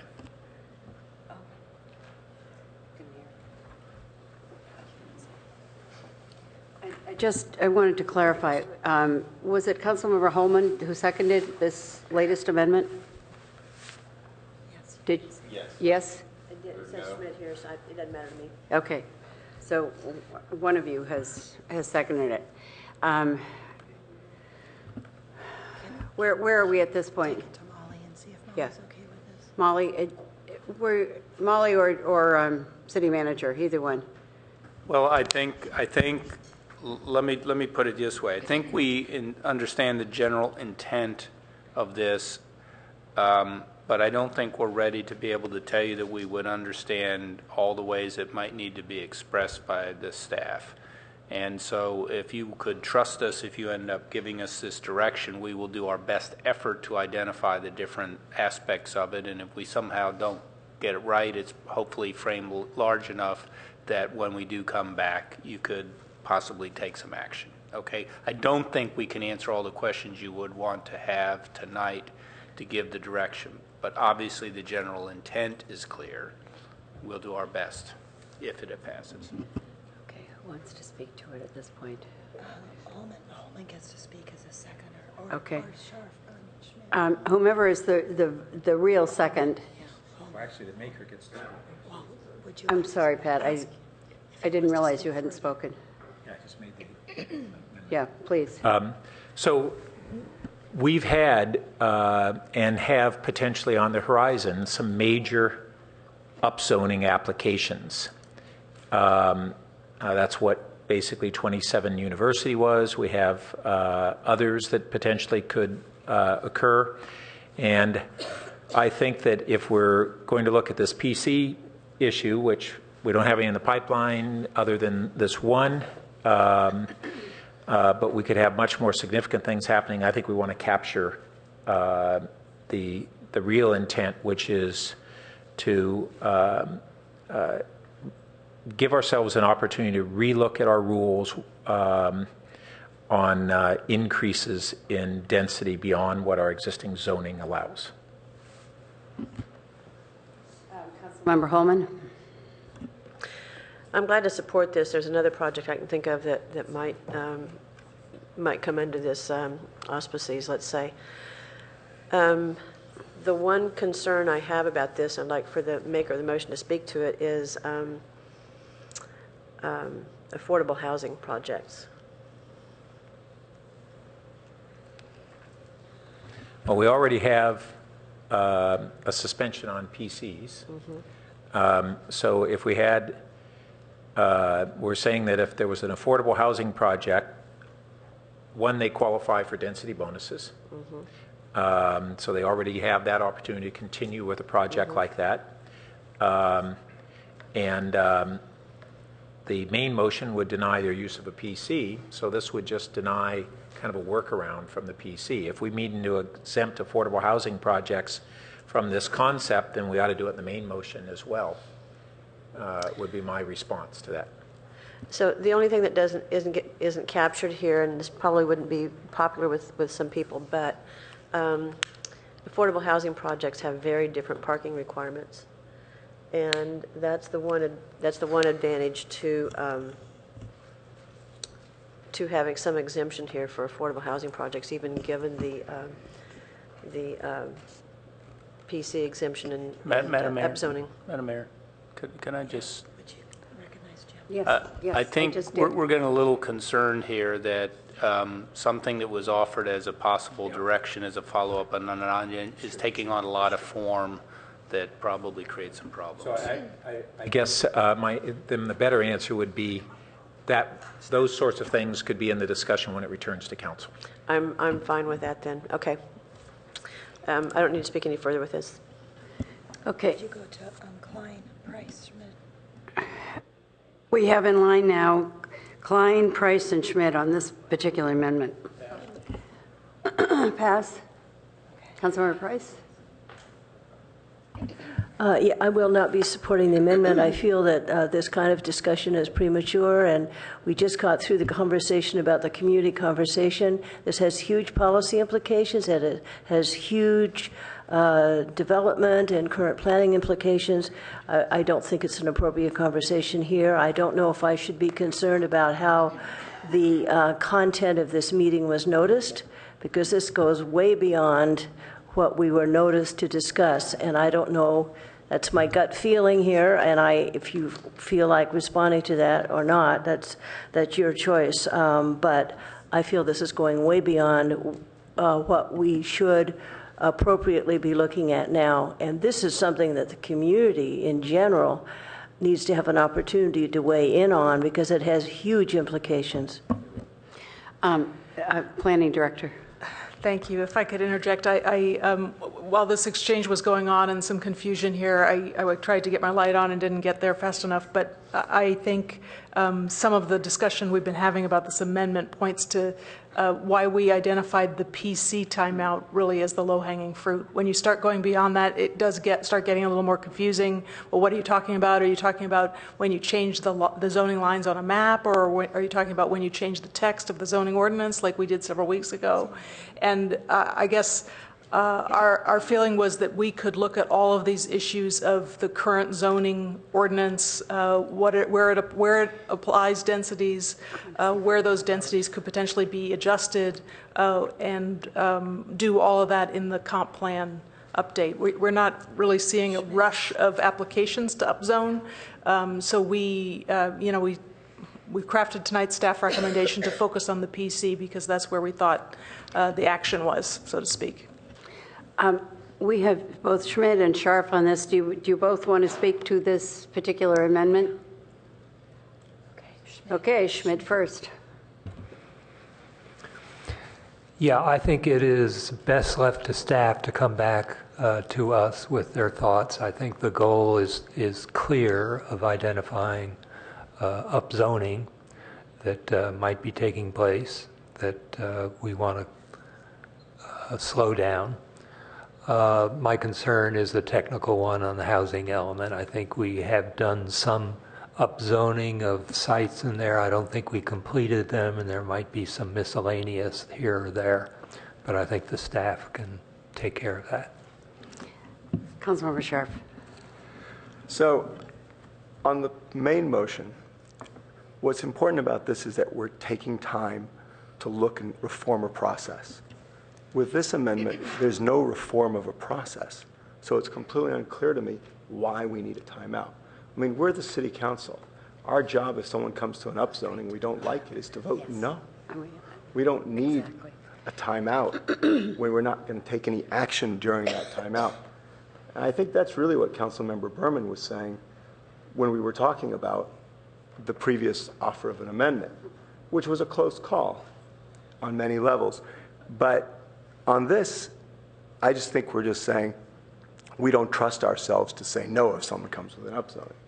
Well, I mean, I think that's ridiculous. I think, we're the city council. If we don't trust ourselves, we should resign. I mean, it's really sort of that simple. So I won't be supporting this amendment. Okay, I don't see any of the lights, so with that, would you vote on the amendment on the board? See if I can do better with the light. Okay, that clearly fails. I won't mention all the no's, but I will mention the yeses are Councilmember Holman, Councilmember Burt, and Councilmember Schmidt. Find out if Scharf wants to speak. He never spoke to the original motion. So the mayor has reminded me you didn't have a chance to speak on the original motion, or the only one? I will make it really simple. I'm really glad this came forward. I'm really glad we're going to reform the PC process. I think it's an important thing to do. And I do think it's important to have a timeout on the PCs, so there are no more new PCs that come forward. The community has that feeling, and that we need to rebuild faith with the community in terms of the PC process and get comfortable so that everyone feels that it's a fair process. And I mean, that it doesn't have an ad hoc nature to it, that there are clear guidelines as to what kind of public benefits are, what those public benefits should look like, where PC should go. I think all of that are important conversations, and I'm really glad we're going to do this. With that, moving this right along, could you vote on the board? And this again is on the main motion. And the main motion passes with 2 dissents. The 2 are Councilmember Klein and Councilmember Price. That takes us, excuse me, to the end of this particular item. I think it's time for us to just. No, I think it's time though for us to take a breather and go on to the golf course. And I think if you need to, I think we just need to stretch for a minute. We'll be okay. We have to take it up before 10:30. Right. So because we've got to take it up before 10:30, you know what you could do is stand in your places and stretch. I think the rule is 10. No, the rule is 10:30. That you look at it at 10, you do it. You don't take up a new item after 10:30. And we have to make a determination. Molly, Let's ask. We went over it this morning, and I think we were clear on it. I think we do a 10 o'clock check-in. We don't take something new up after 10. I'll look at the specific language. I believe it says in general, council attempts to finish by 11 and not take up new items, but you certainly can make a decision to take up an item if you choose to. I would suggest if we can roll through this, all the staff is still here. Yeah, and members of the, also of Parks and Rec. And why don't you call the item and then just take a break? If you were all expedient, we could be done by 11:15. C'est possible, oui.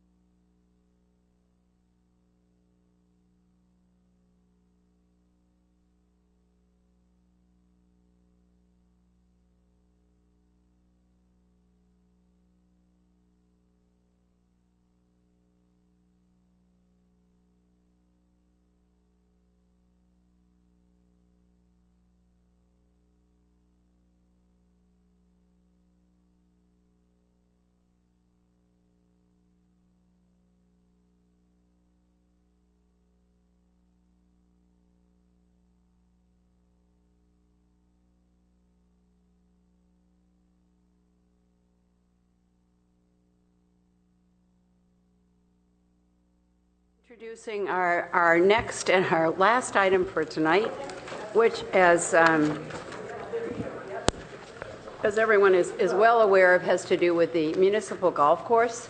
And we have staff here to discuss that, and we also have people from Parks and Rec. And I'm going to ask our city manager if he would begin the conversation. Well, thank you, Madam Vice Mayor. I've asked our staff, just given the hour, if they would truncate their presentation, get to the high point, and I think the Parks and Rec Commission can do the same thing and pretty quickly put in sharp relief, I think, the choices and the action we'd like to see the council take. Okay, Rob? Yeah. Good evening, council members. Pleasure to be here. Do not hesitate to talk fast. Okay. Rob DeGoes, Assistant Director of Community Services. I'm joined here by Joe Teresi, Senior Engineer of Public Works, who's the project manager. And Jim talked about the highlights, so let me just begin with that. We're here with 100% site and design plans to fully transform the Palo Alto golf course. The new golf course will provide significant environmental enhancements appropriate to the Baylands, adding 55 acres of natural landscaping. The project also carves out 10.5 acres of existing golf course property for future athletic fields and makes room for the much anticipated renovation of the San Francisco Creek levee system. And finally, but by no means least, provides a much enhanced golfing experience that staff believe will make the golf course financially viable for many years to come. So that's the big highlight for why we're here. Staff have a fairly quick presentation. I think the best thing to do at this point is talk about what we're asking you to do. We're asking you to approve the site and design application, adopt the park improvement ordinance, and adopt the resolution certifying the final environmental impact report. As you see up on the slide there. You should know that the Parks and Rec Commission have reviewed the project several times and have recommended approval. So has the Planning Commission, the Architectural Review Board. We also have a park improvement ordinance that was reviewed by the Parks and Recreation Commission. We'd like to ask our architect, Forrest Richardson, to come up and just remind everyone what the Plan G design looks like. So he's going to go through that quickly. Thank you, Forrest. Mayor, Council, thank you. Welcome. And Forrest Richardson and Associates. You've seen this before. I'm really here to answer questions, but I'll touch on the highlights of the project. First of all, as you know, the golf course is 171 acres. The project limit, which does not include the clubhouse or the parking or the maintenance area, is 143.28, and then the red area is the 10.5 acres for the future recreation use. The Concept G, the infamous plan now that you approved 2 summers ago, has come to fruition through the final plan process, and the highlights of that are that we preserve the golf course yardage as a Par 71 regulation course, and the real hallmark of the project is that we reduce the turf footprint by 40%. So we basically return 55 acres of the golf course area to naturalized areas and habitat. These are the main components of the project other than the course. There's a short game practice area, a small expansion to the practice range tee, and then new practice greens, practice putting greens by the clubhouse area. Secondly, the 2 other items that became important to the community, the golfers needed a new restroom. The one on the course is deteriorating, so we're replacing that. And then in the Embarcadero street frontage, there's a youth golf area which is dedicated for training youth and bringing new players to the game of golf. This is the restroom building, basically a durable Baylands type structure, very simple, sits into the landscape, and I think we worked very carefully with the ARB on the details of this building, so you can be comforted by that. These are just some of the before and after pictures that we've showed you before, but just to refresh your memory, this is looking out toward the north at what will become hole number 5, and then the next one is hole number 12, which is the hole up in the area of Friendship Bridge and the JPA's Realigned Creek project, which would be basically, as you're looking at this, to the left and then around behind to the north of the golf course. These are just the project goals that we've talked to you about in the past: reconfiguring the course for the JPA's creek realignment, reinforcing a sense of place, celebrating the Baylands environment, restoring the golf asset as a point of pride to the community, conserving resources by using less water, and integrating the habitat into the course.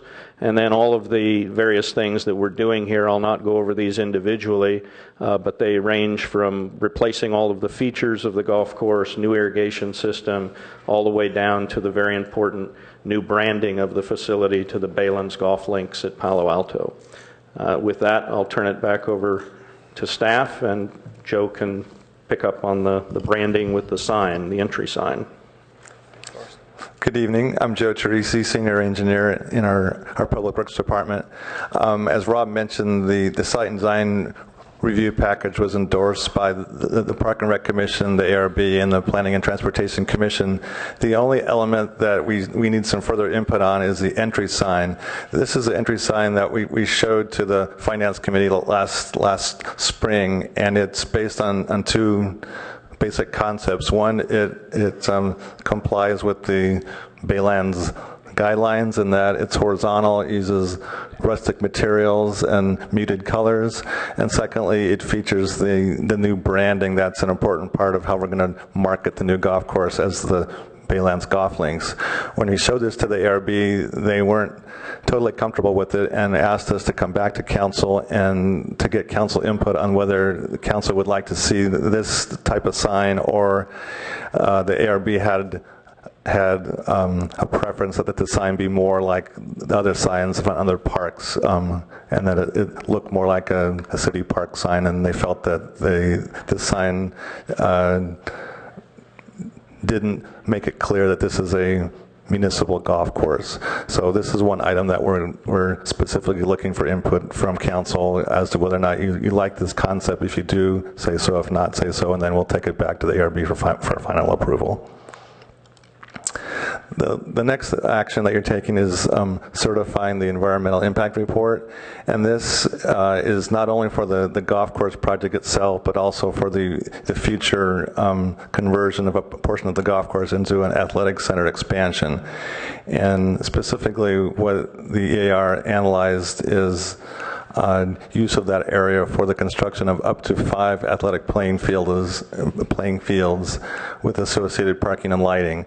At one point, we also included consideration of a gym in the scope of work, but based on the input that we got from members of the public and members of the review bodies, we took that out. So that's no longer part of the scope of work that you're looking at this evening. Even with the removal of the gym from the scope of work, there are still two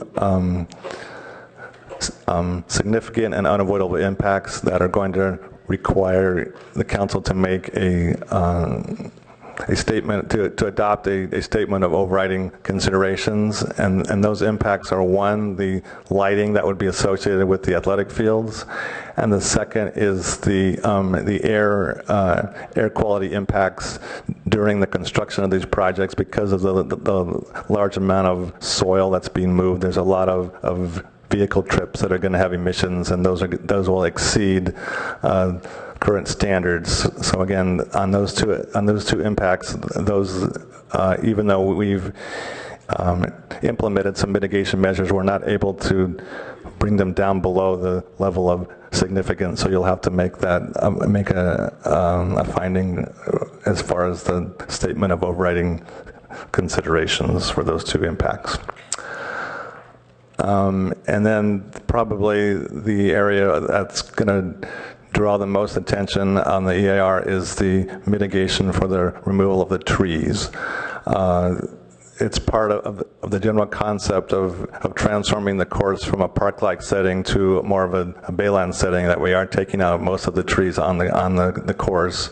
We are going to be planting 300 new trees that will be native on the course, but that's not going to be it won't make up for what's there now. So this was one of the things that drew most of the comment and attention during the process of review of the EIR, and staff worked with a stakeholder group made up of representatives from Actera and Canopy and a couple of members of the Park and Rec Commission to look at this. Ultimately, what staff is recommending is a mitigation package that consists of the planting of 300 new native trees on the course itself, along with the protection of 500 naturally occurring oak saplings up in the Arastradero Preserve, as well as the restoration of 2 acres of native bay ecosystem habitat at Bixby Park, and that these new plantings be maintained and monitored for a period of 20 years, contingent upon there being adequate funding from golf course revenue to fund that.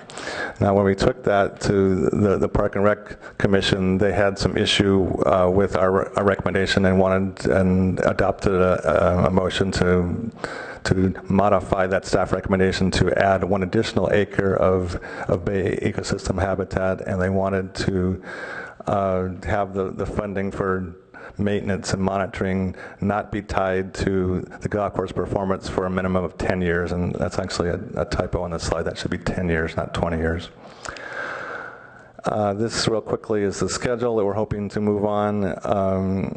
We've already gone out and pre-qualified bidders based on their experience and qualifications. So we'll be advertising this project to 4 potential bidders, hopefully in the next few weeks, and we'll be out for bid. And assuming that we can get the state and federal permits that we need to construct the project, which is really our last big hurdle that we need to achieve. Once we get those, we can come back to council with the intent of trying to start construction in May, and the course would be closed for a period of 15 months until September of 2015. I'm going to turn it back to Rob for the next few slides. So as we turn our attention to the finances of this project, the estimated construction costs are $9.5 million. This amount includes the construction costs, some alternate items, construction management costs, and a 10% contingency. The cost for construction is proposed to be paid for in 3 ways: by soil importation revenue of $1.3 million, estimated payment of mitigation from the JPA of $3 million, and new debt service for the golf course over 20 years at $5.2 million. And this is the final slide, and let me just get my notes here. This is the summary of the pro forma, the revised pro forma for the next 8 years.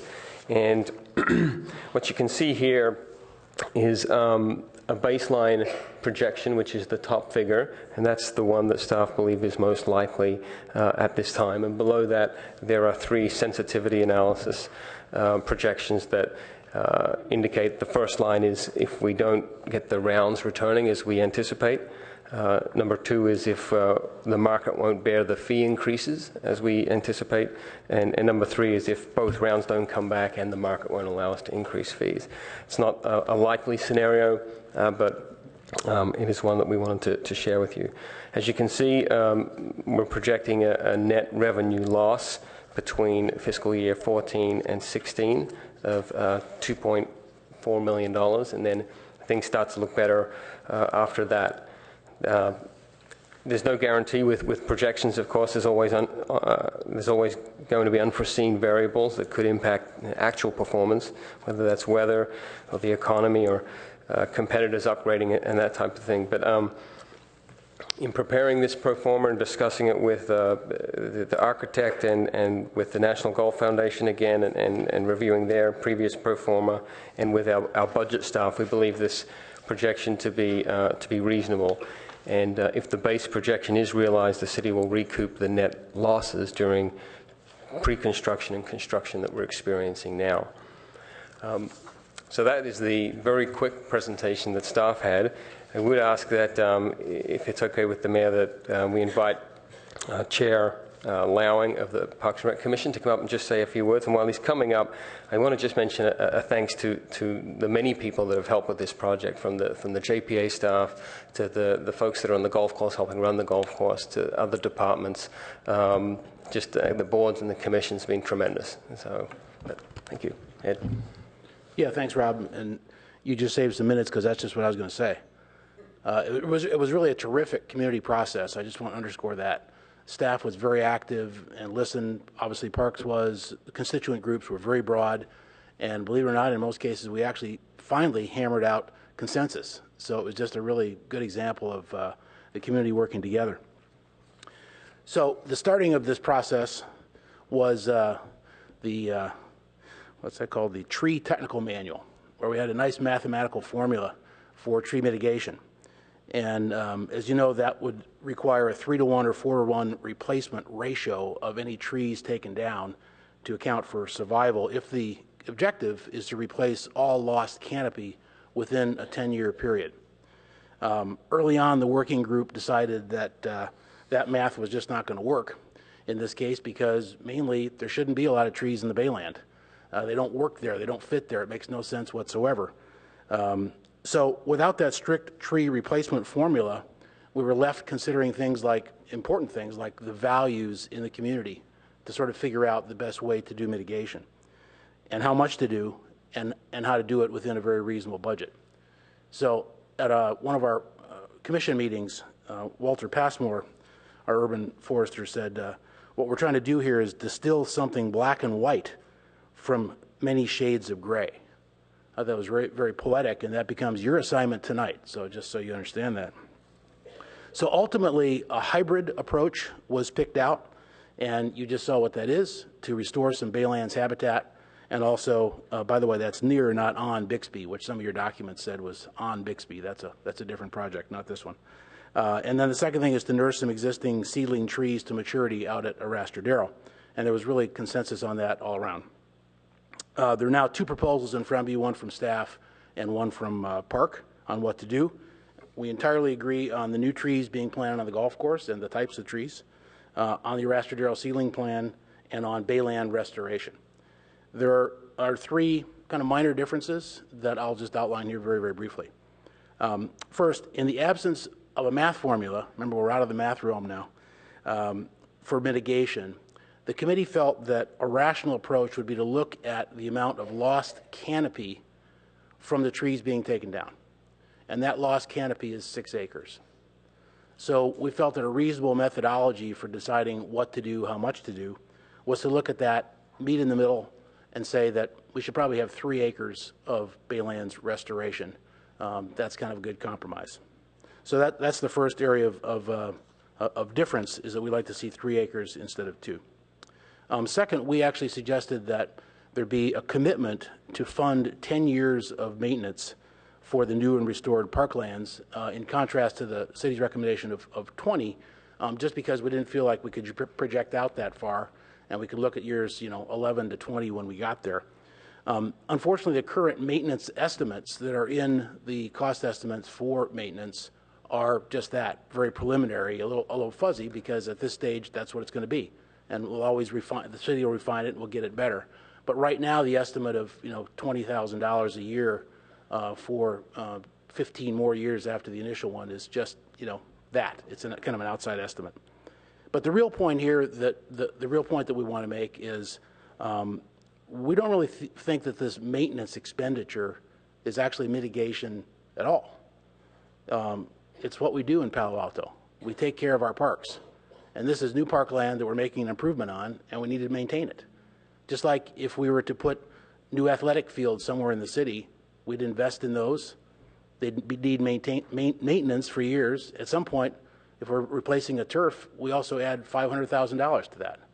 So this is about park maintenance. This is of items that were mitigation. This is not about mitigation. And then just the third thing, very importantly, the maintenance of Arastradero trees and Baylands habitat should not be dependent on the current golf course business model. As you see, there are a lot of variables in that with respect to market conditions, The funds are supposed to be available only after everything is met: operating costs, debt service, infrastructure, reserve fund, and internal support costs. But we think there's questionable correlation here between the golf course business model and taking care of trees at Arrastradero, for example. The tree survival rate at Arrastradero really just can't be contingent on the rate per round that we can charge for a round of golf, or the amount of rounds that we can get, particularly given the market conditions as Rob fairly outlined there. They're just risks all around. So those are the three little differences.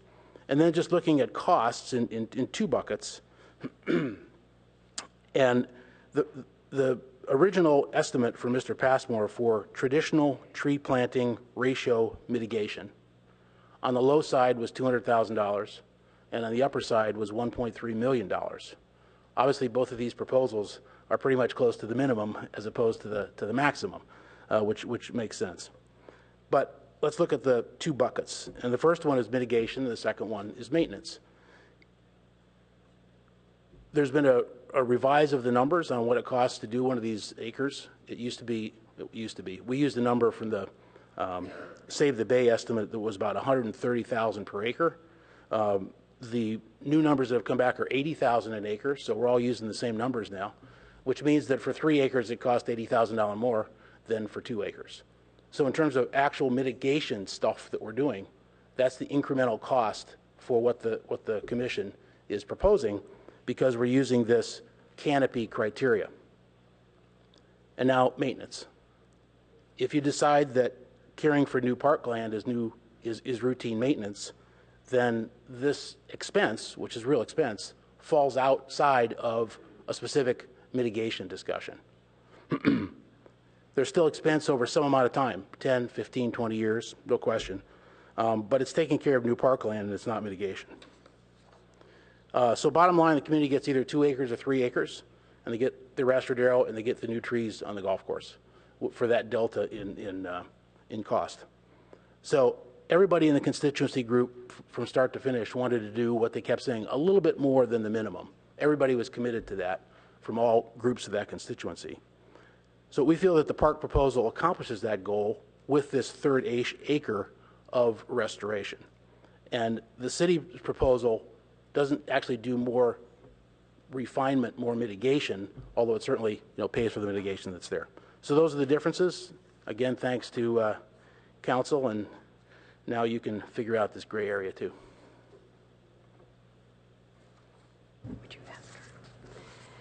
Okay, with that, I'm going to open the public hearing. We have several people who want to talk to us. We're going to hold it to 2 minutes. If you can say it in less, or say I agree with the person in front of you, that would be very helpful. We're obviously running late tonight, and we'd really appreciate your ability to do that. So I'll name them 3 at a time: Eileen McLaughlin, Shawnee Kleinhaus, and Linda Ruthreff. The first 3. And if you all just get poised and ready to go right on the mic, that would be helpful. That means move down. Hello. Eileen? Hi, yes. Good evening. I'm Eileen McLaughlin with the Citizens Committee to Complete the Refuge, and I'll try to get to the point here quickly. We work closely with the Don Edwards Refuge and work with projects along the bay, such as this project and the flood project on San Francisco Creek.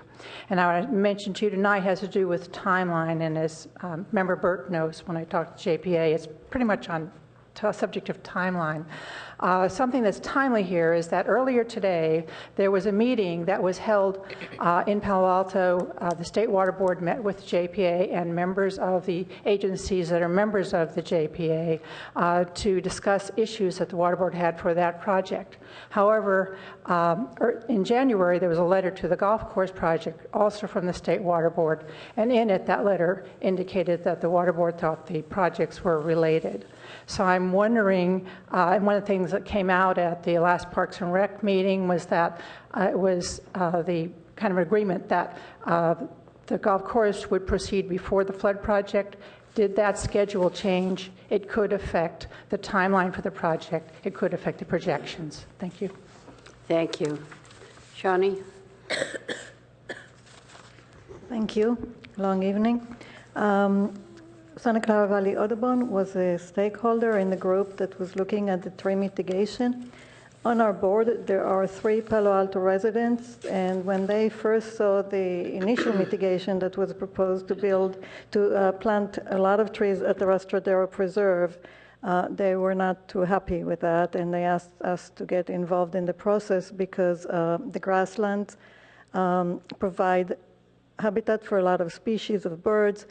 Grassland birds are the fastest declining in North America of all other species, and so that was not something that we wanted to lose. Forests we do have.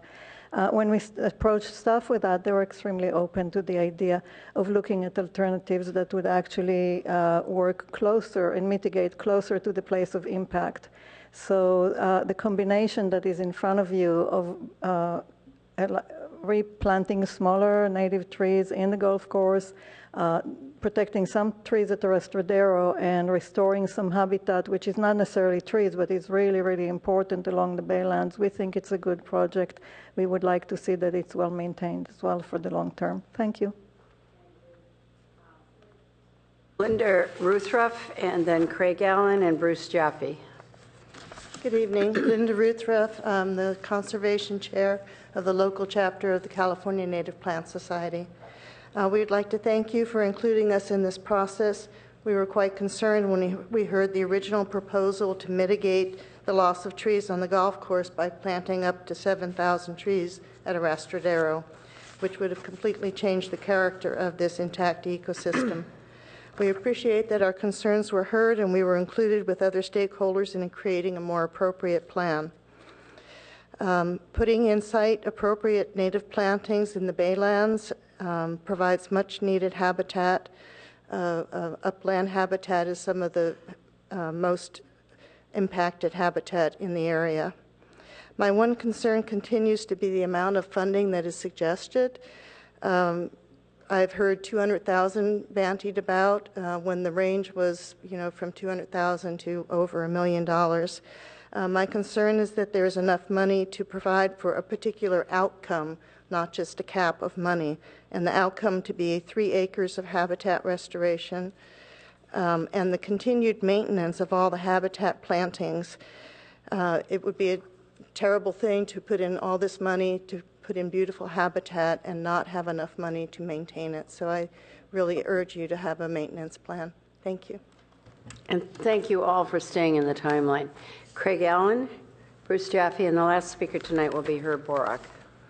Mayor Shepherd, members of the council, I've spoken to you before over the years about these projects down there. I played the golf course in 1956 as a freshman at Stanford. It's very important that we keep public golf in Palo Alto, and we have the prospect of a great course ahead. I'd particularly like to thank Rob DeGeis and the entire staff of the city for doing a great job of getting this project as far as it's gone, and especially thanks to Forrest Richardson, who's allowed me to work with a real pro as we went through all this process. It was a fun experience. My advice to council: we cannot afford delays, and the sooner we start, the sooner we finish, and tonight is the night to move forward. Please don't get bogged down in the details of tree mitigation, tree removal mitigation. The two groups, the Parks and Rec and the city staff, are very close together on this, and frankly, the habitat and the trees don't really care where the money comes from. So work that one out and let's move on. This project has been studied enough, and it's time to go ahead with permits, bids, and construction. So please move ahead tonight, or we can't. Every delay will just cost us more money down the road. And thank you very much. Thank you. Bruce, is it Jaffe? Good evening, Mayor and Council. My name is Bruce Jaffe, and I've lived in Palo Alto since 1996. I'm not only representing myself tonight, but also my 16-year-old son and all the junior golfers that are home studying. Now they're sleeping. They were studying. Hopefully they're sleeping now. And I'll just cut to the chase. Palo Alto Golf Course is a place where so many young people gather, whether they are part of the First Tee Life Lessons program, public middle school golf program, or the Gunner Pally girls and boys high school golf teams. It's one of our hidden gems, right along with our great public schools and our public libraries. It's truly an educational asset for our community. Although the current course is okay, the new designs are in line with the quality of our other quality assets here in Palo Alto. And I'm truly looking forward to spending a significant amount of time during my golden years at the new Baylands golf links. When my son comes back to Palo Alto after college or whatever, you can guess where we'll be on a nice day in Palo Alto. Thank you. Thank you very much. Last speaker is Herb Borak. And thank you all for your brevity tonight. Mayor Shepherd and council members, I ask that you not make the statement of overriding considerations about lighting, which was received for the first time at about 4:30 this afternoon in the public record. And I would also ask you to adopt the limited athletic center expansion alternative that doesn't require that lighting. It's justified, the lighting is justified by saying it's needed for visitors as well as residents, but it's sort of circular reasoning with that project definition, since we're essentially providing these fields in general for Palo Alto adult sports leagues are mainly for non-residents. There is substantial evidence in the record. On December 18th, 2007, meeting of the Parks and Recreation Commission, memo from staff said they had recently audited the adult user groups rosters, and none of the groups were satisfying the criteria of 51% Palo Alto residents.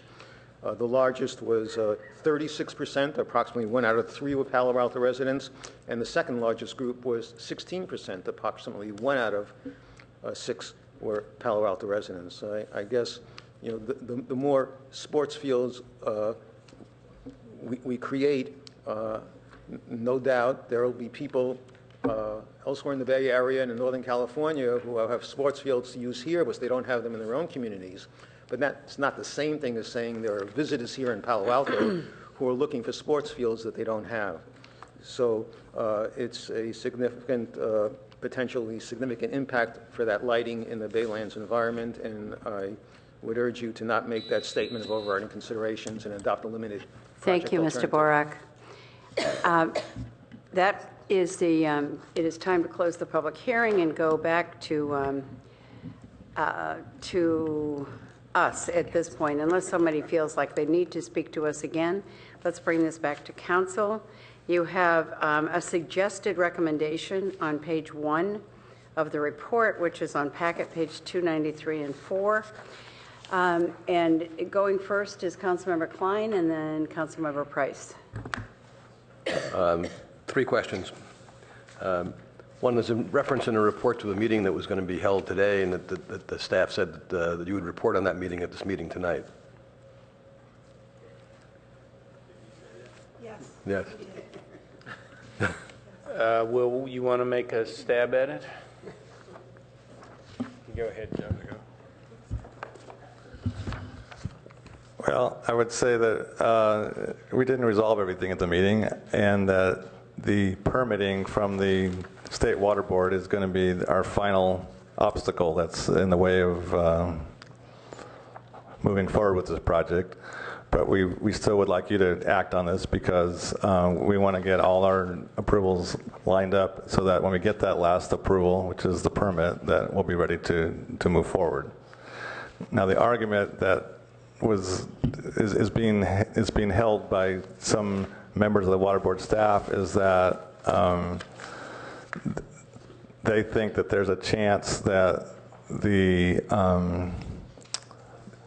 flood control project may have to be modified in order to receive its permits, and that in turn may cause some a domino effect that might affect the golf course. But that's all theoretical, and we feel strongly that the existing boundary between the creek project and the creek project is the right boundary, and that again there is no downside to council taking action on this item this evening. I would just add that I think that we have differences of opinion as it relates to their interpretation related to the creek project itself also. And I attended the meeting because the expectation that the executive officer would be there, but he was sick, and so I think that was another factor in the meeting today. So but I think I would repeat what Joe said. I think that it is important for us to be moving forward. We do have a tight timeline. You've even seen in our case a particular revenue. We're losing revenues this year just due to the configuration we've already made, and you see what, $1.5 million or something, or whatever the number is projected for next year. So I think we need to be as ready as possible for when the time we do get the permits to be able to begin the project. Okay. Second question.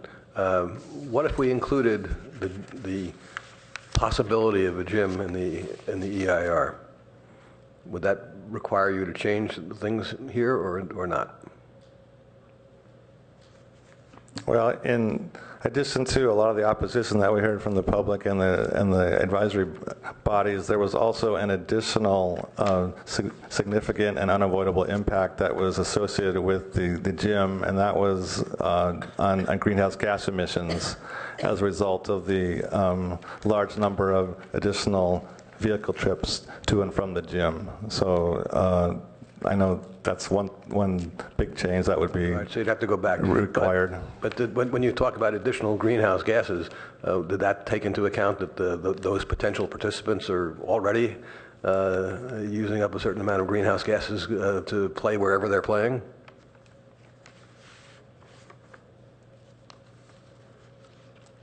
I think it's a good question. We do have our environmental consultant here if you'd like to ask them directly, and it's probably best for them because they studied it. Is Shilpa here or there? Shilpa Trusal, ICF International. With the gymnasium, we exceed the Bay Area Air Quality Management District's threshold for greenhouse gas emissions. These are considered new trips. There is no, the methodology does not allow for us to assess where people would come from to the gym. So these are all new trips. That's sort of the worst case representation, and that's what CEQA requires. Okay, well, I'm not going to push it, but I think your methodology needs to be revised because these are not all going to be new players who are just going to be sitting home watching TV if the gymnasium is not built. But I hear you, and we're a long way from even getting there. But I don't think we should preclude the consideration of it. Council has never considered this as an issue, so I don't think you've heard any input from council on that, and we don't have the money for it yet anyway. So, okay, last question. I'm concerned about the finances of this going, and this is really a risky investment by the city, in my view. Because if the projections don't play out, it's the general fund that'll be paying the certificates of participation. So, and I understand that, but I wonder if we shouldn't have some metrics for the golf course to make it very clear as to what happens if those projections are not met. And I'm really talking to some very future city council because they can always change their minds, but I would like people to be on notice that if pick your numbers, but I think that there ought to be something that says to the operators of the golf course that if they fall more than 10%, 20%, 30%, whatever number this council wants to pick, then there's a serious risk that like other cities have done, that the city might have to shut down the golf course. Any thoughts along those lines? Yes, Councilmember Klein's a good question, and it's this is the thing that keeps me up at night as well. It's just looking at the pro forma and what's going to happen, what could happen, and to the question of risk. I mean, and that is the question: what is the risk here of doing this? I think that. It's important to recognize there's risk in not doing anything. And we've had the last eight years, I would say, of declining golf rounds. And if we were headed down that trajectory any further, we'd be losing money as well. So we have to change that picture. We have recently renegotiated contracts with the golf professional that's on site. I read it, yeah. Right, and we've included sort of new incentive language in there, so that they really have an incentive to increase and maximize play and revenues that wasn't in there before. So that's going to help, I think. Well, I appreciate that. That's all to the good, but that you could have the best intentions and best people, and you still don't succeed for a whole variety of possible reasons. So I'm just really concerned of putting. I know, having heard members of the players at the golf course testify before us for years, that there's a certain feeling of entitlement. That golf is just part of the Palo Alto experience, and the general fund should be picking up the tab if that's necessary. And I just want to find some method of saying in advance that everybody has a stake here, and that if the thing isn't playing out, that the general fund can't be subsidizing this after pick some particular number of years. Right. Yeah. No, I think that's clearly the case. I mean, I think even that sensitivity probably is informed a slight difference between the staff's recommendation and the commission's, just on an extra expense that can't be really borne out of the golf course funds now anyway, so it would need to be a general fund expense. Not saying that you shouldn't do that if you decide you want to do that, but I think we just need to acknowledge that that's how that's going to get paid for. Well, I'll move the staff recommendation, and I'm not clear as to whether your recommendation includes the Parks and Recs changes or proposed changes or not. The staff recommendation it's not the same as the Parks recommendation. It's different. It's slightly different as. Yes, okay. I just want to make sure. I'll still move this. But I wanted to add one thing, that the staff to develop. Going back to your timeline, the staff come back to us at some point this year with financial metrics which would indicate to various stakeholders as to what level of revenues need to be maintained for the golf course to continue to operate. In other words, to place some limitations on how much financial risk the city general fund would take. Yeah, we can certainly do that. Well, let's see what happens. People Are you finished? You've made your motion? You got a second, and you're ready to move on? I am ready to move on. Great. I've spoken. Councilmember Scharf. Well, actually, I was unclear. What was the part like? I was actually a little unclear about the last part on the metrics. I want the staff to develop metrics to say to all people who are interested in the golf course that there are limits to this is what we expect the golf course to do, and if the golf course does not reach these levels over a period of time, the city would have to consider stopping the subsidy.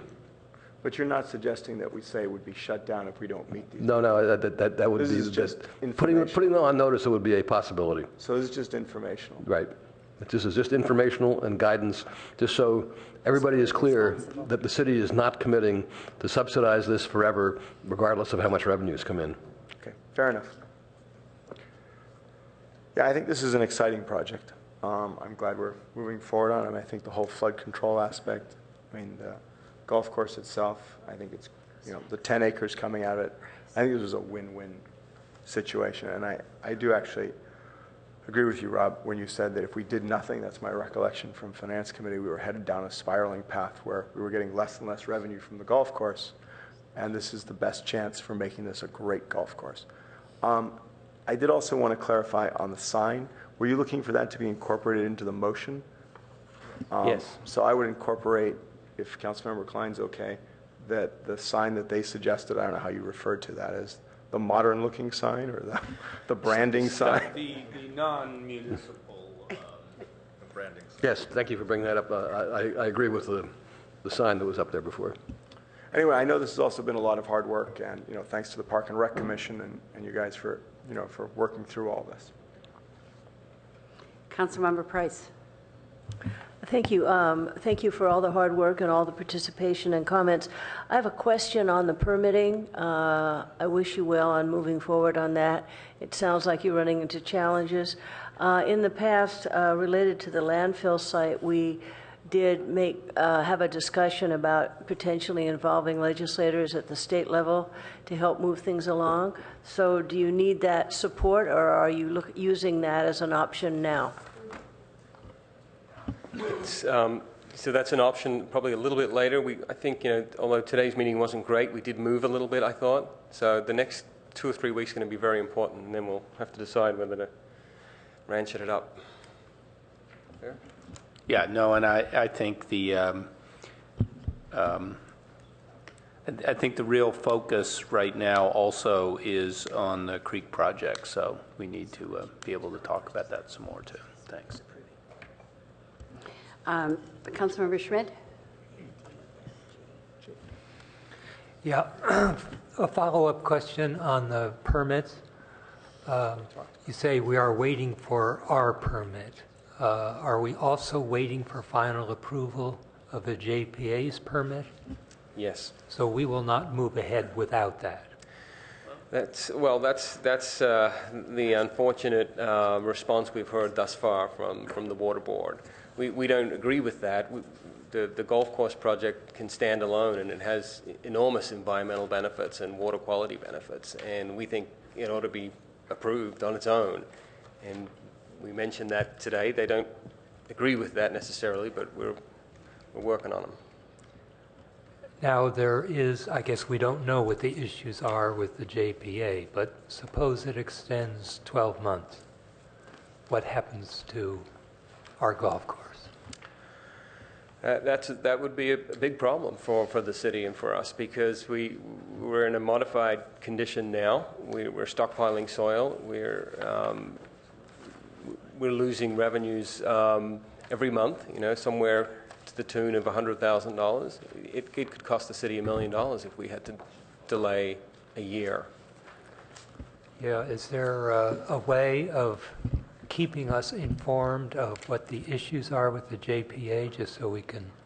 I think we will absolutely do that. And if I could just sort of add to that, I mean, if I understood your question right, if there was a delay of a year after everything that has been done with all of the different agencies and all the different work that's been done on this project, if it were delayed for another year by the Water Board, I mean, we are talking about, again, putting our community, and particularly East Palo Alto, at real risk as it relates to, we've got a 16-month construction plan right now, if we can get started this spring on that project. So it won't be until a year and a half from then.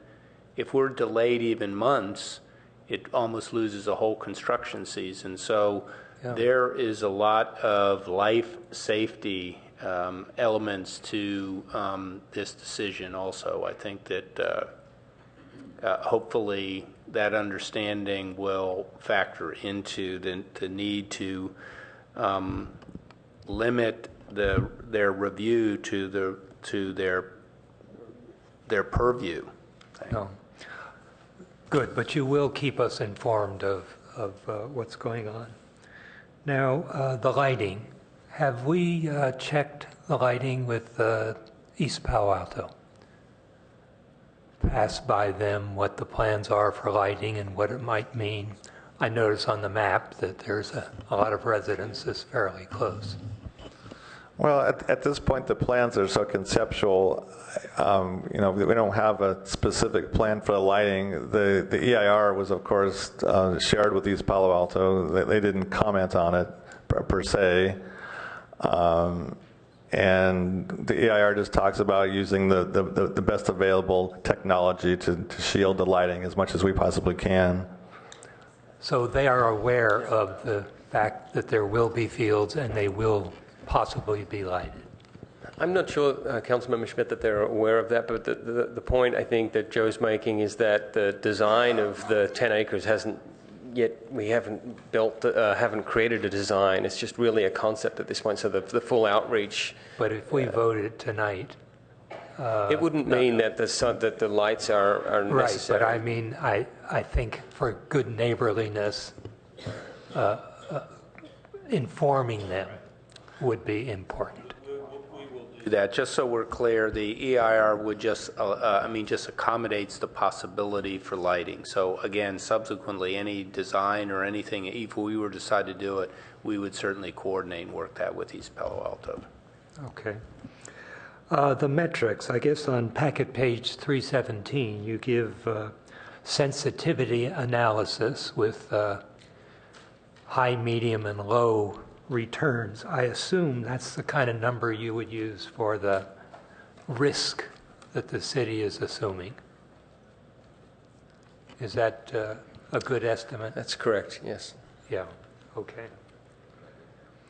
Now, I guess one last thing, the commission, Park Commission, has recommended a tree mitigation that would add another acre to the Baylands habitat, cuts the maintenance down some years, but does more acreage. It seems to me that that is a beneficial mitigation at roughly the same cost that puts in native vegetation, which after 10 years of maintenance should be adaptable to the environment. So let me offer as a friendly amendment that we accept the Parks Commission recommendation on the tree mitigation. I'd just like to hear from staff. Well, I think there's two ways to think about it. I actually thought I heard, maybe I didn't hear correctly, that the Parks Commission didn't see the habitat addition as a mitigation, unless I misunderstood. No, they did, just not the ongoing maintenance was part of the mitigation. I thought they were committing to 10 years of maintenance, not 20 years. Right. Okay. And not tied to golf course performance was a big thing. Yeah. And I don't disagree with the commission at all. I mean, love to see more restoration happen at the Baylands. It's just it costs more and it has to be paid for. This is the reason I was bringing up the question. I'm not arguing with it either. The real fact is the golf course doesn't have the money to pay for this additional expense. So if it's going to be paid, it would be paid by the general fund. And then, I could make the argument that the better time to make the decision is just say, when we take up this year's budget, should we look at this as something that we want to fund in the Baylands, as an improvement or a value on its own face? That would be my recommendation. And that's not any way to forestall it. It's just to say, this is the look at it when we're looking at everything. We're going to be looking at all of our parks and recreation kind of expenditures. I would agree that $80,000, if that was the number, I mean, that's not like a big deal for us to do, but the context for making that decision is more direct in that regard. If you don't want to do it that way, then you're still going to default to the fact that where the obligation is, in my view, is going to fall on the general fund to be picking up that expense, and it's really whether you want to make that decision now or you want to say we support it but refer it to the budget process. Yeah, I guess I would just make the case that we're losing 300 trees, a net of 300 trees on the golf course, and that putting shrubs and small bushes and trees in the Baylands is a reasonable mitigation trade-off. Even with the lower estimate we're talking about, we are forecasting by 2020 a net income surplus of almost $400,000 a year. So I think the mitigation is a reasonable one. Okay, is there any second? Yes, Karen seconded the motion. Ask if she wants to speak. Yes. Do you want to speak to it, Karen? Yes, I do. And I do want to make an amendment here, or just make a clarification here, because I believe the city manager is correct that the Parks Rec Commission did not consider this a mitigation. It was the Parks and, as it says here, except the Parks Rec Commission recommendation regarding additional. I think they did consider the 3 acres a mitigation. It's the maintenance, which they did not consider the mitigation. Can I just add something? I don't want to get in. I mean, mitigation then is in the eye of the beholder or whatever. I mean, I think that the EIR as proposed passes muster as far as mitigating the impact. If we want to do more, we can call it a mitigation and do more, or you can say, hey, we just want to do more. And my only point was, do you want to decide that absolutely right now, or do you want to just refer it to the budget process? I mean, I really doubt that we're going to end up saying no when we get into the budget, but it just seems a little more appropriate way to make the decision. You know, I don't We'll think I've go ever, either way if need be. I don't think I've ever done this before because I'm very, very supportive of the Parks and Recreation Commission recommendation, but I have been convinced by the city manager that this should be undertaken at the budget cycle. But I do want to make sure that this is in the budget cycle discussion. We will definitely do that, absolutely. Okay. So I'm withdrawing my second. So. Okay, in that case, then I believe Councilmember Byrd is next. Yeah, I just, in this discussion that just occurred, I think somehow we lost sight throughout some of the Parks and Rec discussion that, as Chair Lowing pointed out, that this course has got 40 acres of new natural vegetation habitat being created as a result of this. I don't get what the mitigation discussion's about. It's like 10x. So this is a huge environmental benefit of the redesign of the course. It's one of the most valuable things about the course. Plus, what's being created as critical wetland habitat with the JPA project is a net of, I think, 15 acres of critical wetland habitat that is for sensitive species. So there's a big gain there. I also just want to briefly say on this whole sequencing issue on the EIRs, when I read the Water Board letter from a week or so ago, they were raising the concern that the sequencing that the golf course was having following the JPA EIR meant that we were immediately following it, somehow we were piecemealing. And what we've heard tonight is we could go forward on this ahead of the JPA EIR. So I just think that's a pretty specious argument. It really seems pretty clear that they're looking for whatever argument they can make to extract additional land. And it really doesn't matter what we come back with. They've got a determination that that's their end game. Okay, next is Councilmember Berman.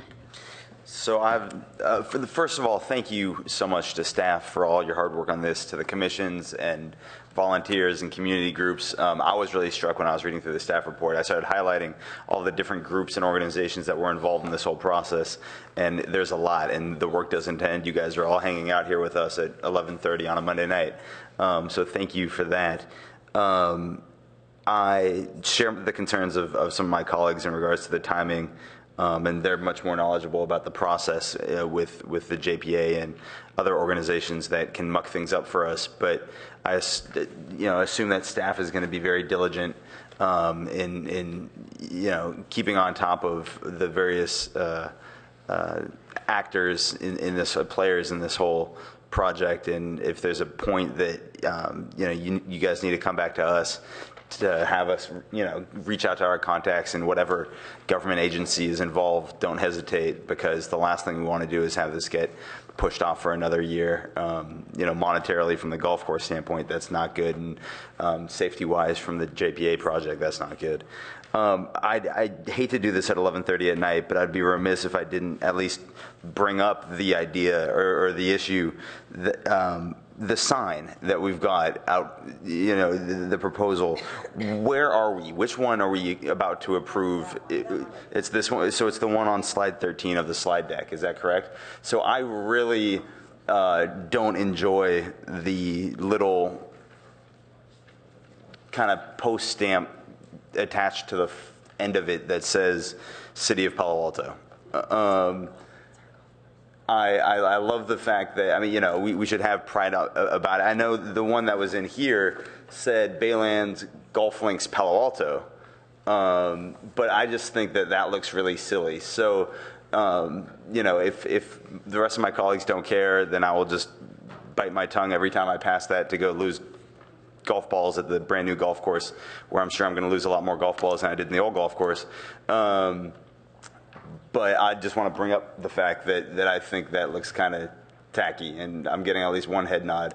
What do you want to do? So I will ask for I know not to call it a friendly amendment with the maker of this motion, but I will offer an amendment to the maker of the motion that we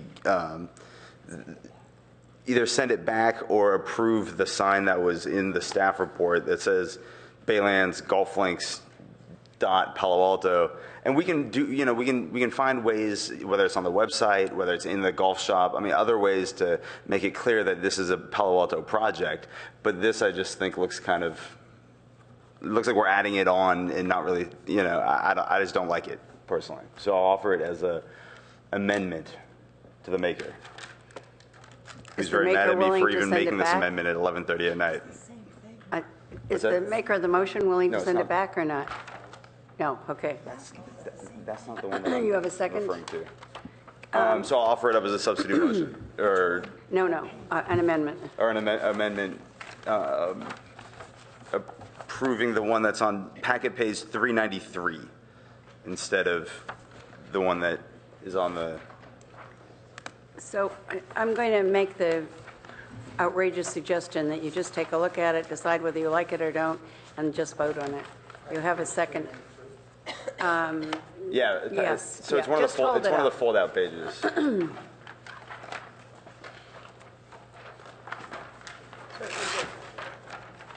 Yeah. It lists Palo Alto in big letters. Packet page 393. Yes. Versus the one that's up there on. Yeah. Yeah, I like it too. Yeah, I like it too. Why don't we vote on it, okay? Could I suggest we do a vote on this? The question is, do you want to switch to the suggestion Councilmember Berman has made?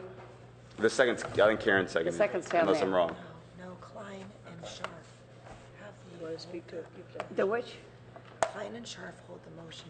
He's got. Klein didn't want to take it. Yeah, he didn't take it. That's why we need this.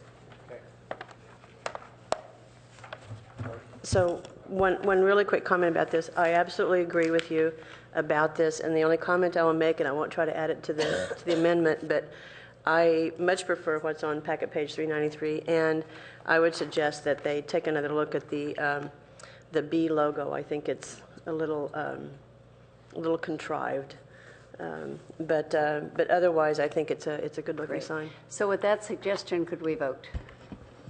I'm pushing my green light, which means we're in favor of Mr. Berman. The only difference is this has the words Palo Alto. Yeah. No. Yeah, and it doesn't have the tag, doesn't have the city logo But it panel. doesn't have the little. It doesn't have Right. this on it. So it doesn't have the sign that has Palo Alto. Right. Yes. Yeah. Yeah. Up or down? Or. Oh, yes. Okay. Oh, you're killing me, Greg. The new sign prevails, and that takes us back to the, did you want to continue? Nothing, no, not at all. I'm happy to support the Okay. motion. In that case, I think that we go on to Councilmember Holman, and this time you're speaking on the main motion. Correct. And that's our last speaker on this, and then we will vote. Okay, just a couple of questions for staff is I tried to confirm for myself which of the golf course designs is confirmed in any of the actions that we're taking tonight. And if you can point me to which golf course design in the record of land use action or someplace which confirms which design we're approving tonight. It was a design that lowers your handicap by 5 strokes. If that's a promise. I would say that what you're approving is the site and design review application, which is attachment D, those expanded sheets that are in the packet. That was our submittal. But doesn't D show a few different golf course designs? That's how I read it. No, it shouldn't. Well, it was, you know what, it was very hard to read that because half the sheets are upside down, so it was very difficult. So, No, attachment D is just the fleshing out of Plan G that was approved by the council a couple years ago, and that was the package that was submitted to the ARB and the Planning and Transportation Commission and the Park and Rec Commission. and that can be confirmed in one of the, like the regular land use action, that that's the plan we're approving? You know what, that's the intention of the council, but just, so I guess somehow before this is, well, we're acting on it tonight. But while you're looking for that, I have just a couple other quick questions. One of the mitigation measures, and I'm thinking if I get a nod of the head from the environmentalists that are here, the mitigations for the nesting, particularly the nesting or burrowing critters, the mitigation seems to be identification of where they're nesting and then creating buffers around where they are. But in my mind, I can see this like, okay, there's a burrowing critter here and a nesting critter here, so you could have like a landmine effect out there and you can't do any work. So I guess I'm kind of figuring a worst case scenario, but I'm looking to the environmental, are you okay with these mitigations? It seems like? I mean, just... They're actually well-documented mitigations that are approved by the Wildlife Agency. Just introduce yourself. Matthew Jones with ICF International. They are boilerplate, as Shawnee pointed out, but they are well-documented mitigations. And you can get into some situations where some nests will pile onto each other. But there are pre-construction surveys that you can do. You can do things before the nesting season begins to create a situation where there won't be nesting during the construction period. There's some ways you can manage it. And so boilerplate or not, these can be effective mitigations. Yes, that's they are the question. effective. Okay, great. Yep. Okay. I think that's actually my only other question. And I did want to just make one comment, which is I wanted to thank the staff because it seems like this has been a very, very good collaborative project and outreach with a lot of different interest groups, and I really congratulate you on that. So with that, if Joe Tracy's been able to confirm that in one of the records that we are approving, that it's clear which golf course plan we're approving.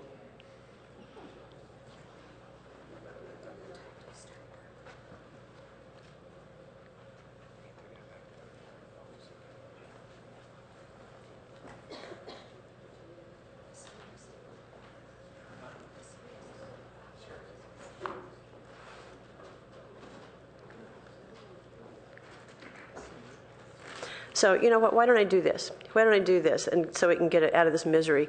Why don't I say that we clarify in the motion, with the consent of the maker and seconder, that what we're approving is Plan G, as identified in Attachment D. And that way we have confirmed by our action what plan we are approving. Staff has no problems with that, I assume. I'm good with it. Any problems? Will that let us vote? Yes, yes. Not a problem with that. Let's vote on the board. This is on the main motion. This passes the golf course with its EIR intact and a different sign. And congratulations. Councilmember Price. Yes, I'd like to propose that we adjourn this meeting in memory of Pete Seeger. He had a profound influence on all Americans. His life was devoted to improving and promoting social justice, civil rights, peace, and the environment. If I might just acknowledge, my wife has been sending me texts today because she's been at Freight and Salvage in Berkeley with old friends, with Ronnie Gilbert and Country Joe and all of those, and Pete Seeger. But I said, we topped you here tonight at the council meeting. Thank you all very much.